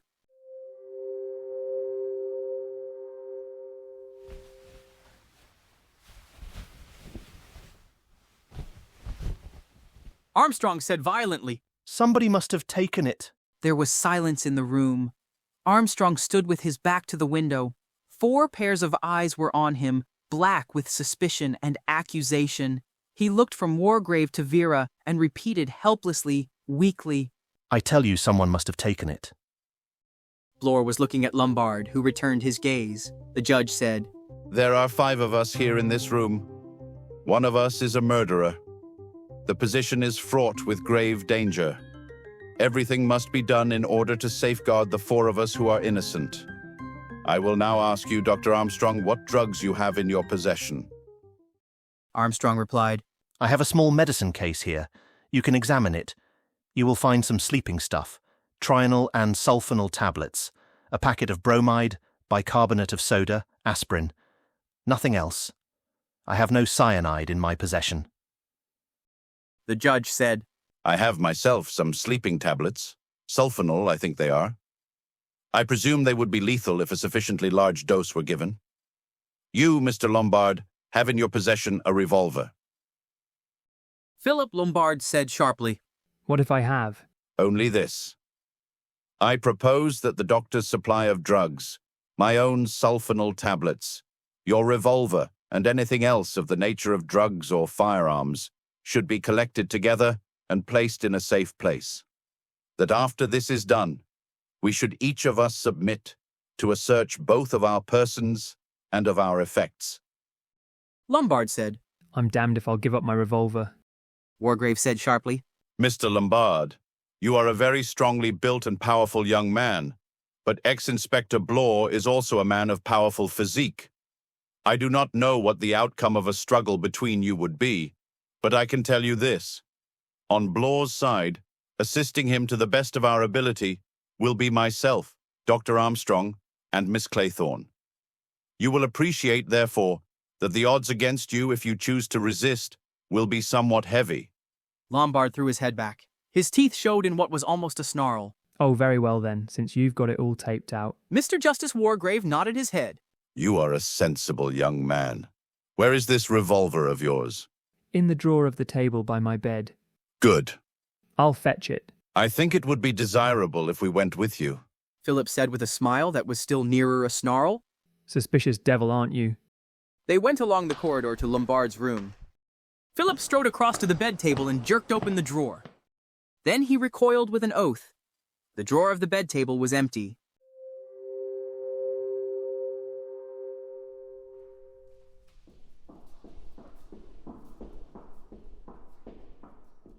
Satisfied? Asked Lombard. He had stripped to the skin, and he and his room had been meticulously searched by the other three men. Vera Claythorne was outside in the corridor. The search proceeded methodically. In turn, Armstrong, the judge, and Blore submitted to the same test. The four men emerged from Blore's room and approached Vera. It was the judge who spoke. I hope you will understand, Miss Claythorne, that we can make no exceptions. That revolver must be found. You have, I presume, a bathing dress with you. Vera nodded. Then I will ask you to go into your room and put it on, and then come out to us here. Vera went into her room and shut the door. She reappeared in under a minute, dressed in a tight-fitting silk-rucked bathing dress. Wargrave nodded approval. Thank you, Miss Claythorne. Now, if you will remain here, we will search your room. Vera waited patiently in the corridor until they emerged. Then she went in, dressed, and came out to where they were waiting. The judge said, We are now assured of one thing. There are no lethal weapons or drugs in the possession of any of us five. That is one point to the good. We will now place the drugs in a safe place. There is, I think, a silver chest, is there not, in the pantry? Blore said, That's all very well, but who's to have the key? You, I suppose. Mr. Justice Wargrave made no reply. He went down to the pantry and the others followed him. There was a small case there designed for the purpose of holding silver and plate. By the judge's directions, the various drugs were placed in this, and it was locked. Then, still on Wargrave's instructions, the chest was lifted into the plate cupboard, and this in turn was locked. The judge then gave the key of the chest to Philip Lombard, and the key of the cupboard to Blore. He said, You two are the strongest physically. It would be difficult for either of you to get the key from the other. It would be impossible for any of us three to do so. To break open the cupboard or the plate chest would be a noisy and cumbrous proceeding, and one which could hardly be carried out without attention being attracted to what was going on. He paused, then went on. We are still faced by one very grave problem. What has become of Mr. Lombard's revolver? Blore said, Seems to me its owner is the most likely person to know that. A white dent showed in Philip Lombard's nostrils. He said, You damned pig-headed fool. I tell you it's been stolen from me. Wargrave asked. When did you see it last? Last night it was in the drawer when I went to bed, ready in case anything happened. The judge nodded. He said, It must have been taken this morning during the confusion of searching for Rogers, or after his dead body was discovered. Vera said, It must be hidden somewhere about the house. We must look for it. Mr. Justice Wargrave's finger was stroking his chin. He said, I doubt if our search will result in anything. Our murderer has had plenty of time to devise a hiding place. I do not fancy we shall find that revolver easily. Blore said forcefully, I don't know where the revolver is, but I'll bet I know where something else is. That hypodermic syringe. Follow me. He opened the front door and led the way round the house. A little distance away from the dining room window, he found the syringe. Beside it was a smashed china figure, a sixth broken Indian boy. Bloor said in a satisfied voice, Only place it could be. After he'd killed her, he opened the window and threw out the syringe and picked up the china figure from the table and followed on with that. There were no prints on the syringe. It had been carefully wiped. Vera said in a determined voice. Now let us look for the revolver. Justice Wargrave said, By all means. But in doing so, let us be careful to keep together. Remember, if we separate, the murderer gets his chance. They searched the house carefully from attic to cellars, but without result. The revolver was still missing.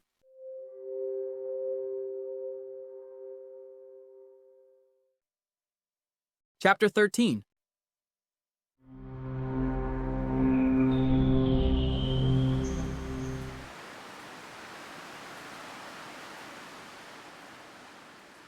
One of us. One of us. One of us. 3 words, endlessly repeated, dinning themselves hour after hour into receptive brains. 5 people. 5 frightened people. 5 people who watched each other, who now hardly troubled to hide their state of nervous tension.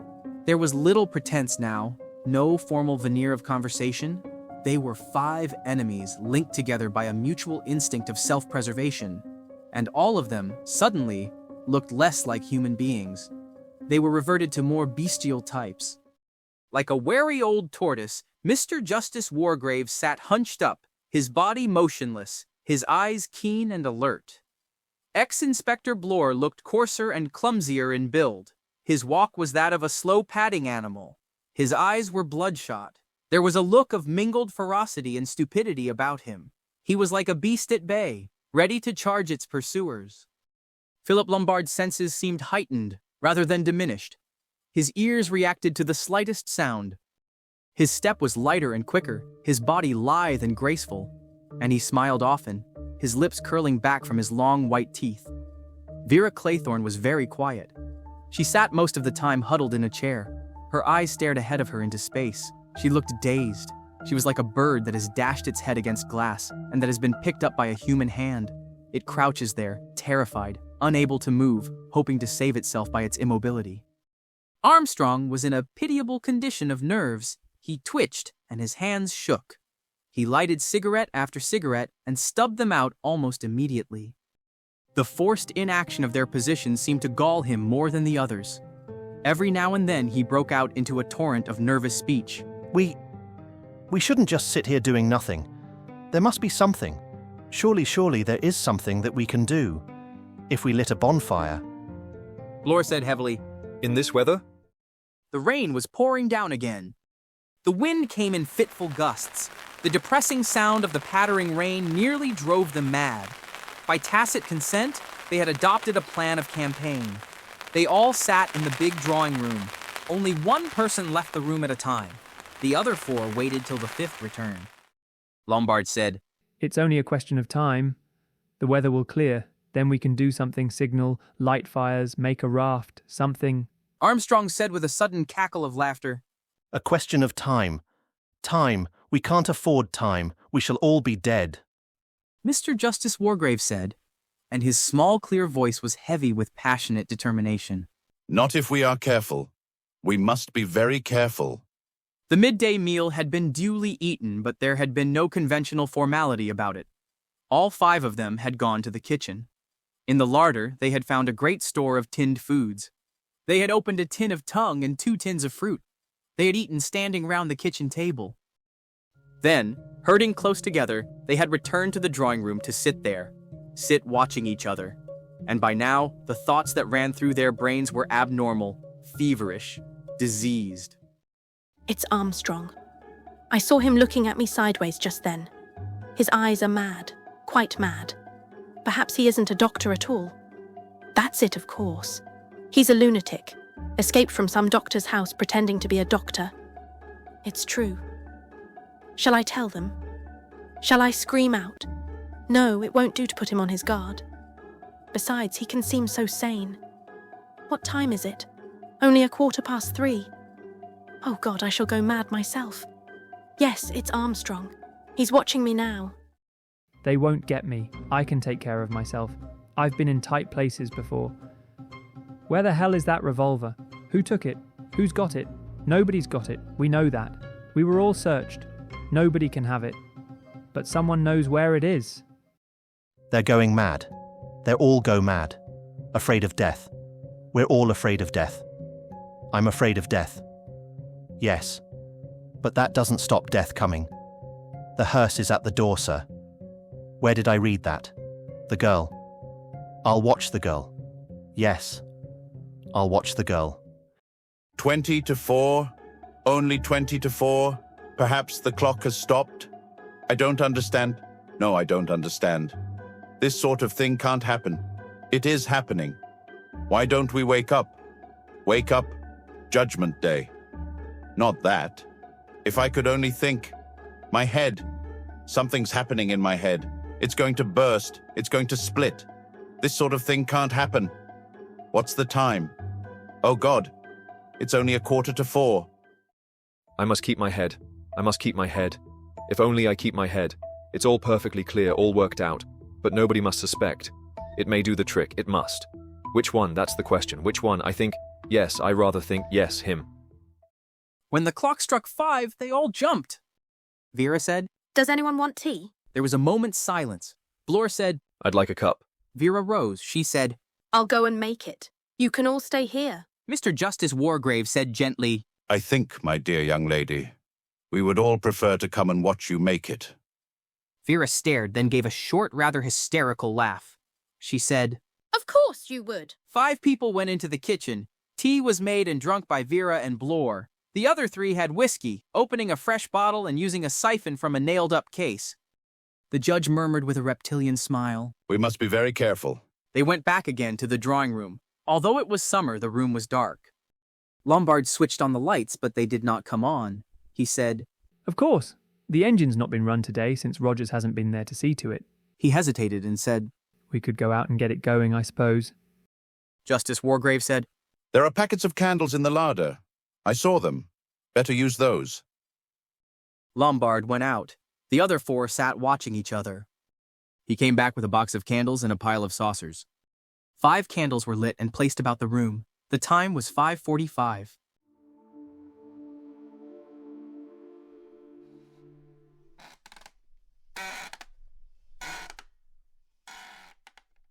At 6:20, Vera felt that to sit there longer was unbearable. She would go to her room and bathe her aching head and temples in cold water. She got up and went towards the door. Then she remembered and came back and got a candle out of the box. She lighted it, let a little wax pour into a saucer and stuck the candle firmly to it. Then she went out of the room, shutting the door behind her and leaving the 4 men inside. She went up the stairs and along the passage to her room. As she opened her door, she suddenly halted and stood stock still. Her nostrils quivered. The sea, the smell of the sea at St. Tridenic. That was it. She could not be mistaken. Of course, one smelt the sea on an island anyway, but this was different. It was the smell there had been on the beach that day with the tide out, and the rocks covered with seaweed drying in the sun. Can I swim out to the island, Miss Claythorne? Why can't I swim out to the island? Horrid, whiny, spoilt little brat! If it weren't for him, Hugo would be rich, able to marry the girl he loved. Hugo! Surely Hugo was beside her. No, waiting for her in the room. She made a step forward. The draft from the window caught the flame of the candle. It flickered and went out. In the dark, she was suddenly afraid. Don't be a fool. Vera Claythorne urged herself. It's all right. The others are downstairs. All 4 of them.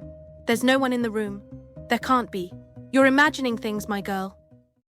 But that smell of the beach at St. Tridenic, that wasn't imagined. It was true. And there was someone in the room? She had heard something. Surely she had heard something. And then, as she stood there listening, a cold, clammy hand touched her throat. A wet hand, smelling of the sea.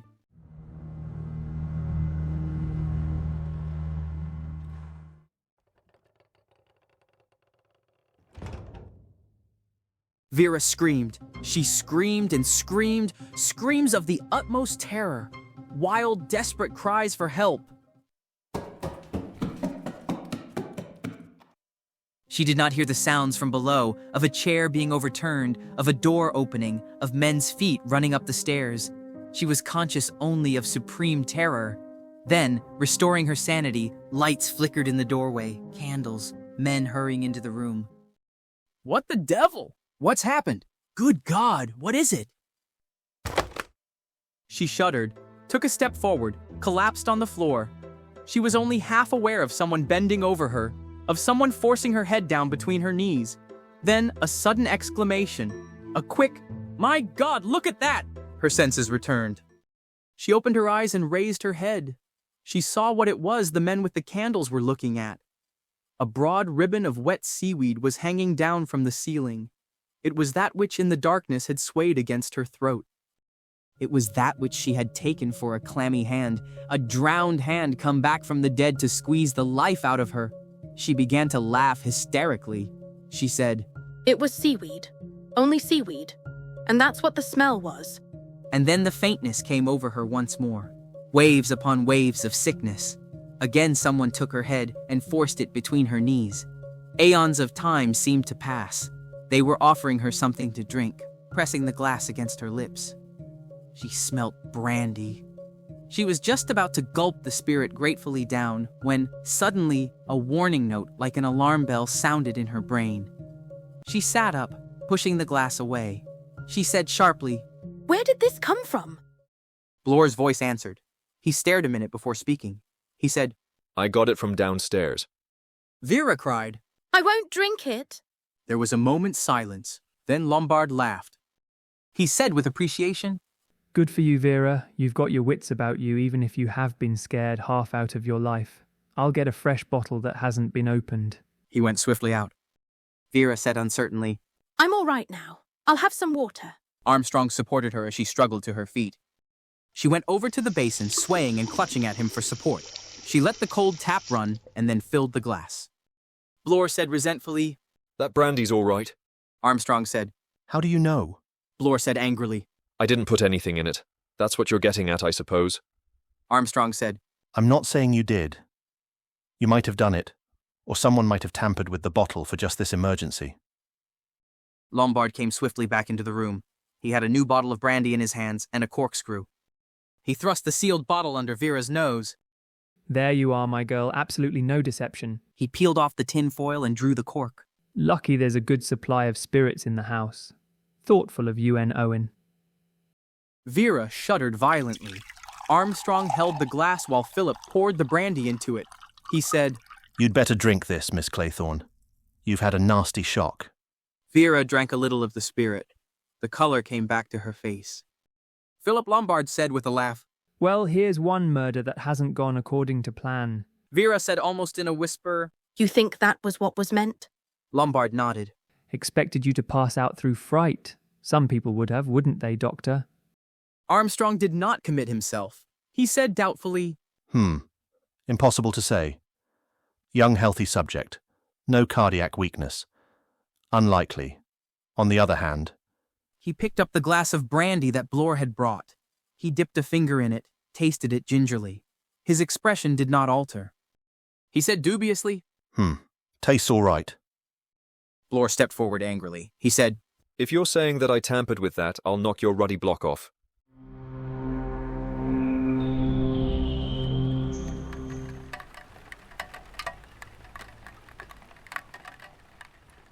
Vera, her wits revived by the brandy, made a diversion by saying, Where's the judge? The three men looked at each other.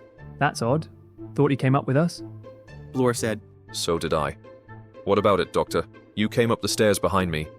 Armstrong said, I thought he was following me. Of course, he'd be bound to go slower than we did. He's an old man. They looked at each other again. Lombard said, It's damned odd. Blor cried.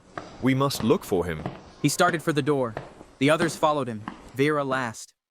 As they went down the stairs, Armstrong said over his shoulder, Of course he may have stayed in the living room. They crossed the hall. Armstrong called out loudly, Wargrave, Wargrave, where are you? There was no answer. A deadly silence filled the house apart from the gentle patter of the rain. Then, in the entrance to the drawing room door, Armstrong stopped dead. The others crowded up and looked over his shoulder. Somebody cried out. Justice Wargrave was sitting in his high-back chair at the end of the room, 2 candles burnt on either side of him, but what shocked and startled the onlookers was the fact that he sat there robed in scarlet with the judge's wig upon his head. Dr. Armstrong motioned to the others to keep back. He himself walked across to the silent, staring figure, reeling a little as he walked like a drunken man. He bent forward, peering into the still face. Then, with a swift movement, he raised the wig. It fell to the floor, revealing the high, bald forehead with, in the very middle, a round, stained mark from which something had trickled. Dr. Armstrong raised the limp hand and felt for the pulse. Then he turned to the others. He said, and his voice was expressionless, dead, far away. He's been shot. Blore said, God, the revolver! The doctor said, still in the same lifeless voice.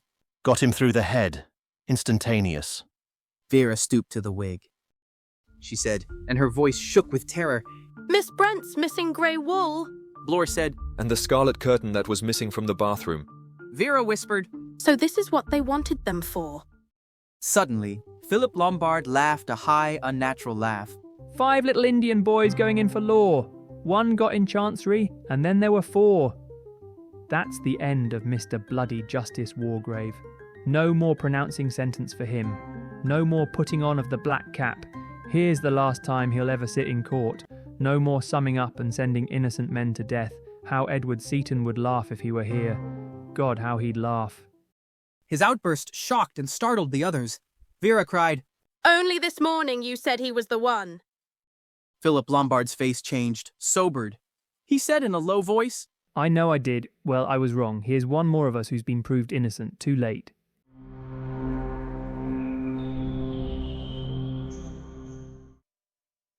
Chapter 14.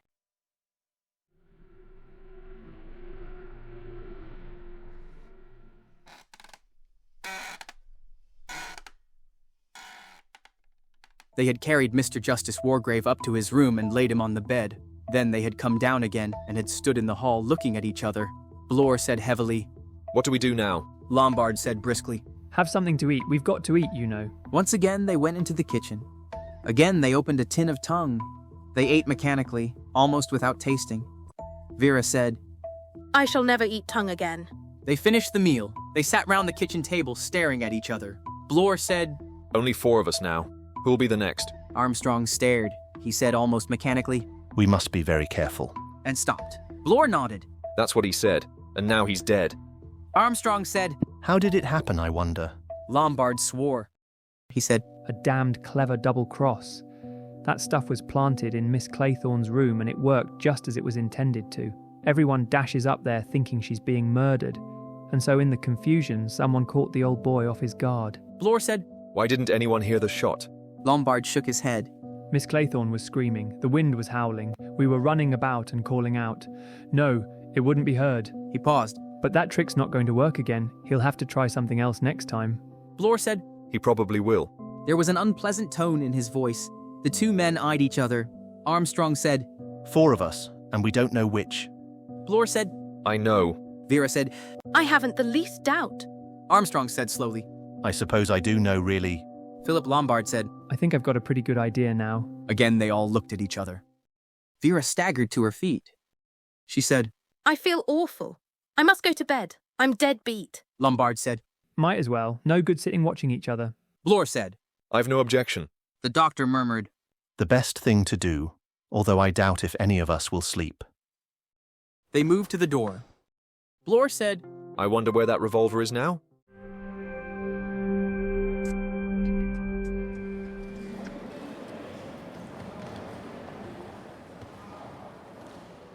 They went up the stairs. The next move was a little like a scene in a farce. Each one of the 4 stood with a hand on his or her bedroom door handle. Then, as though at a signal, each one stepped into the room and pulled the door shut.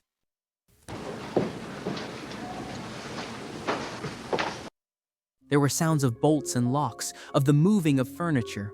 4 frightened people were barricaded in until morning. Philip Lombard drew a breath of relief as he turned from adjusting a chair under the door handle. He strolled across to the dressing table. By the light of the flickering candle, he studied his face curiously. He said softly to himself, Yes, this business has got you rattled, all right. His sudden wolf-like smile flashed out. He undressed quickly. He went over to the bed, placing his wristwatch on the table by the bed. Then he opened the drawer of the table. He stood there, staring down at the revolver that was inside it. Vera Claythorne lay in bed. The candle still burned beside her. As yet, she could not summon the courage to put it out. She was afraid of the dark.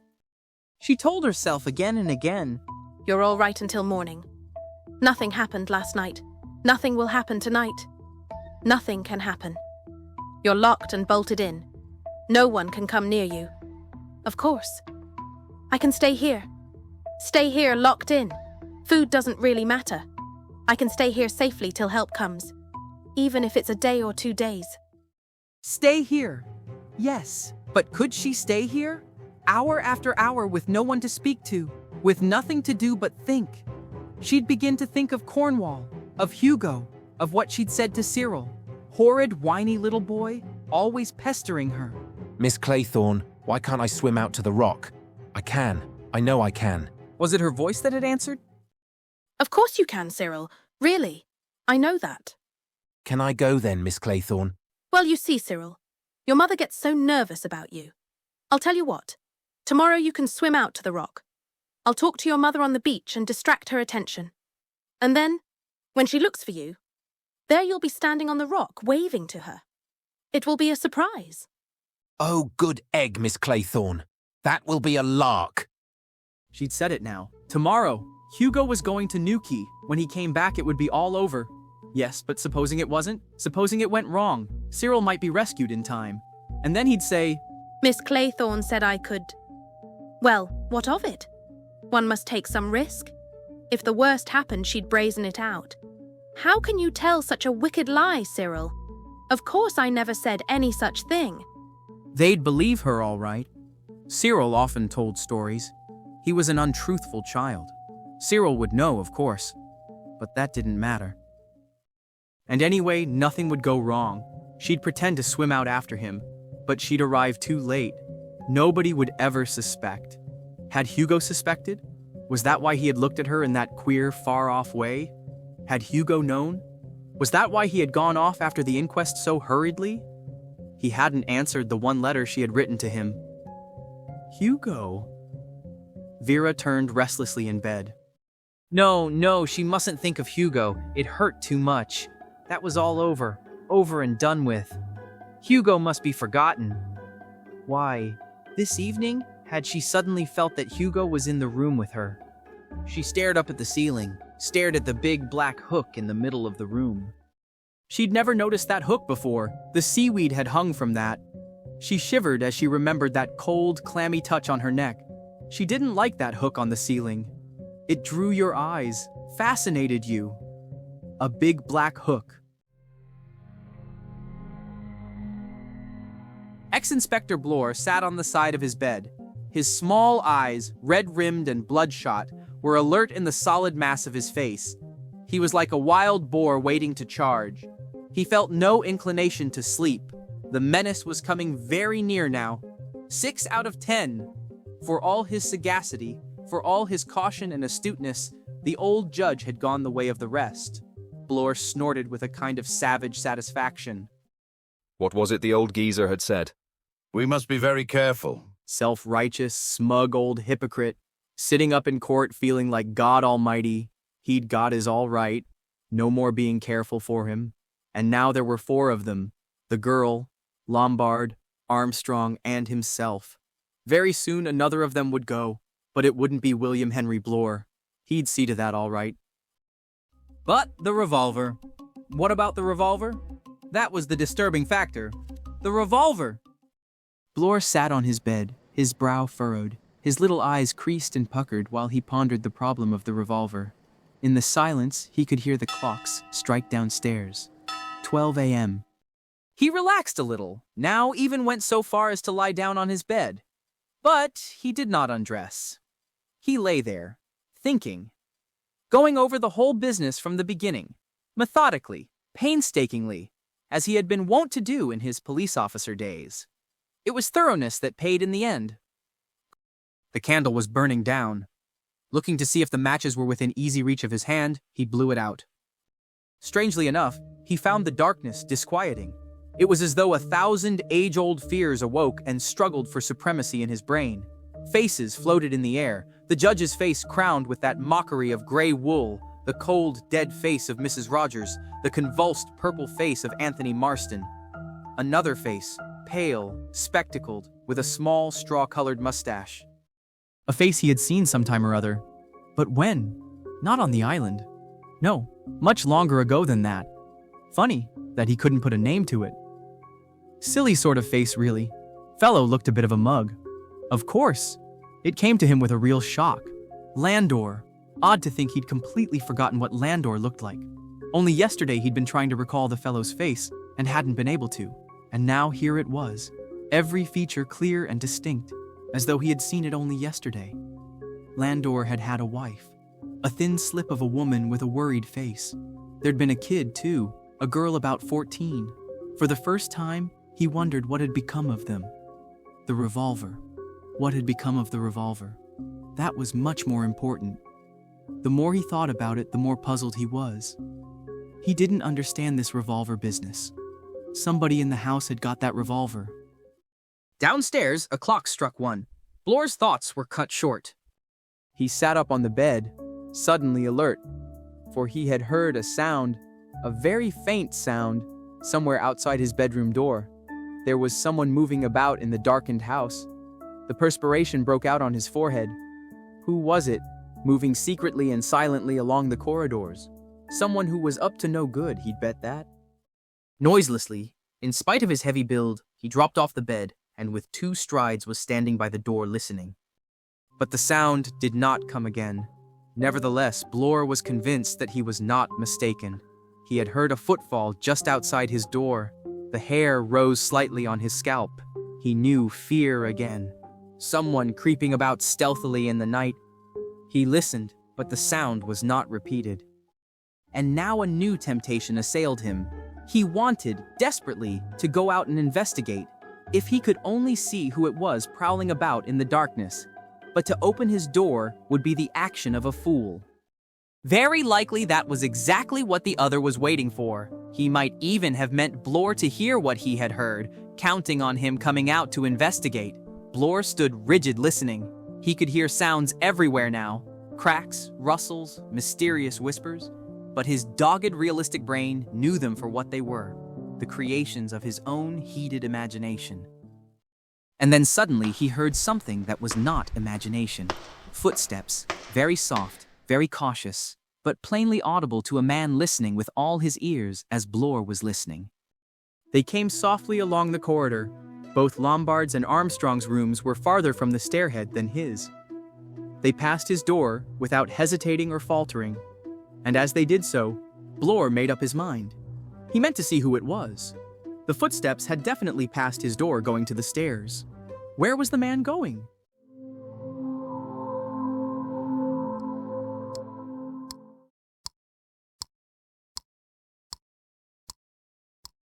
When Bloor acted, he acted quickly. Surprisingly so for a man who looked so heavy and slow. He tiptoed back to the bed, slipped matches into his pocket, detached the plug of the electric lamp by his bed, and picked it up, winding the flex round it. It was a chromium affair with a heavy ebonite base, a useful weapon. He sprinted noiselessly across the room, removed the chair from under the door handle, and with precaution unlocked and unbolted the door. He stepped out into the corridor. There was a faint sound in the hall below. Bloor ran noiselessly in his stockinged feet to the head of the stairs. At that moment, he realized why it was he had heard all these sounds so clearly. The wind had died down completely, and the sky must have cleared. There was faint moonlight coming in through the landing window, and it illuminated the hall below. Bloor had an instantaneous glimpse of a figure just passing out through the front door. In the act of running down the stairs in pursuit, he paused. Once again, he had nearly made a fool of himself. This was a trap, perhaps, to lure him out of the house. But what the other man didn't realize was that he had made a mistake, had delivered himself neatly into Bloor's hands. For of the 3 tenanted rooms upstairs, one must now be empty. All that had to be done was to ascertain which. Bloor went swiftly back along the corridor.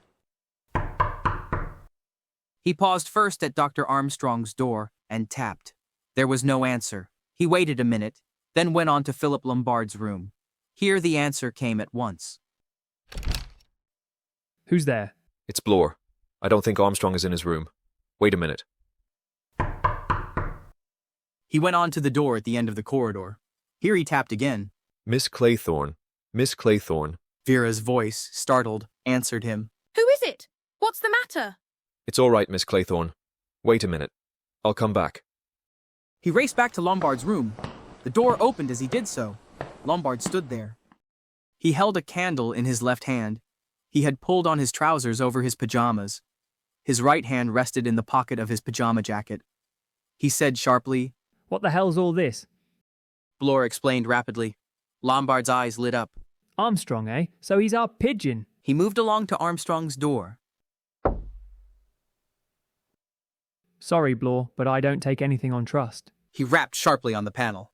Armstrong? Armstrong? There was no answer. Lombard dropped to his knees and peered through the keyhole. He inserted his little finger gingerly into the lock. He said, Key's not in the door on the inside. Bloor said. That means he locked it on the outside and took it with him. Philip nodded. Ordinary precaution to take. We'll get him, Bloor. This time we'll get him. Half a second. He raced along to Vera's room. Vera, Yes. we're hunting Armstrong. He's out of his room. Whatever you do, don't open your door, understand? Yes, I understand. If Armstrong comes along and says that I've been killed or Bloor's been killed, pay no attention, see? Only open your door if both Bloor and I speak to you. Got that? Vera said. Yes. I'm not a complete fool. Lombard said. Good. He joined Bloor. He said. And now after him, the hunt's up. Bloor said. We'd better be careful. He's got a revolver, remember? Philip Lombard raced down the stairs, chuckling. He said. That's where you're wrong. He undid the front door, remarking. Latch pushed back so that he could get in again easily. He went on. I've got that revolver. He took it half out of his pocket as he spoke. Found it put back in my drawer tonight. Bloor stopped dead on the doorstep. His face changed. Philip Lombard saw it. He said impatiently, Don't be a damned fool, Bloor. I'm not going to shoot you. Go back and barricade yourself in if you like. I'm off after Armstrong. He started off into the moonlight. Bloor, after a minute's hesitation, followed him. He thought to himself, I suppose I'm asking for it. But after all, he had tackled criminals armed with revolvers before now. Whatever else he lacked, Bloor did not lack courage. Show him the danger, and he would tackle it pluckily. He was not afraid of danger in the open, only of danger undefined and tinged with the supernatural. Vera, left to wait results, got up and dressed. She glanced over once or twice at the door. It was a good, solid door.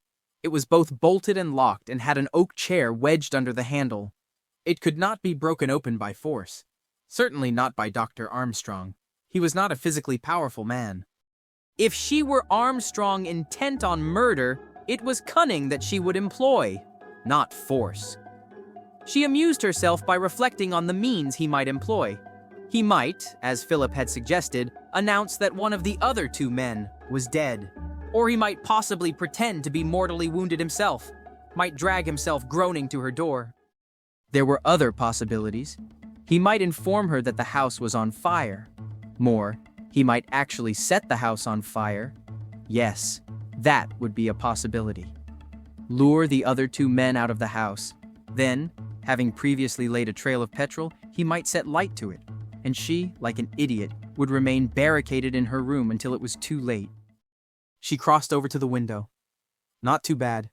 At a pinch, one could escape that way. It would mean a drop, but there was a handy flower bed. She sat down, and picking up her diary began to write in it in a clear, flowing hand. One must pass the time. Suddenly she stiffened to attention. She had heard a sound. It was, she thought, a sound like breaking glass, and it came from somewhere downstairs. She listened hard, but the sound was not repeated. She heard, or thought she heard, stealthy sounds of footsteps, the creak of stairs, the rustle of garments, but there was nothing definite. And she concluded, as Bloor had done earlier, that such sounds had their origin in her own imagination. But presently she heard sounds of a more concrete nature, people moving about downstairs, the murmur of voices. Then the very decided sound of someone mounting the stairs, doors opening and shutting, feet going up to the attics overhead. More noises from there. Finally, the steps came along the passage. Lombard's voice said, Vera, you all right? Yes. What's happened? Bloor's voice said, Will you let us in? Vera went to the door. She removed the chair, unlocked the door, and slid back the bolt. She opened the door. The two men were breathing hard. Their feet and the bottom of their trousers were soaking wet. She said again, What's happened? Lombard said, Armstrong's disappeared. Vera cried. What? Lombard said, Vanished clean off the island. Bloor concurred. Vanished, that's the word. Like some damned conjuring trick. Vera said impatiently, Nonsense. He's hiding somewhere. Bloor said, No, he isn't. I tell you, there's nowhere to hide on this island. It's as bare as your hand. There's moonlight outside. As clear as day it is. And he's not to be found. Vera said, He doubled back into the house. Bloor said, We thought of that. We've searched the house too. You must have heard us. He's not here, I tell you. He's gone clean vanished. Vamoosed. Vera said incredulously. I don't believe it. Lombard said, It's true, my dear. He paused and then said, There's one other little fact. A pane in the dining room window has been smashed, and there are only 3 little Indian boys on the table.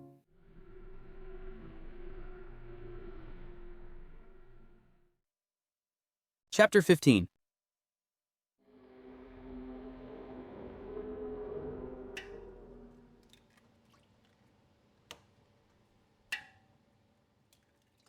Three people sat eating breakfast in the kitchen.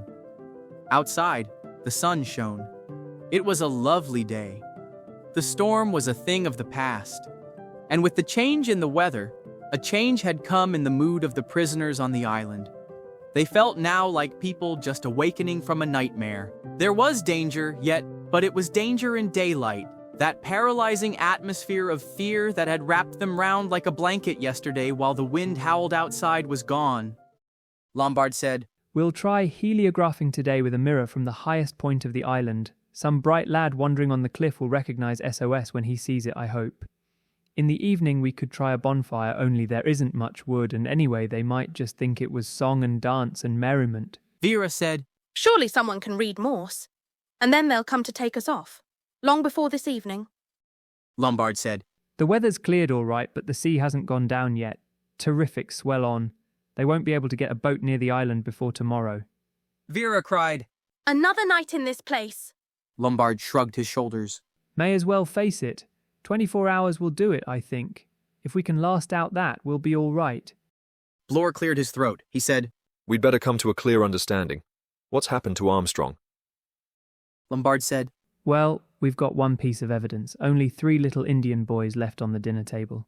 It looks as though Armstrong had got his quietus.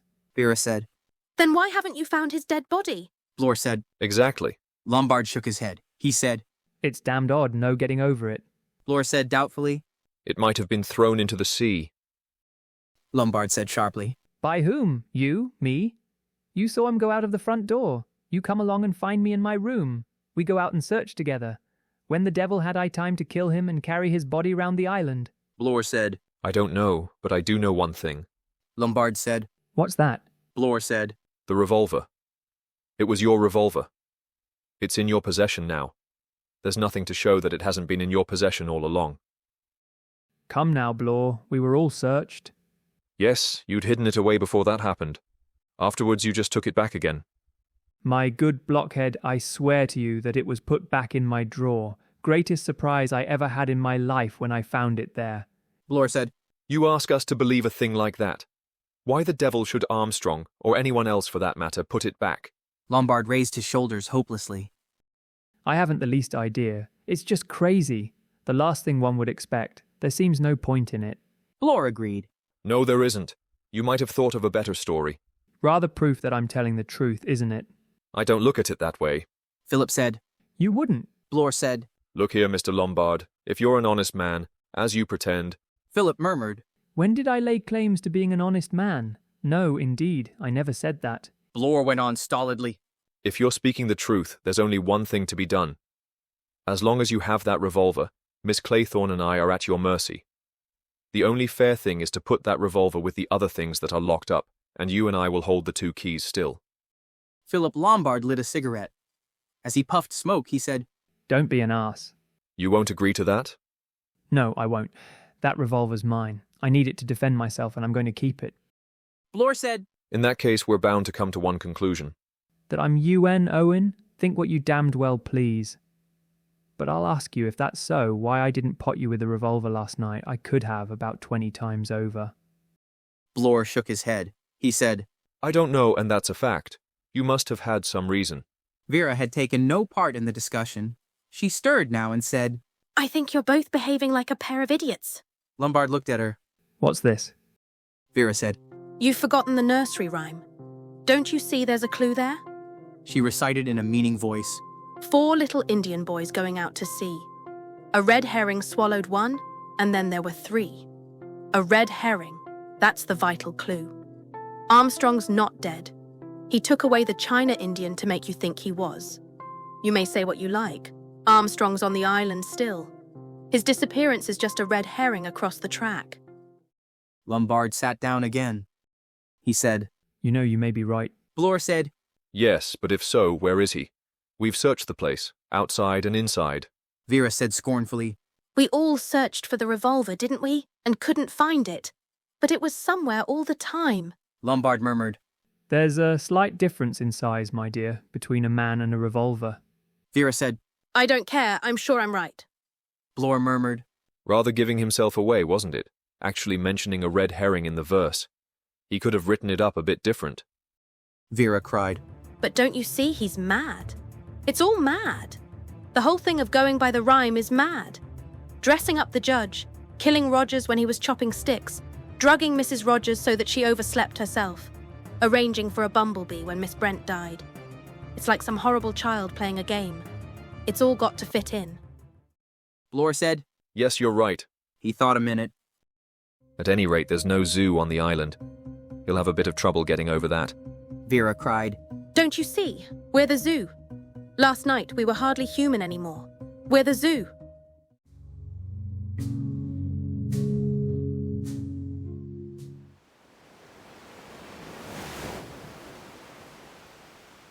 They spent the morning on the cliffs, taking it in turns to flash a mirror at the mainland. There were no signs that anyone saw them, no answering signals. The day was fine, with a slight haze. Below, the sea weaved in a gigantic swell. There were no boats out. They had made another abortive search of the island. There was no trace of the missing physician. Vera looked up at the house from where they were standing. She said, her breath coming with a slight catch in it. One feels safer here, out in the open. Don't let's go back into the house again. Lombard said, Not a bad idea. We're pretty safe here. No one can get at us without our seeing him a long time beforehand. Vera said. We'll stay here. Blore said. Have to pass the night somewhere. We'll have to go back to the house then. Vera shuddered. I can't bear it. I can't go through another night. Philip said. You'll be safe enough locked in your room. Vera murmured. I suppose so. She stretched out her hands, murmuring. It's lovely to feel the sun again. She thought. How odd. I'm almost happy. And yet I suppose I'm actually in danger. Somehow now nothing seems to matter. Not in daylight. I feel full of power. I feel that I can't die. Blore was looking at his wristwatch. He said, It's 2:00. What about lunch? Vera said obstinately. I'm not going back to the house. I'm going to stay here in the open. Oh, come now, Miss Claythorne. Got to keep your strength up, you know. Vera said. If I even see a tinned tongue, I shall be sick. I don't want any food. People go days on end with nothing sometimes when they're on a diet. Blore said. Well, I need my meals regular. What about you, Mr. Lombard? Philip said. You know, I don't relish the idea of tinned tongue particularly. I'll stay here with Miss Claythorne. Blore hesitated. Vera said, I shall be quite all right. I don't think he'll shoot me as soon as your back is turned, if that's what you're afraid of. Blore said, It's all right if you say so, but we agreed we ought not to separate. Philip said, You're the one who wants to go into the lion's den. I'll come with you if you like. No, you won't, said Blore. You'll stay here. Philip laughed. So you're still afraid of me? Why, I could shoot you both this very minute if I liked. Blore said, Yes, but that wouldn't be according to plan. It's one at a time, and it's got to be done in a certain way. Well, said Philip. You seem to know all about it. Of course, said Blore. It's a bit jumpy going up to the house alone. Philip said softly, And therefore will I lend you my revolver? Answer, no, I will not. Not quite so simple as that, thank you. Blore shrugged his shoulders and began to make his way up the steep slope to the house. Lombard said softly, Feeding time at the zoo. The animals are very regular in their habits. Vera said anxiously, Isn't it very risky, what he's doing? In a sense, you mean, no, I don't think it is. Armstrong's not armed, you know, and anyway, Blore is twice a match for him in physique, and he's very much on his guard. And anyway, it's a sheer impossibility that Armstrong can be in the house. I know he's not there. But what other solution is there? Philip said softly, There's Blore. Oh, do you really think? Listen, my girl, you heard Blore's story. You've got to admit that if it's true, I can't possibly have had anything to do with Armstrong's disappearance. His story clears me, but it doesn't clear him. We've only his word for it that he heard footsteps and saw a man going downstairs and out at the front door. The whole thing may be a lie. He may have got rid of Armstrong a couple of hours before that. How? Lombard shrugged his shoulders. That we don't know. But if you ask me, we've only one danger to fear, and that danger is Blore. What do we know about the man? Less than nothing. All this ex-policeman story may be bunkum. He may be anybody. A mad millionaire, a crazy businessman, an escaped inmate of Broadmoor. One thing's certain, he could have done every one of these crimes. Vera had gone rather white. She said in a slightly breathless voice, And supposing he gets us? Lombard said softly, patting the revolver in his pocket. I'm going to take very good care he doesn't. Then he looked at her curiously. Touching faith in me. Haven't you, Vera? Quite sure I wouldn't shoot you? Vera said, One has got to trust someone. As a matter of fact, I think you're wrong about Blore. I still think it's Armstrong. She turned to him suddenly. Don't you feel all the time that there's someone watching and waiting? Lombard said slowly. That's just nerves. Vera said eagerly. Then you have felt it? She shivered. She bent a little closer. Tell me, you don't think... She broke off, went on. I read a story once about 2 judges that came to a small American town from the Supreme Court. They administered justice, absolute justice, because they didn't come from this world at all. Lombard raised his eyebrows. Heavenly visitants, eh? No, I don't believe in the supernatural. This business is human enough. Vera said in a low voice. Sometimes I'm not sure. Lombard looked at her. He said, That's conscience. After a moment's silence, he said very quietly, So you did drown that kid after all? Vera said vehemently. I didn't. You've no right to say that. He laughed easily. Oh, yes, you did, my good girl. I don't know why. Can't imagine. There was a man in it, probably. Was that it? A sudden feeling of lassitude, of intense weariness, spread over Vera's limbs. She said in a dull voice, Yes, there was a man in it. Lombard said softly, Thanks, that's what I wanted to know. Vera sat up suddenly. She exclaimed, What was that? It wasn't an earthquake. Lombard said, No, queer though. A thud shook the ground, and I thought, did you hear a sort of cry? I did. They stared up at the house. Lombard said, It came from there. We'd better go up and see. No, I'm not going. Please yourself, I am. Vera said desperately. All right, I'll come with you. They walked up the slope to the house. The terrace was peaceful and innocuous looking in the sunshine. They hesitated there a minute. Then instead of entering by the front door, they made a cautious circuit of the house. They found Blore. He was spread-eagled on the stone terrace on the east side, his head crushed and mangled by a great block of white marble. Philip looked up. He said, Whose is that window just above? Vera said in a low, shuddering voice. It's mine, and that's the clock from my mantelpiece. I remember now. It was shaped like a bear. She repeated, and her voice shook and quavered. It was shaped like a bear.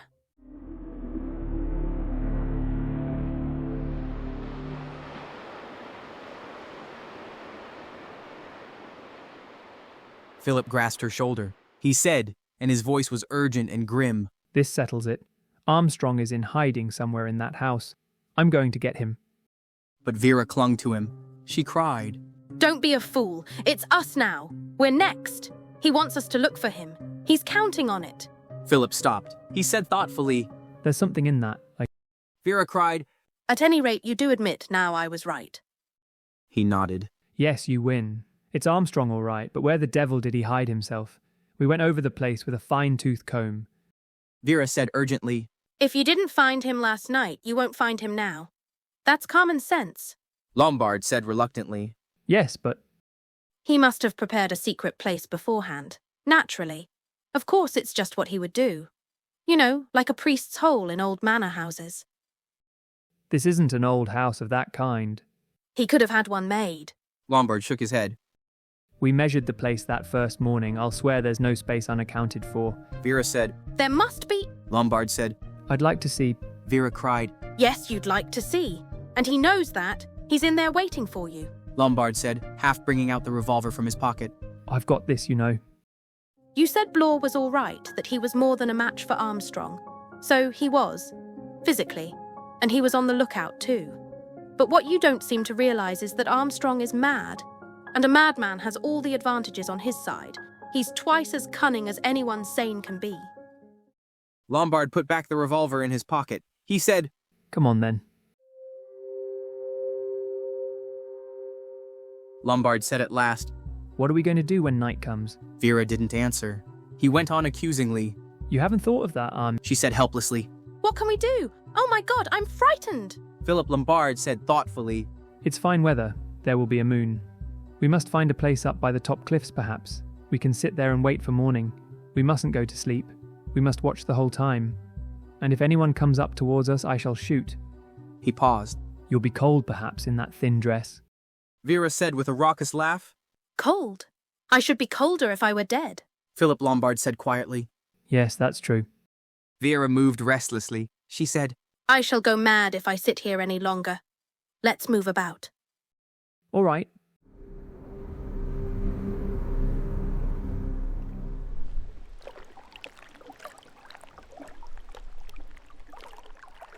They paced slowly up and down, along the line of the rocks overlooking the sea. The sun was dropping towards the west. The light was golden and mellow.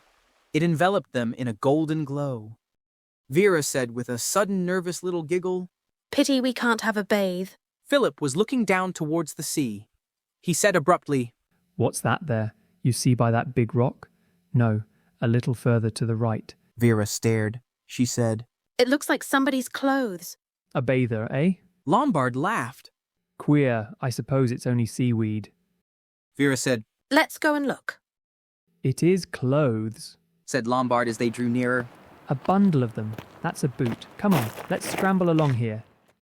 They scrambled over the rocks. Vera stopped suddenly. She said, It's not clothes. It's a man. The man was wedged between two rocks, flung there by the tide earlier in the day. Lombard and Vera reached it in a last scramble. They bent down. A purple discolored face. A hideous drowned face.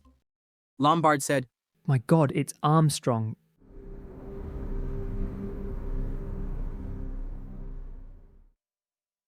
Chapter 16.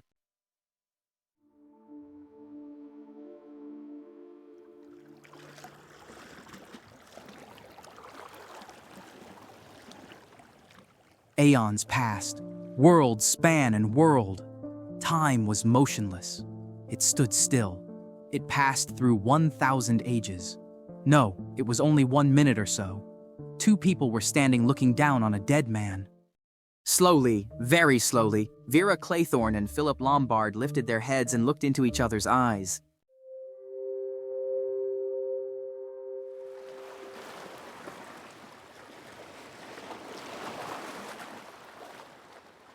Lombard laughed. He said, So that's it, is it, Vera? Vera said, There's no one on the island? No one at all except us two? Her voice was a whisper, nothing more. Lombard said, Precisely, so we know where we are, don't we? Vera said, How was it worked? That trick with the marble bear? He shrugged his shoulders. A conjuring trick, my dear, a very good one. Their eyes met again. Vera thought, Why did I never see his face properly before? A wolf, that's what it is. A wolf's face. Those horrible teeth. Lombard said, and his voice was a snarl, dangerous, menacing. This is the end, you understand. We've come to the truth now, and it's the end. Vera said quietly. I understand. She stared out to sea. General MacArthur had stared out to sea when, only yesterday? Or was it the day before? He too had said, This is the end. He had said it with acceptance, almost with welcome. But to Vera, the words, the thought, brought rebellion. No, it should not be the end. She looked down at the dead man. She said, Poor Dr. Armstrong. Lombard sneered. He said, What's this? Womanly pity? Vera said, Why not? Haven't you any pity? He said, I've no pity for you. Don't expect it. Vera looked down again at the body. She said, We must move him. Carry him up to the house. To join the other victims, I suppose, all neat and tidy. As far as I'm concerned, he can stay where he is. Vera said, At any rate, let's get him out of reach of the sea. Lombard laughed. He said, If you like. He bent, tugging at the body. Vera leaned against him, helping him. She pulled and tugged with all her might. Lombard panted. Not such an easy job. They managed it, however, drawing the body clear of the high water mark. Lombard said as he straightened up.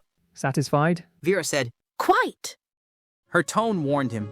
He spun around. Even as he clapped his hand to his pocket, he knew that he would find it empty. She had moved a yard or two and was facing him, revolver in hand.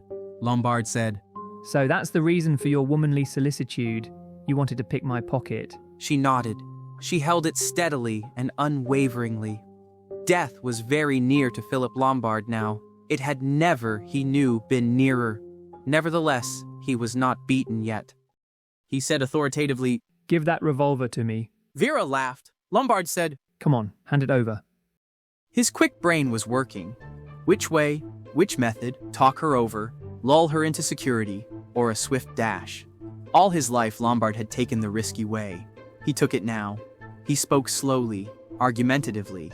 Now look here, my dear girl, you just listen. And then he sprang, quick as a panther, as any other feline creature. Automatically, Vera pressed the trigger. Lombard's leaping body stayed poised in mid-spring, then crashed heavily to the ground. Vera came warily forward, the revolver ready in her hand. But there was no need of caution. Philip Lombard was dead, shot through the heart. Relief possessed Vera, enormous, exquisite relief. At last it was over. There was no more fear, no more stealing of her nerves. She was alone on the island, alone with 9 dead bodies. But what did that matter? She was alive. She sat there, exquisitely happy, exquisitely at peace. No more fear. The sun was setting when Vera moved at last. Sheer reaction had kept her immobile. There had been no room in her for anything but the glorious sense of safety. She realized now that she was hungry and sleepy, principally sleepy. She wanted to throw herself on her bed and sleep and sleep and sleep. Tomorrow, perhaps, they would come and rescue her, but she didn't really mind. She didn't mind staying here, not now that she was alone. Oh, blessed, blessed peace. She got to her feet and glanced up at the house.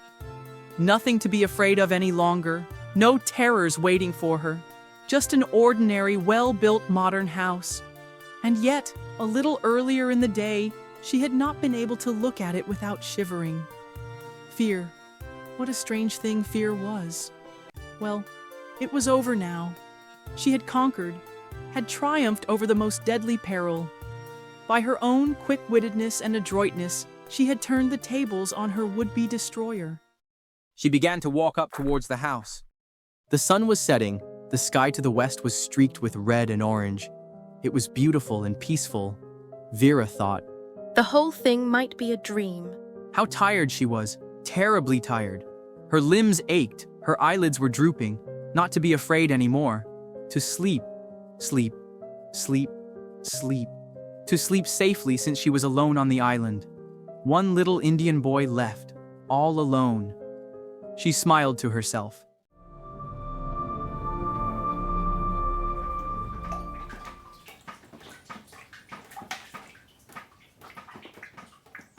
She went in at the front door. The house, too, felt strangely peaceful. Vera thought, Ordinarily, one wouldn't care to sleep where there's a dead body in practically every bedroom. should she go to the kitchen and get herself something to eat? She hesitated a moment, then decided against it. She was really too tired. She paused by the dining room door. There were still 3 little china figures in the middle of the table. Vera laughed. She said, You're behind the times, my dears. She picked up 2 of them and tossed them out through the window. She heard them crash on the stone of the terrace. The 3rd little figure she picked up and held in her hand. She said, You can come with me. We've won, my dear. We've won. The hall was dim in the dying light. Vera, the little Indian clasped in her hand, began to mount the stairs, slowly, because her legs were suddenly very tired. One little Indian boy left, all alone. How did it end? Oh, yes. He got married and then there were none. Married. Funny how she suddenly got the feeling again that Hugo was in the house. Very strong. Yes, Hugo was upstairs waiting for her. Vera said to herself, Don't be a fool. You're so tired that you're imagining the most fantastic things. Slowly up the stairs. At the top of them, something fell from her hand, making hardly any noise on the soft pile carpet. She did not notice that she had dropped the revolver. She was only conscious of clasping a little china figure. How very quiet the house was, and yet it didn't seem like an empty house. Hugo, upstairs, waiting for her. One little Indian boy left, all alone. What was the last line again? Something about being married? Or was it something else? She had come now to the door of her room. Hugo was waiting for her inside. She was quite sure of it. She opened the door. She gave a gasp. What was that hanging from the hook in the ceiling? A rope with a noose already, and a chair to stand upon, a chair that could be kicked away. That was what Hugo wanted. And of course that was the last line of the rhyme. He went and hanged himself, and then there were none. The little china figure fell from her hand. It rolled unheeded and broke against the fender. Like an automaton, Vera moved forward. This was the end, here where the cold, wet hand, Cyril's hand, of course, had touched her throat. You can go to the rock, Cyril. That was what murder was, as easy as that. But afterwards you went on remembering? She climbed up on the chair, her eyes staring in front of her like a sleepwalker's. She adjusted the noose round her neck. Hugo was there to see she did what she had to do. She kicked away the chair.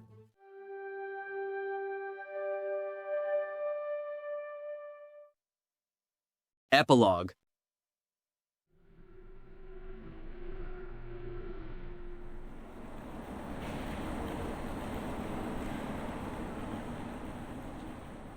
Sir Thomas Legge, Assistant Commissioner at Scotland Yard, said irritably, But the whole thing's incredible. Inspector Mayne said respectfully, I know, sir.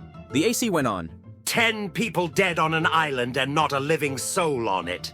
It doesn't make sense. Inspector Mayne said stolidly, Nevertheless, it happened, sir. Sir Thomas Legge said, Damn it all, Maine, somebody must have killed him. That's just our problem, sir. Nothing helpful in the doctor's report? No, sir. Wargrave and Lombard were shot. The first through the head, the second through the heart. Miss Brent and Marston died of cyanide poisoning. Mrs. Rogers died of an overdose of chloral. Rogers' head was split open. Blaw's head was crushed in. Armstrong died of drowning. MacArthur's skull was fractured by a blow on the back of the head, and Vera Claythorne was hanged. The AC winced, he said. Nasty business, all of it. He considered for a minute or two. He said irritably, Do you mean to say that you haven't been able to get anything helpful out of the Sticklehaven people? Dash it, they must know something. Inspector Mayne shrugged his shoulders. They're ordinary, decent seafaring folk. They know that the island was bought by a man called Owen, and that's about all they do know. Who provisioned the island and made all the necessary arrangements? Man called Morris, Isaac Morris. And what does he say about it all? He can't say anything, sir. He's dead.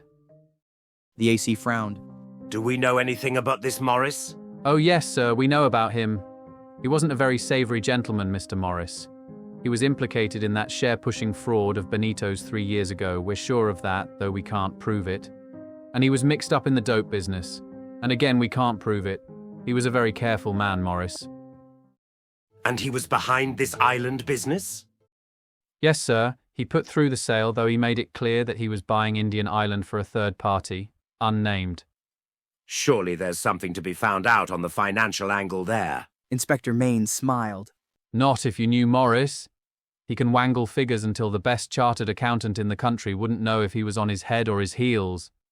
We've had a taste of that in the Benito business. No, he covered his employer's tracks all right. The other man sighed. Inspector Maine went on.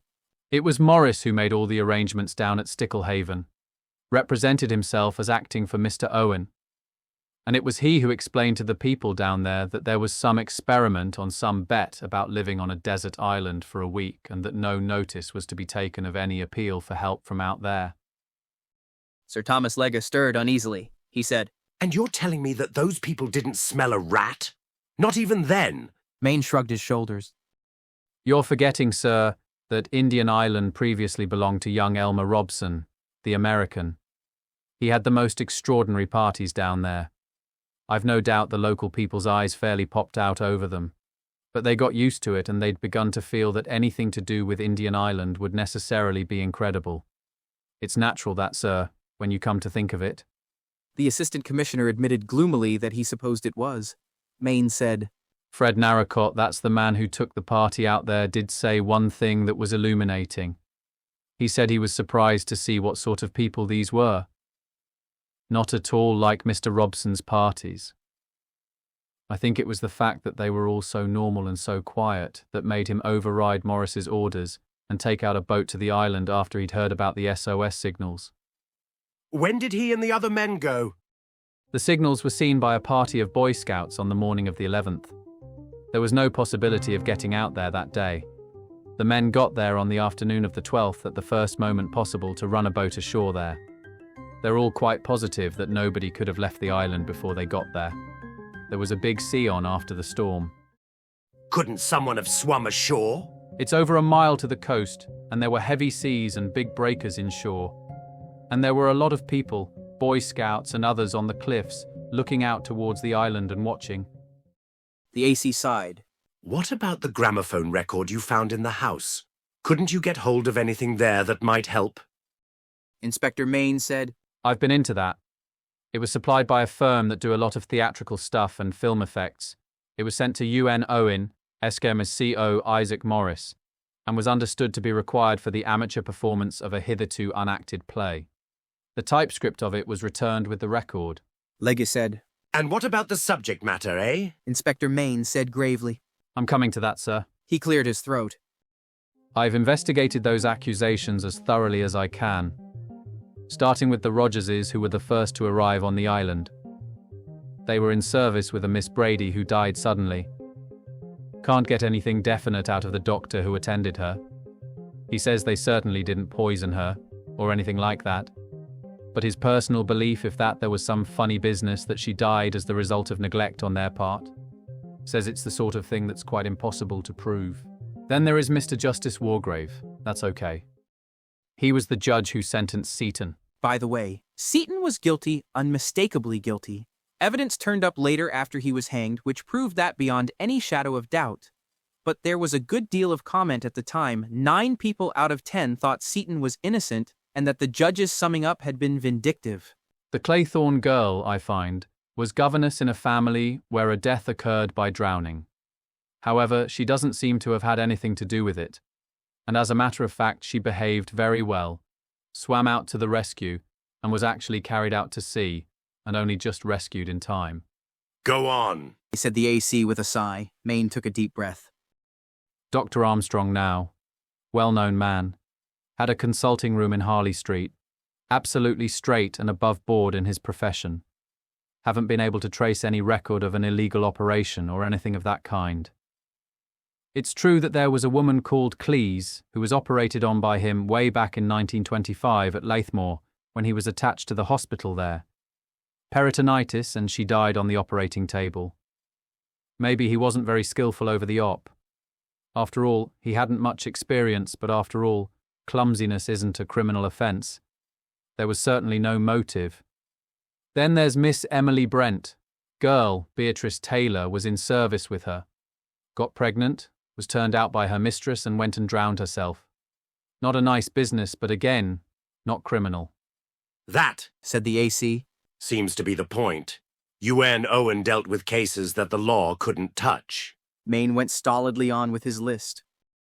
Young Marston was a fairly reckless car driver, had his license endorsed 2 times, and he ought to have been prohibited from driving, in my opinion.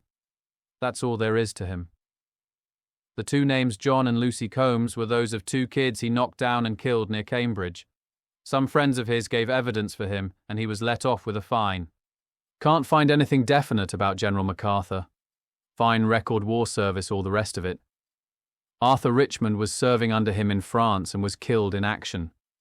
No friction of any kind between him and the general. They were close friends, as a matter of fact. There were some blunders made about that time, commanding officers sacrificed men unnecessarily. Possibly this was a blunder of that kind. Possibly, said the AC. Now, Philip Lombard. Lombard has been mixed up in some very curious shows abroad. He's sailed very near the law once or twice. Got a reputation for daring and for not being over-scrupulous. Sort of fellow who might do several murders in some quiet out-of-the-way spot. Then we come to Blore. Maine hesitated. He, of course, was one of our lot. The other man stirred. Blore, said the assistant commissioner forcibly. was a bad hat. You think so, sir? I always thought so. But he was clever enough to get away with it. It's my opinion that he committed black perjury in the Landor case. I wasn't happy about it at the time, but I couldn't find anything. I put Hams onto it, and he couldn't find anything, but I'm still of the opinion that there was something to find if we'd known how to set about it. The man wasn't straight. There was a pause, then Sir Thomas Legge said, And Isaac Morris is dead, you say? When did he die? I thought you'd soon come to that, sir. Isaac Morris died on the night of August 8th. Took an overdose of sleeping stuff, one of the barbiturates, I understand. There wasn't anything to show whether it was accident or suicide. Legge said slowly. Care to know what I think, Maine? Perhaps I can guess, sir. Legge said heavily. That death of Morris's is a damned sight too opportune. Inspector Maine nodded. I thought you'd say that, sir. The assistant commissioner brought down his fist with a bang on the table. He cried out, The whole thing's fantastic impossible. 10 people killed on a bare rock of an island, and we don't know who did it, or why, or how. Maine coughed. Well, it's not quite like that, sir. We do know why, more or less. Some fanatic with a bee in his bonnet about justice. He was out to get people who were beyond the reach of the law. He picked 10 people, whether they were really guilty or not, doesn't matter. The commissioner stirred. Doesn't it? It seems to me. He stopped. Inspector Maine waited respectfully. With a sigh, Legge shook his head. Carry on, he said. Just for a minute I felt I'd got somewhere. Got, as it were, the clue to the thing. It's gone now. Go ahead with what you were saying. Maine went on.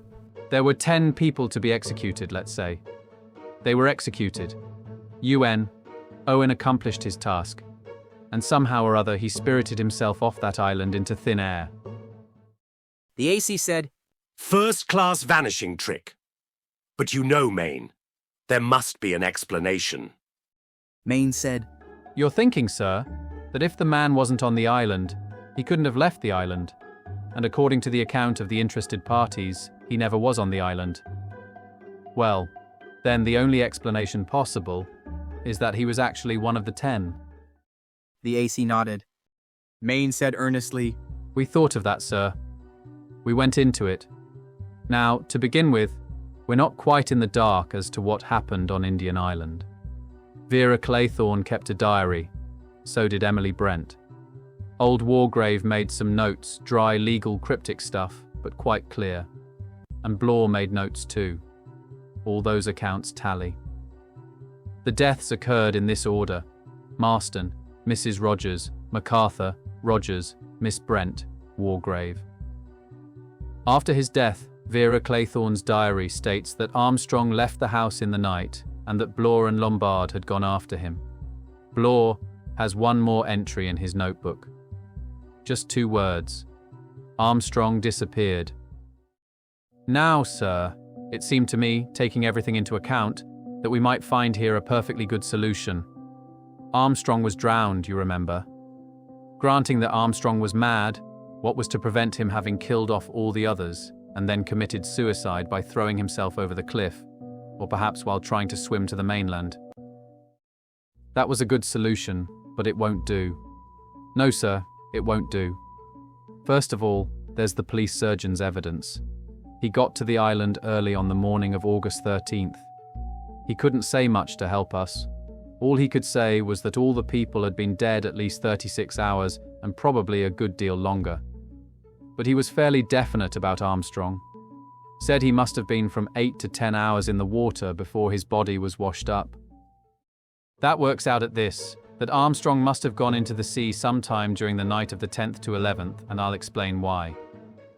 We found the point where the body was washed up. It had been wedged between 2 rocks and there were bits of cloth, hair, etc. on them. It must have been deposited there at high water on the 11th, that's to say, round about 11 o'clock a.m. After that, the storm subsided, and succeeding high water marks are considerably lower. You might say, I suppose, that Armstrong managed to polish off the other 3 before he went into the sea that night. But there's another point, and one you can't get over. Armstrong's body had been dragged above high water mark. We found it well above the reach of any tide, and it was laid out straight on the ground, all neat and tidy. So that settles one point definitely. Someone was alive on the island after Armstrong was dead. He paused and then went on. And that leaves just what exactly? Here's the position early on the morning of the 11th. Armstrong has disappeared, drowned. That leaves us 3 people. Lombard, Blore and Vera Claythorne. Lombard was shot. His body was down by the sea near Armstrong's. Vera Claythorne was found hanged in her own bedroom. Blore's body was on the terrace. His head was crushed in by a heavy marble clock that it seems reasonable to suppose fell on him from the window above. The AC said sharply, "Whose window?" Vera Claythorne's. Now, sir, let's take each of these cases separately. First, Philip Lombard. Let's say he pushed over that lump of marble onto Blore, then he doped Vera Claythorne and strung her up. Lastly, he went down to the seashore and shot himself. But if so, who took away the revolver from him? For that revolver was found up in the house, just inside the door, at the top of the stairs, Wargrave's room. Any fingerprints on it? Yes, sir, Vera Claythorne's. But man alive then. I know what you're going to say, sir, that it was Vera Claythorne, that she shot Lombard, took the revolver back to the house, toppled the marble block onto Blore, and then hanged herself. And that's quite all right up to a point. There's a chair in her bedroom, and on the seat of it there are marks of seaweed, same as on her shoes. Looks as though she stood on the chair, adjusted the rope round her neck and kicked away the chair. But that chair wasn't found kicked over. It was like all the other chairs, neatly put back against the wall. That was done after Vera Claythorne's death by someone else. That leaves us with Blore. And if you tell me that after shooting Lombard and inducing Vera Claythorne to hang herself, he then went out and pulled down a whacking great block of marble on himself by tying a string to it, or something like that, well, I simply don't believe you. Men don't commit suicide that way. And what's more, Blore wasn't that kind of man. We knew Blore, and he was not the man that you'd ever accuse of a desire for abstract justice. The assistant commissioner said, I agree. Inspector Main said, And therefore, sir, there must have been someone else on the island. Someone who tidied up when the whole business was over. But where was he all the time, and where did he go to? The Sticklehaven people are absolutely certain that no one could have left the island before the rescue boat got there. But in that case... He stopped. The assistant commissioner said, In that case... He sighed. He shook his head. He leaned forward. But in that case... He said, Who killed them? A manuscript document sent to Scotland Yard by the master of the Emma Jane, fishing trawler. From my earliest youth, I realized that my nature was a mass of contradictions. I have to begin with an incurably romantic imagination. The practice of throwing a bottle into the sea with an important document inside was one that never failed to thrill me when reading adventure stories as a child. It thrills me still, and for that reason, I have adopted this course writing my confession, enclosing it in a bottle, sealing the latter, and casting it into the waves. There is, I suppose, a 100-to-1 chance that my confession may be found, and then, or do I flatter myself, a hitherto unsolved murder mystery will be explained. I was born with other traits besides my romantic fancy. I have a definite sadistic delight in seeing or causing death. I remember experiments with wasps with various garden pests. From an early age, I knew very strongly the lust to kill. But side by side with this went a contradictory trait, a strong sense of justice. It is abhorrent to me that an innocent person or creature should suffer or die by any act of mine. I have always felt strongly that right should prevail. It may be understood, I think a psychologist would understand, that with my mental makeup being what it was, I adopted the law as a profession. The legal profession satisfied nearly all my instincts. Crime and its punishment has always fascinated me. I enjoy reading every kind of detective story and thriller. I have devised for my own private amusement the most ingenious ways of carrying out a murder. When in due course I came to preside over a court of law, that other secret instinct of mine was encouraged to develop. To see a wretched criminal squirming in the dock, suffering the tortures of the damned, as his doom came slowly and slowly nearer, was to me an exquisite pleasure. Mind you, I took no pleasure in seeing an innocent man there. On at least 2 occasions, I stopped cases where to my mind the accused was palpably innocent, directing the jury that there was no case. Thanks, however, to the fairness and efficiency of our police force, the majority of the accused persons who have come before me to be tried for murder have been guilty. I will say here that such was the case with the man Edward Seaton. His appearance and manner were misleading, and he created a good impression on the jury. But not only the evidence, which was clear, though unspectacular, but my own knowledge of criminals told me without any doubt that the man had actually committed the crime with which he was charged, the brutal murder of an elderly woman who trusted him. I have a reputation as a hanging judge, but that is unfair. I have always been strictly just and scrupulous in my summing up of a case. All I have done is to protect the jury against the emotional effect of emotional appeals by some of our more emotional counsel. I have drawn their attention to the actual evidence. For some years past, I have been aware of a change within myself, a lessening of control, a desire to act instead of to judge. I have wanted, let me admit it frankly, to commit a murder myself. I recognize this as the desire of the artist to express himself. I was, or could be, an artist in crime. My imagination, sternly checked by the exigencies of my profession, waxed secretly to colossal force. I must commit a murder, and what is more, it must be no ordinary murder. It must be a fantastical crime, something stupendous out of the common. In that one respect, I have still, I think, an adolescent's imagination. I wanted something theatrical, impossible. I wanted to kill. Yes, I wanted to kill. But incongruous as it may seem to some, I was restrained and hampered by my innate sense of justice. The innocent must not suffer. And then, quite suddenly, the idea came to me started by a chance remark uttered during casual conversation. It was a doctor to whom I was talking, some ordinary, undistinguished GP. He mentioned casually how often murder must be committed which the law was unable to touch, and he instanced a particular case, that of an old lady, a patient of his who had recently died. He was, he said, himself convinced that her death was due to the withholding of a restorative drug by a married couple who attended on her and who stood to benefit very substantially by her death. That sort of thing, he explained, was quite impossible to prove, but he was nevertheless quite sure of it in his own mind. He added that there were many cases of a similar nature going on all the time, cases of deliberate murder, and all quite untouchable by the law. That was the beginning of the whole thing. I suddenly saw my way clear, and I determined to commit not one murder, but murder on a grand scale. A childish rhyme of my infancy came back into my mind, the rhyme of the 10 little Indian boys. It had fascinated me as a child of 2, the inexorable diminishment, the sense of inevitability. I began secretly to collect victims. I will not take up space here by going into detail of how this was accomplished.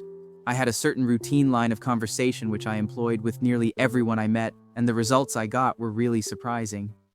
During the time I was in a nursing home, I collected the case of Dr. Armstrong, a violently teetotal sister who attended on me, being anxious to prove to me the evils of drink by recounting to me a case many years ago in hospital when a doctor, under the influence of alcohol, had killed a patient on whom he was operating.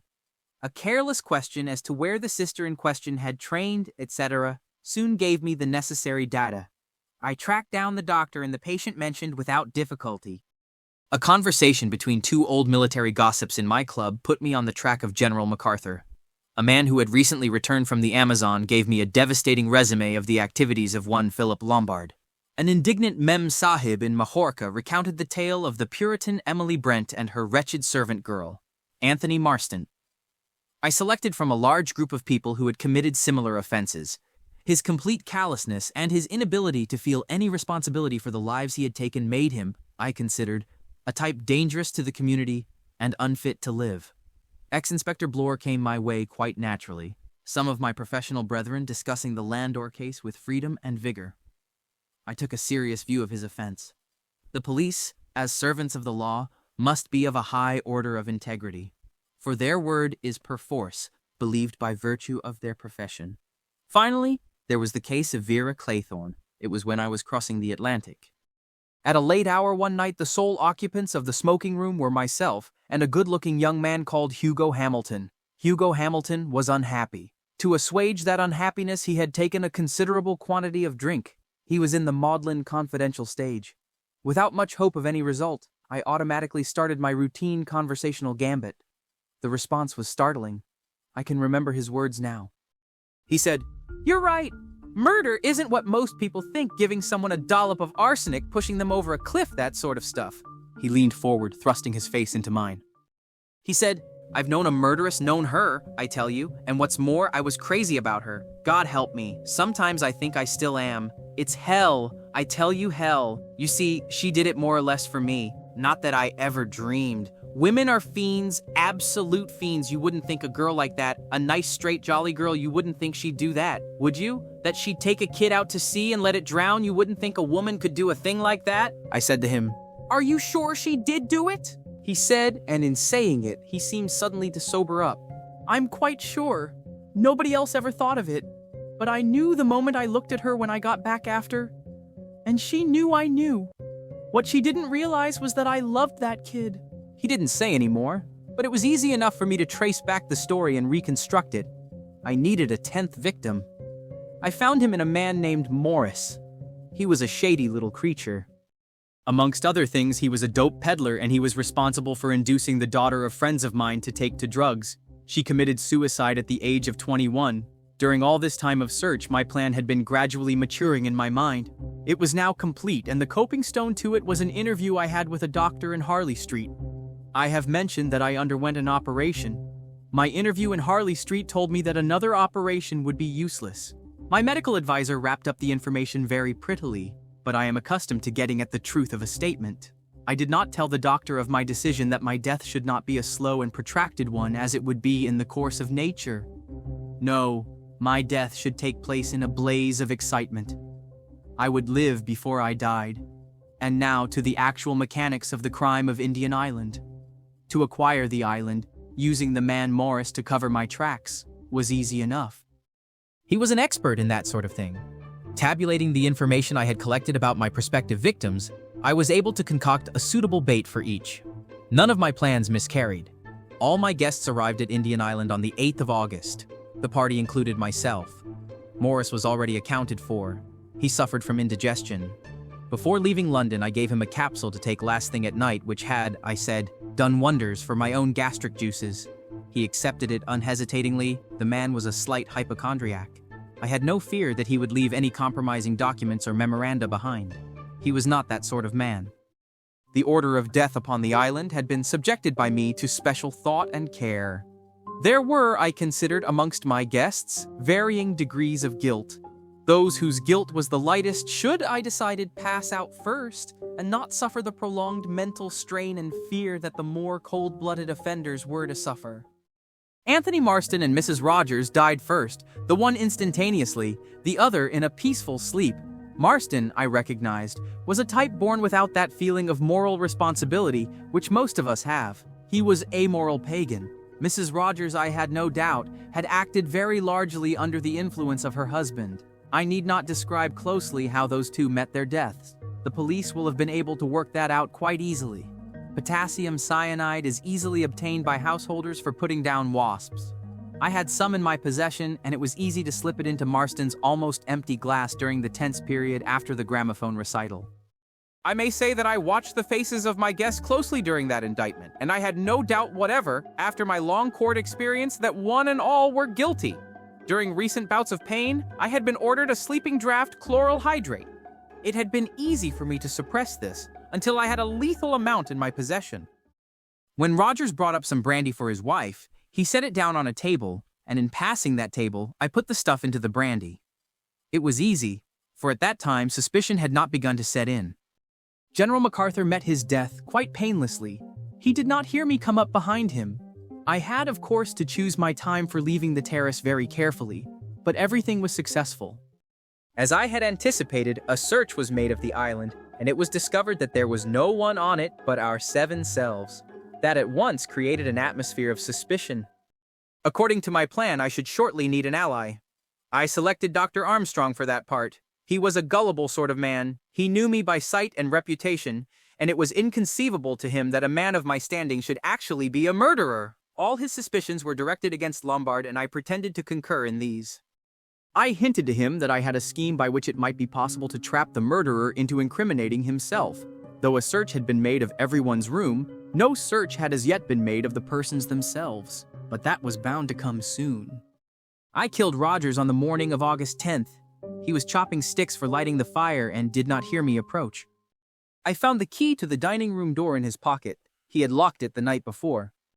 In the confusion attending the finding of Rogers' body, I slipped into Lombard's room and abstracted his revolver. I knew that he would have one with him. In fact, I had instructed Morris to suggest as much when he interviewed him. At breakfast, I slipped my last dose of chloral into Miss Brent's coffee when I was refilling her cup. We left her in the dining room. I slipped in there a little while later. She was nearly unconscious, and it was easy to inject a strong solution of cyanide into her. The bumblebee business was really rather childish, but somehow, it pleased me. I liked adhering as closely as possible to my nursery rhyme. Immediately after this, what I had already foreseen happened indeed. I believe I suggested it myself. We all submitted to a rigorous search. I had safely hidden away the revolver, and had no more cyanide or chloral in my possession. It was then that I intimated to Armstrong that we must carry our plan into effect. It was simply this: I must appear to be the next victim. That would perhaps rattle the murderer. At any rate, once I was supposed to be dead, I could move about the house and spy upon the unknown murderer. Armstrong was keen on the idea. We carried it out that evening. A little plaster of red mud on the forehead, the red curtain, and the wool, and the stage was set. The lights of the candles were very flickering and uncertain, and the only person who would examine me closely was Armstrong. It worked perfectly. Miss Claythorne screamed the house down when she found the seaweed which I had thoughtfully arranged in her room. They all rushed up, and I took up my pose of a murdered man. The effect on them when they found me was all that could be desired. Armstrong acted his part in the most professional manner. They carried me upstairs and laid me on my bed. Nobody worried about me. They were all too deadly scared and terrified of each other. I had a rendezvous with Armstrong outside the house at 1:45. I took him up a little way behind the house on the edge of the cliff. I said that here we could see if anyone else approached us, and we should not be seen from the house as the bedrooms faced the other way. He was still quite unsuspicious, and yet he ought to have been warned. If he had only remembered the words of the nursery rhyme. A red herring swallowed one. He took the red herring all right. It was quite easy. I uttered an exclamation, leant over the cliff, told him to look. Wasn't that the mouth of a cave? He leant right over. A quick, vigorous push sent him off his balance and splash into the heaving sea below. I returned to the house. It must have been my footfall that Blore heard. A few minutes after I had returned to Armstrong's room, I left it, this time making a certain amount of noise so that someone should hear me. I heard a door open as I got to the bottom of the stairs. They must have just glimpsed my figure as I went out of the front door. It was a minute or two before they followed me. I had gone straight round the house and in at the dining room window, which I had left open. I shut the window and later I broke the glass. Then I went upstairs and laid myself out again on my bed. I calculated that they would search the house again, but I did not think they would look closely at any of the corpses, a mere twitch aside of the sheet to satisfy themselves that it was not Armstrong masquerading as a body. This is exactly what occurred. I forgot to say that I returned the revolver to Lombard's room.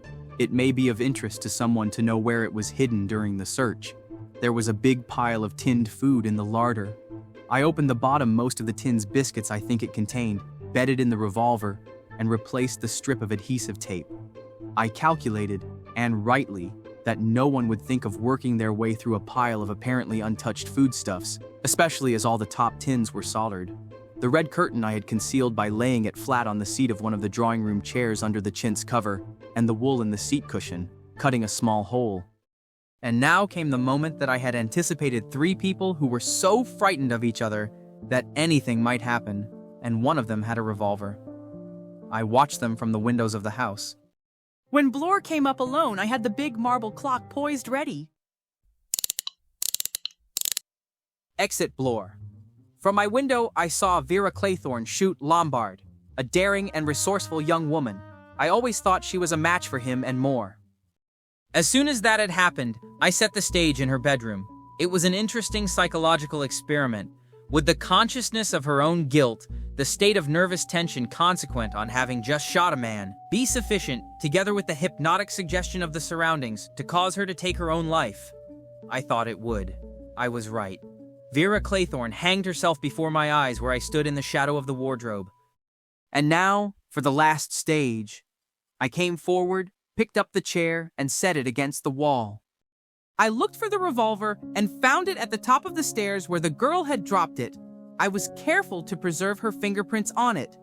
And now, I shall finish writing this. I shall enclose it and seal it in a bottle, and I shall throw the bottle into the sea. Why? Yes, why? It was my ambition to invent a murder mystery that no one could solve, but no artist, I now realize, can be satisfied with art alone. There is a natural craving for recognition which cannot be gainsaid. I have, let me confess it in all humility, a pitiful human wish that someone should know just how clever I have been. In all this, I have assumed that the mystery of Indian Island will remain unsolved. It may be, of course, that the police will be cleverer than I think. There are, after all, 3 clues. 1. The police are perfectly aware that Edward Seaton was guilty. They know, therefore, that one of the 10 people on the island was not a murderer in any sense of the word, and it follows, paradoxically, that that person must logically be the murderer. The second clue lies in the 7th verse of the nursery rhyme. Armstrong's death is associated with a red herring, which he swallowed, or rather which resulted in swallowing him. That is to say that at that stage of the affair, some hocus pocus is clearly indicated, and that Armstrong was deceived by it and sent to his death. That might start a promising line of inquiry, for at that period there are only 4 persons, and of those 4, I am clearly the only one likely to inspire him with confidence. The third is symbolical, the manner of my death marking me on the forehead, the brand of Cain. There is, I think, little more to say. After entrusting my bottle and its message to the sea, I shall go to my room and lay myself down on the bed. To my eyeglasses is attached what seems a length of fine black cord, but it is elastic cord. I shall lay the weight of the body on the glasses. The cord I shall loop round the door handle and attach it, not too solidly, to the revolver. What I think will happen is this. My hand, protected with a handkerchief, will press the trigger. My hand will fall to my side. The revolver, pulled by the elastic, will recoil to the door. Jarred by the door handle, it will detach itself from the elastic and fall. The elastic, released, will hang down innocently from the eyeglasses on which my body is lying. A handkerchief lying on the floor will cause no comment whatever.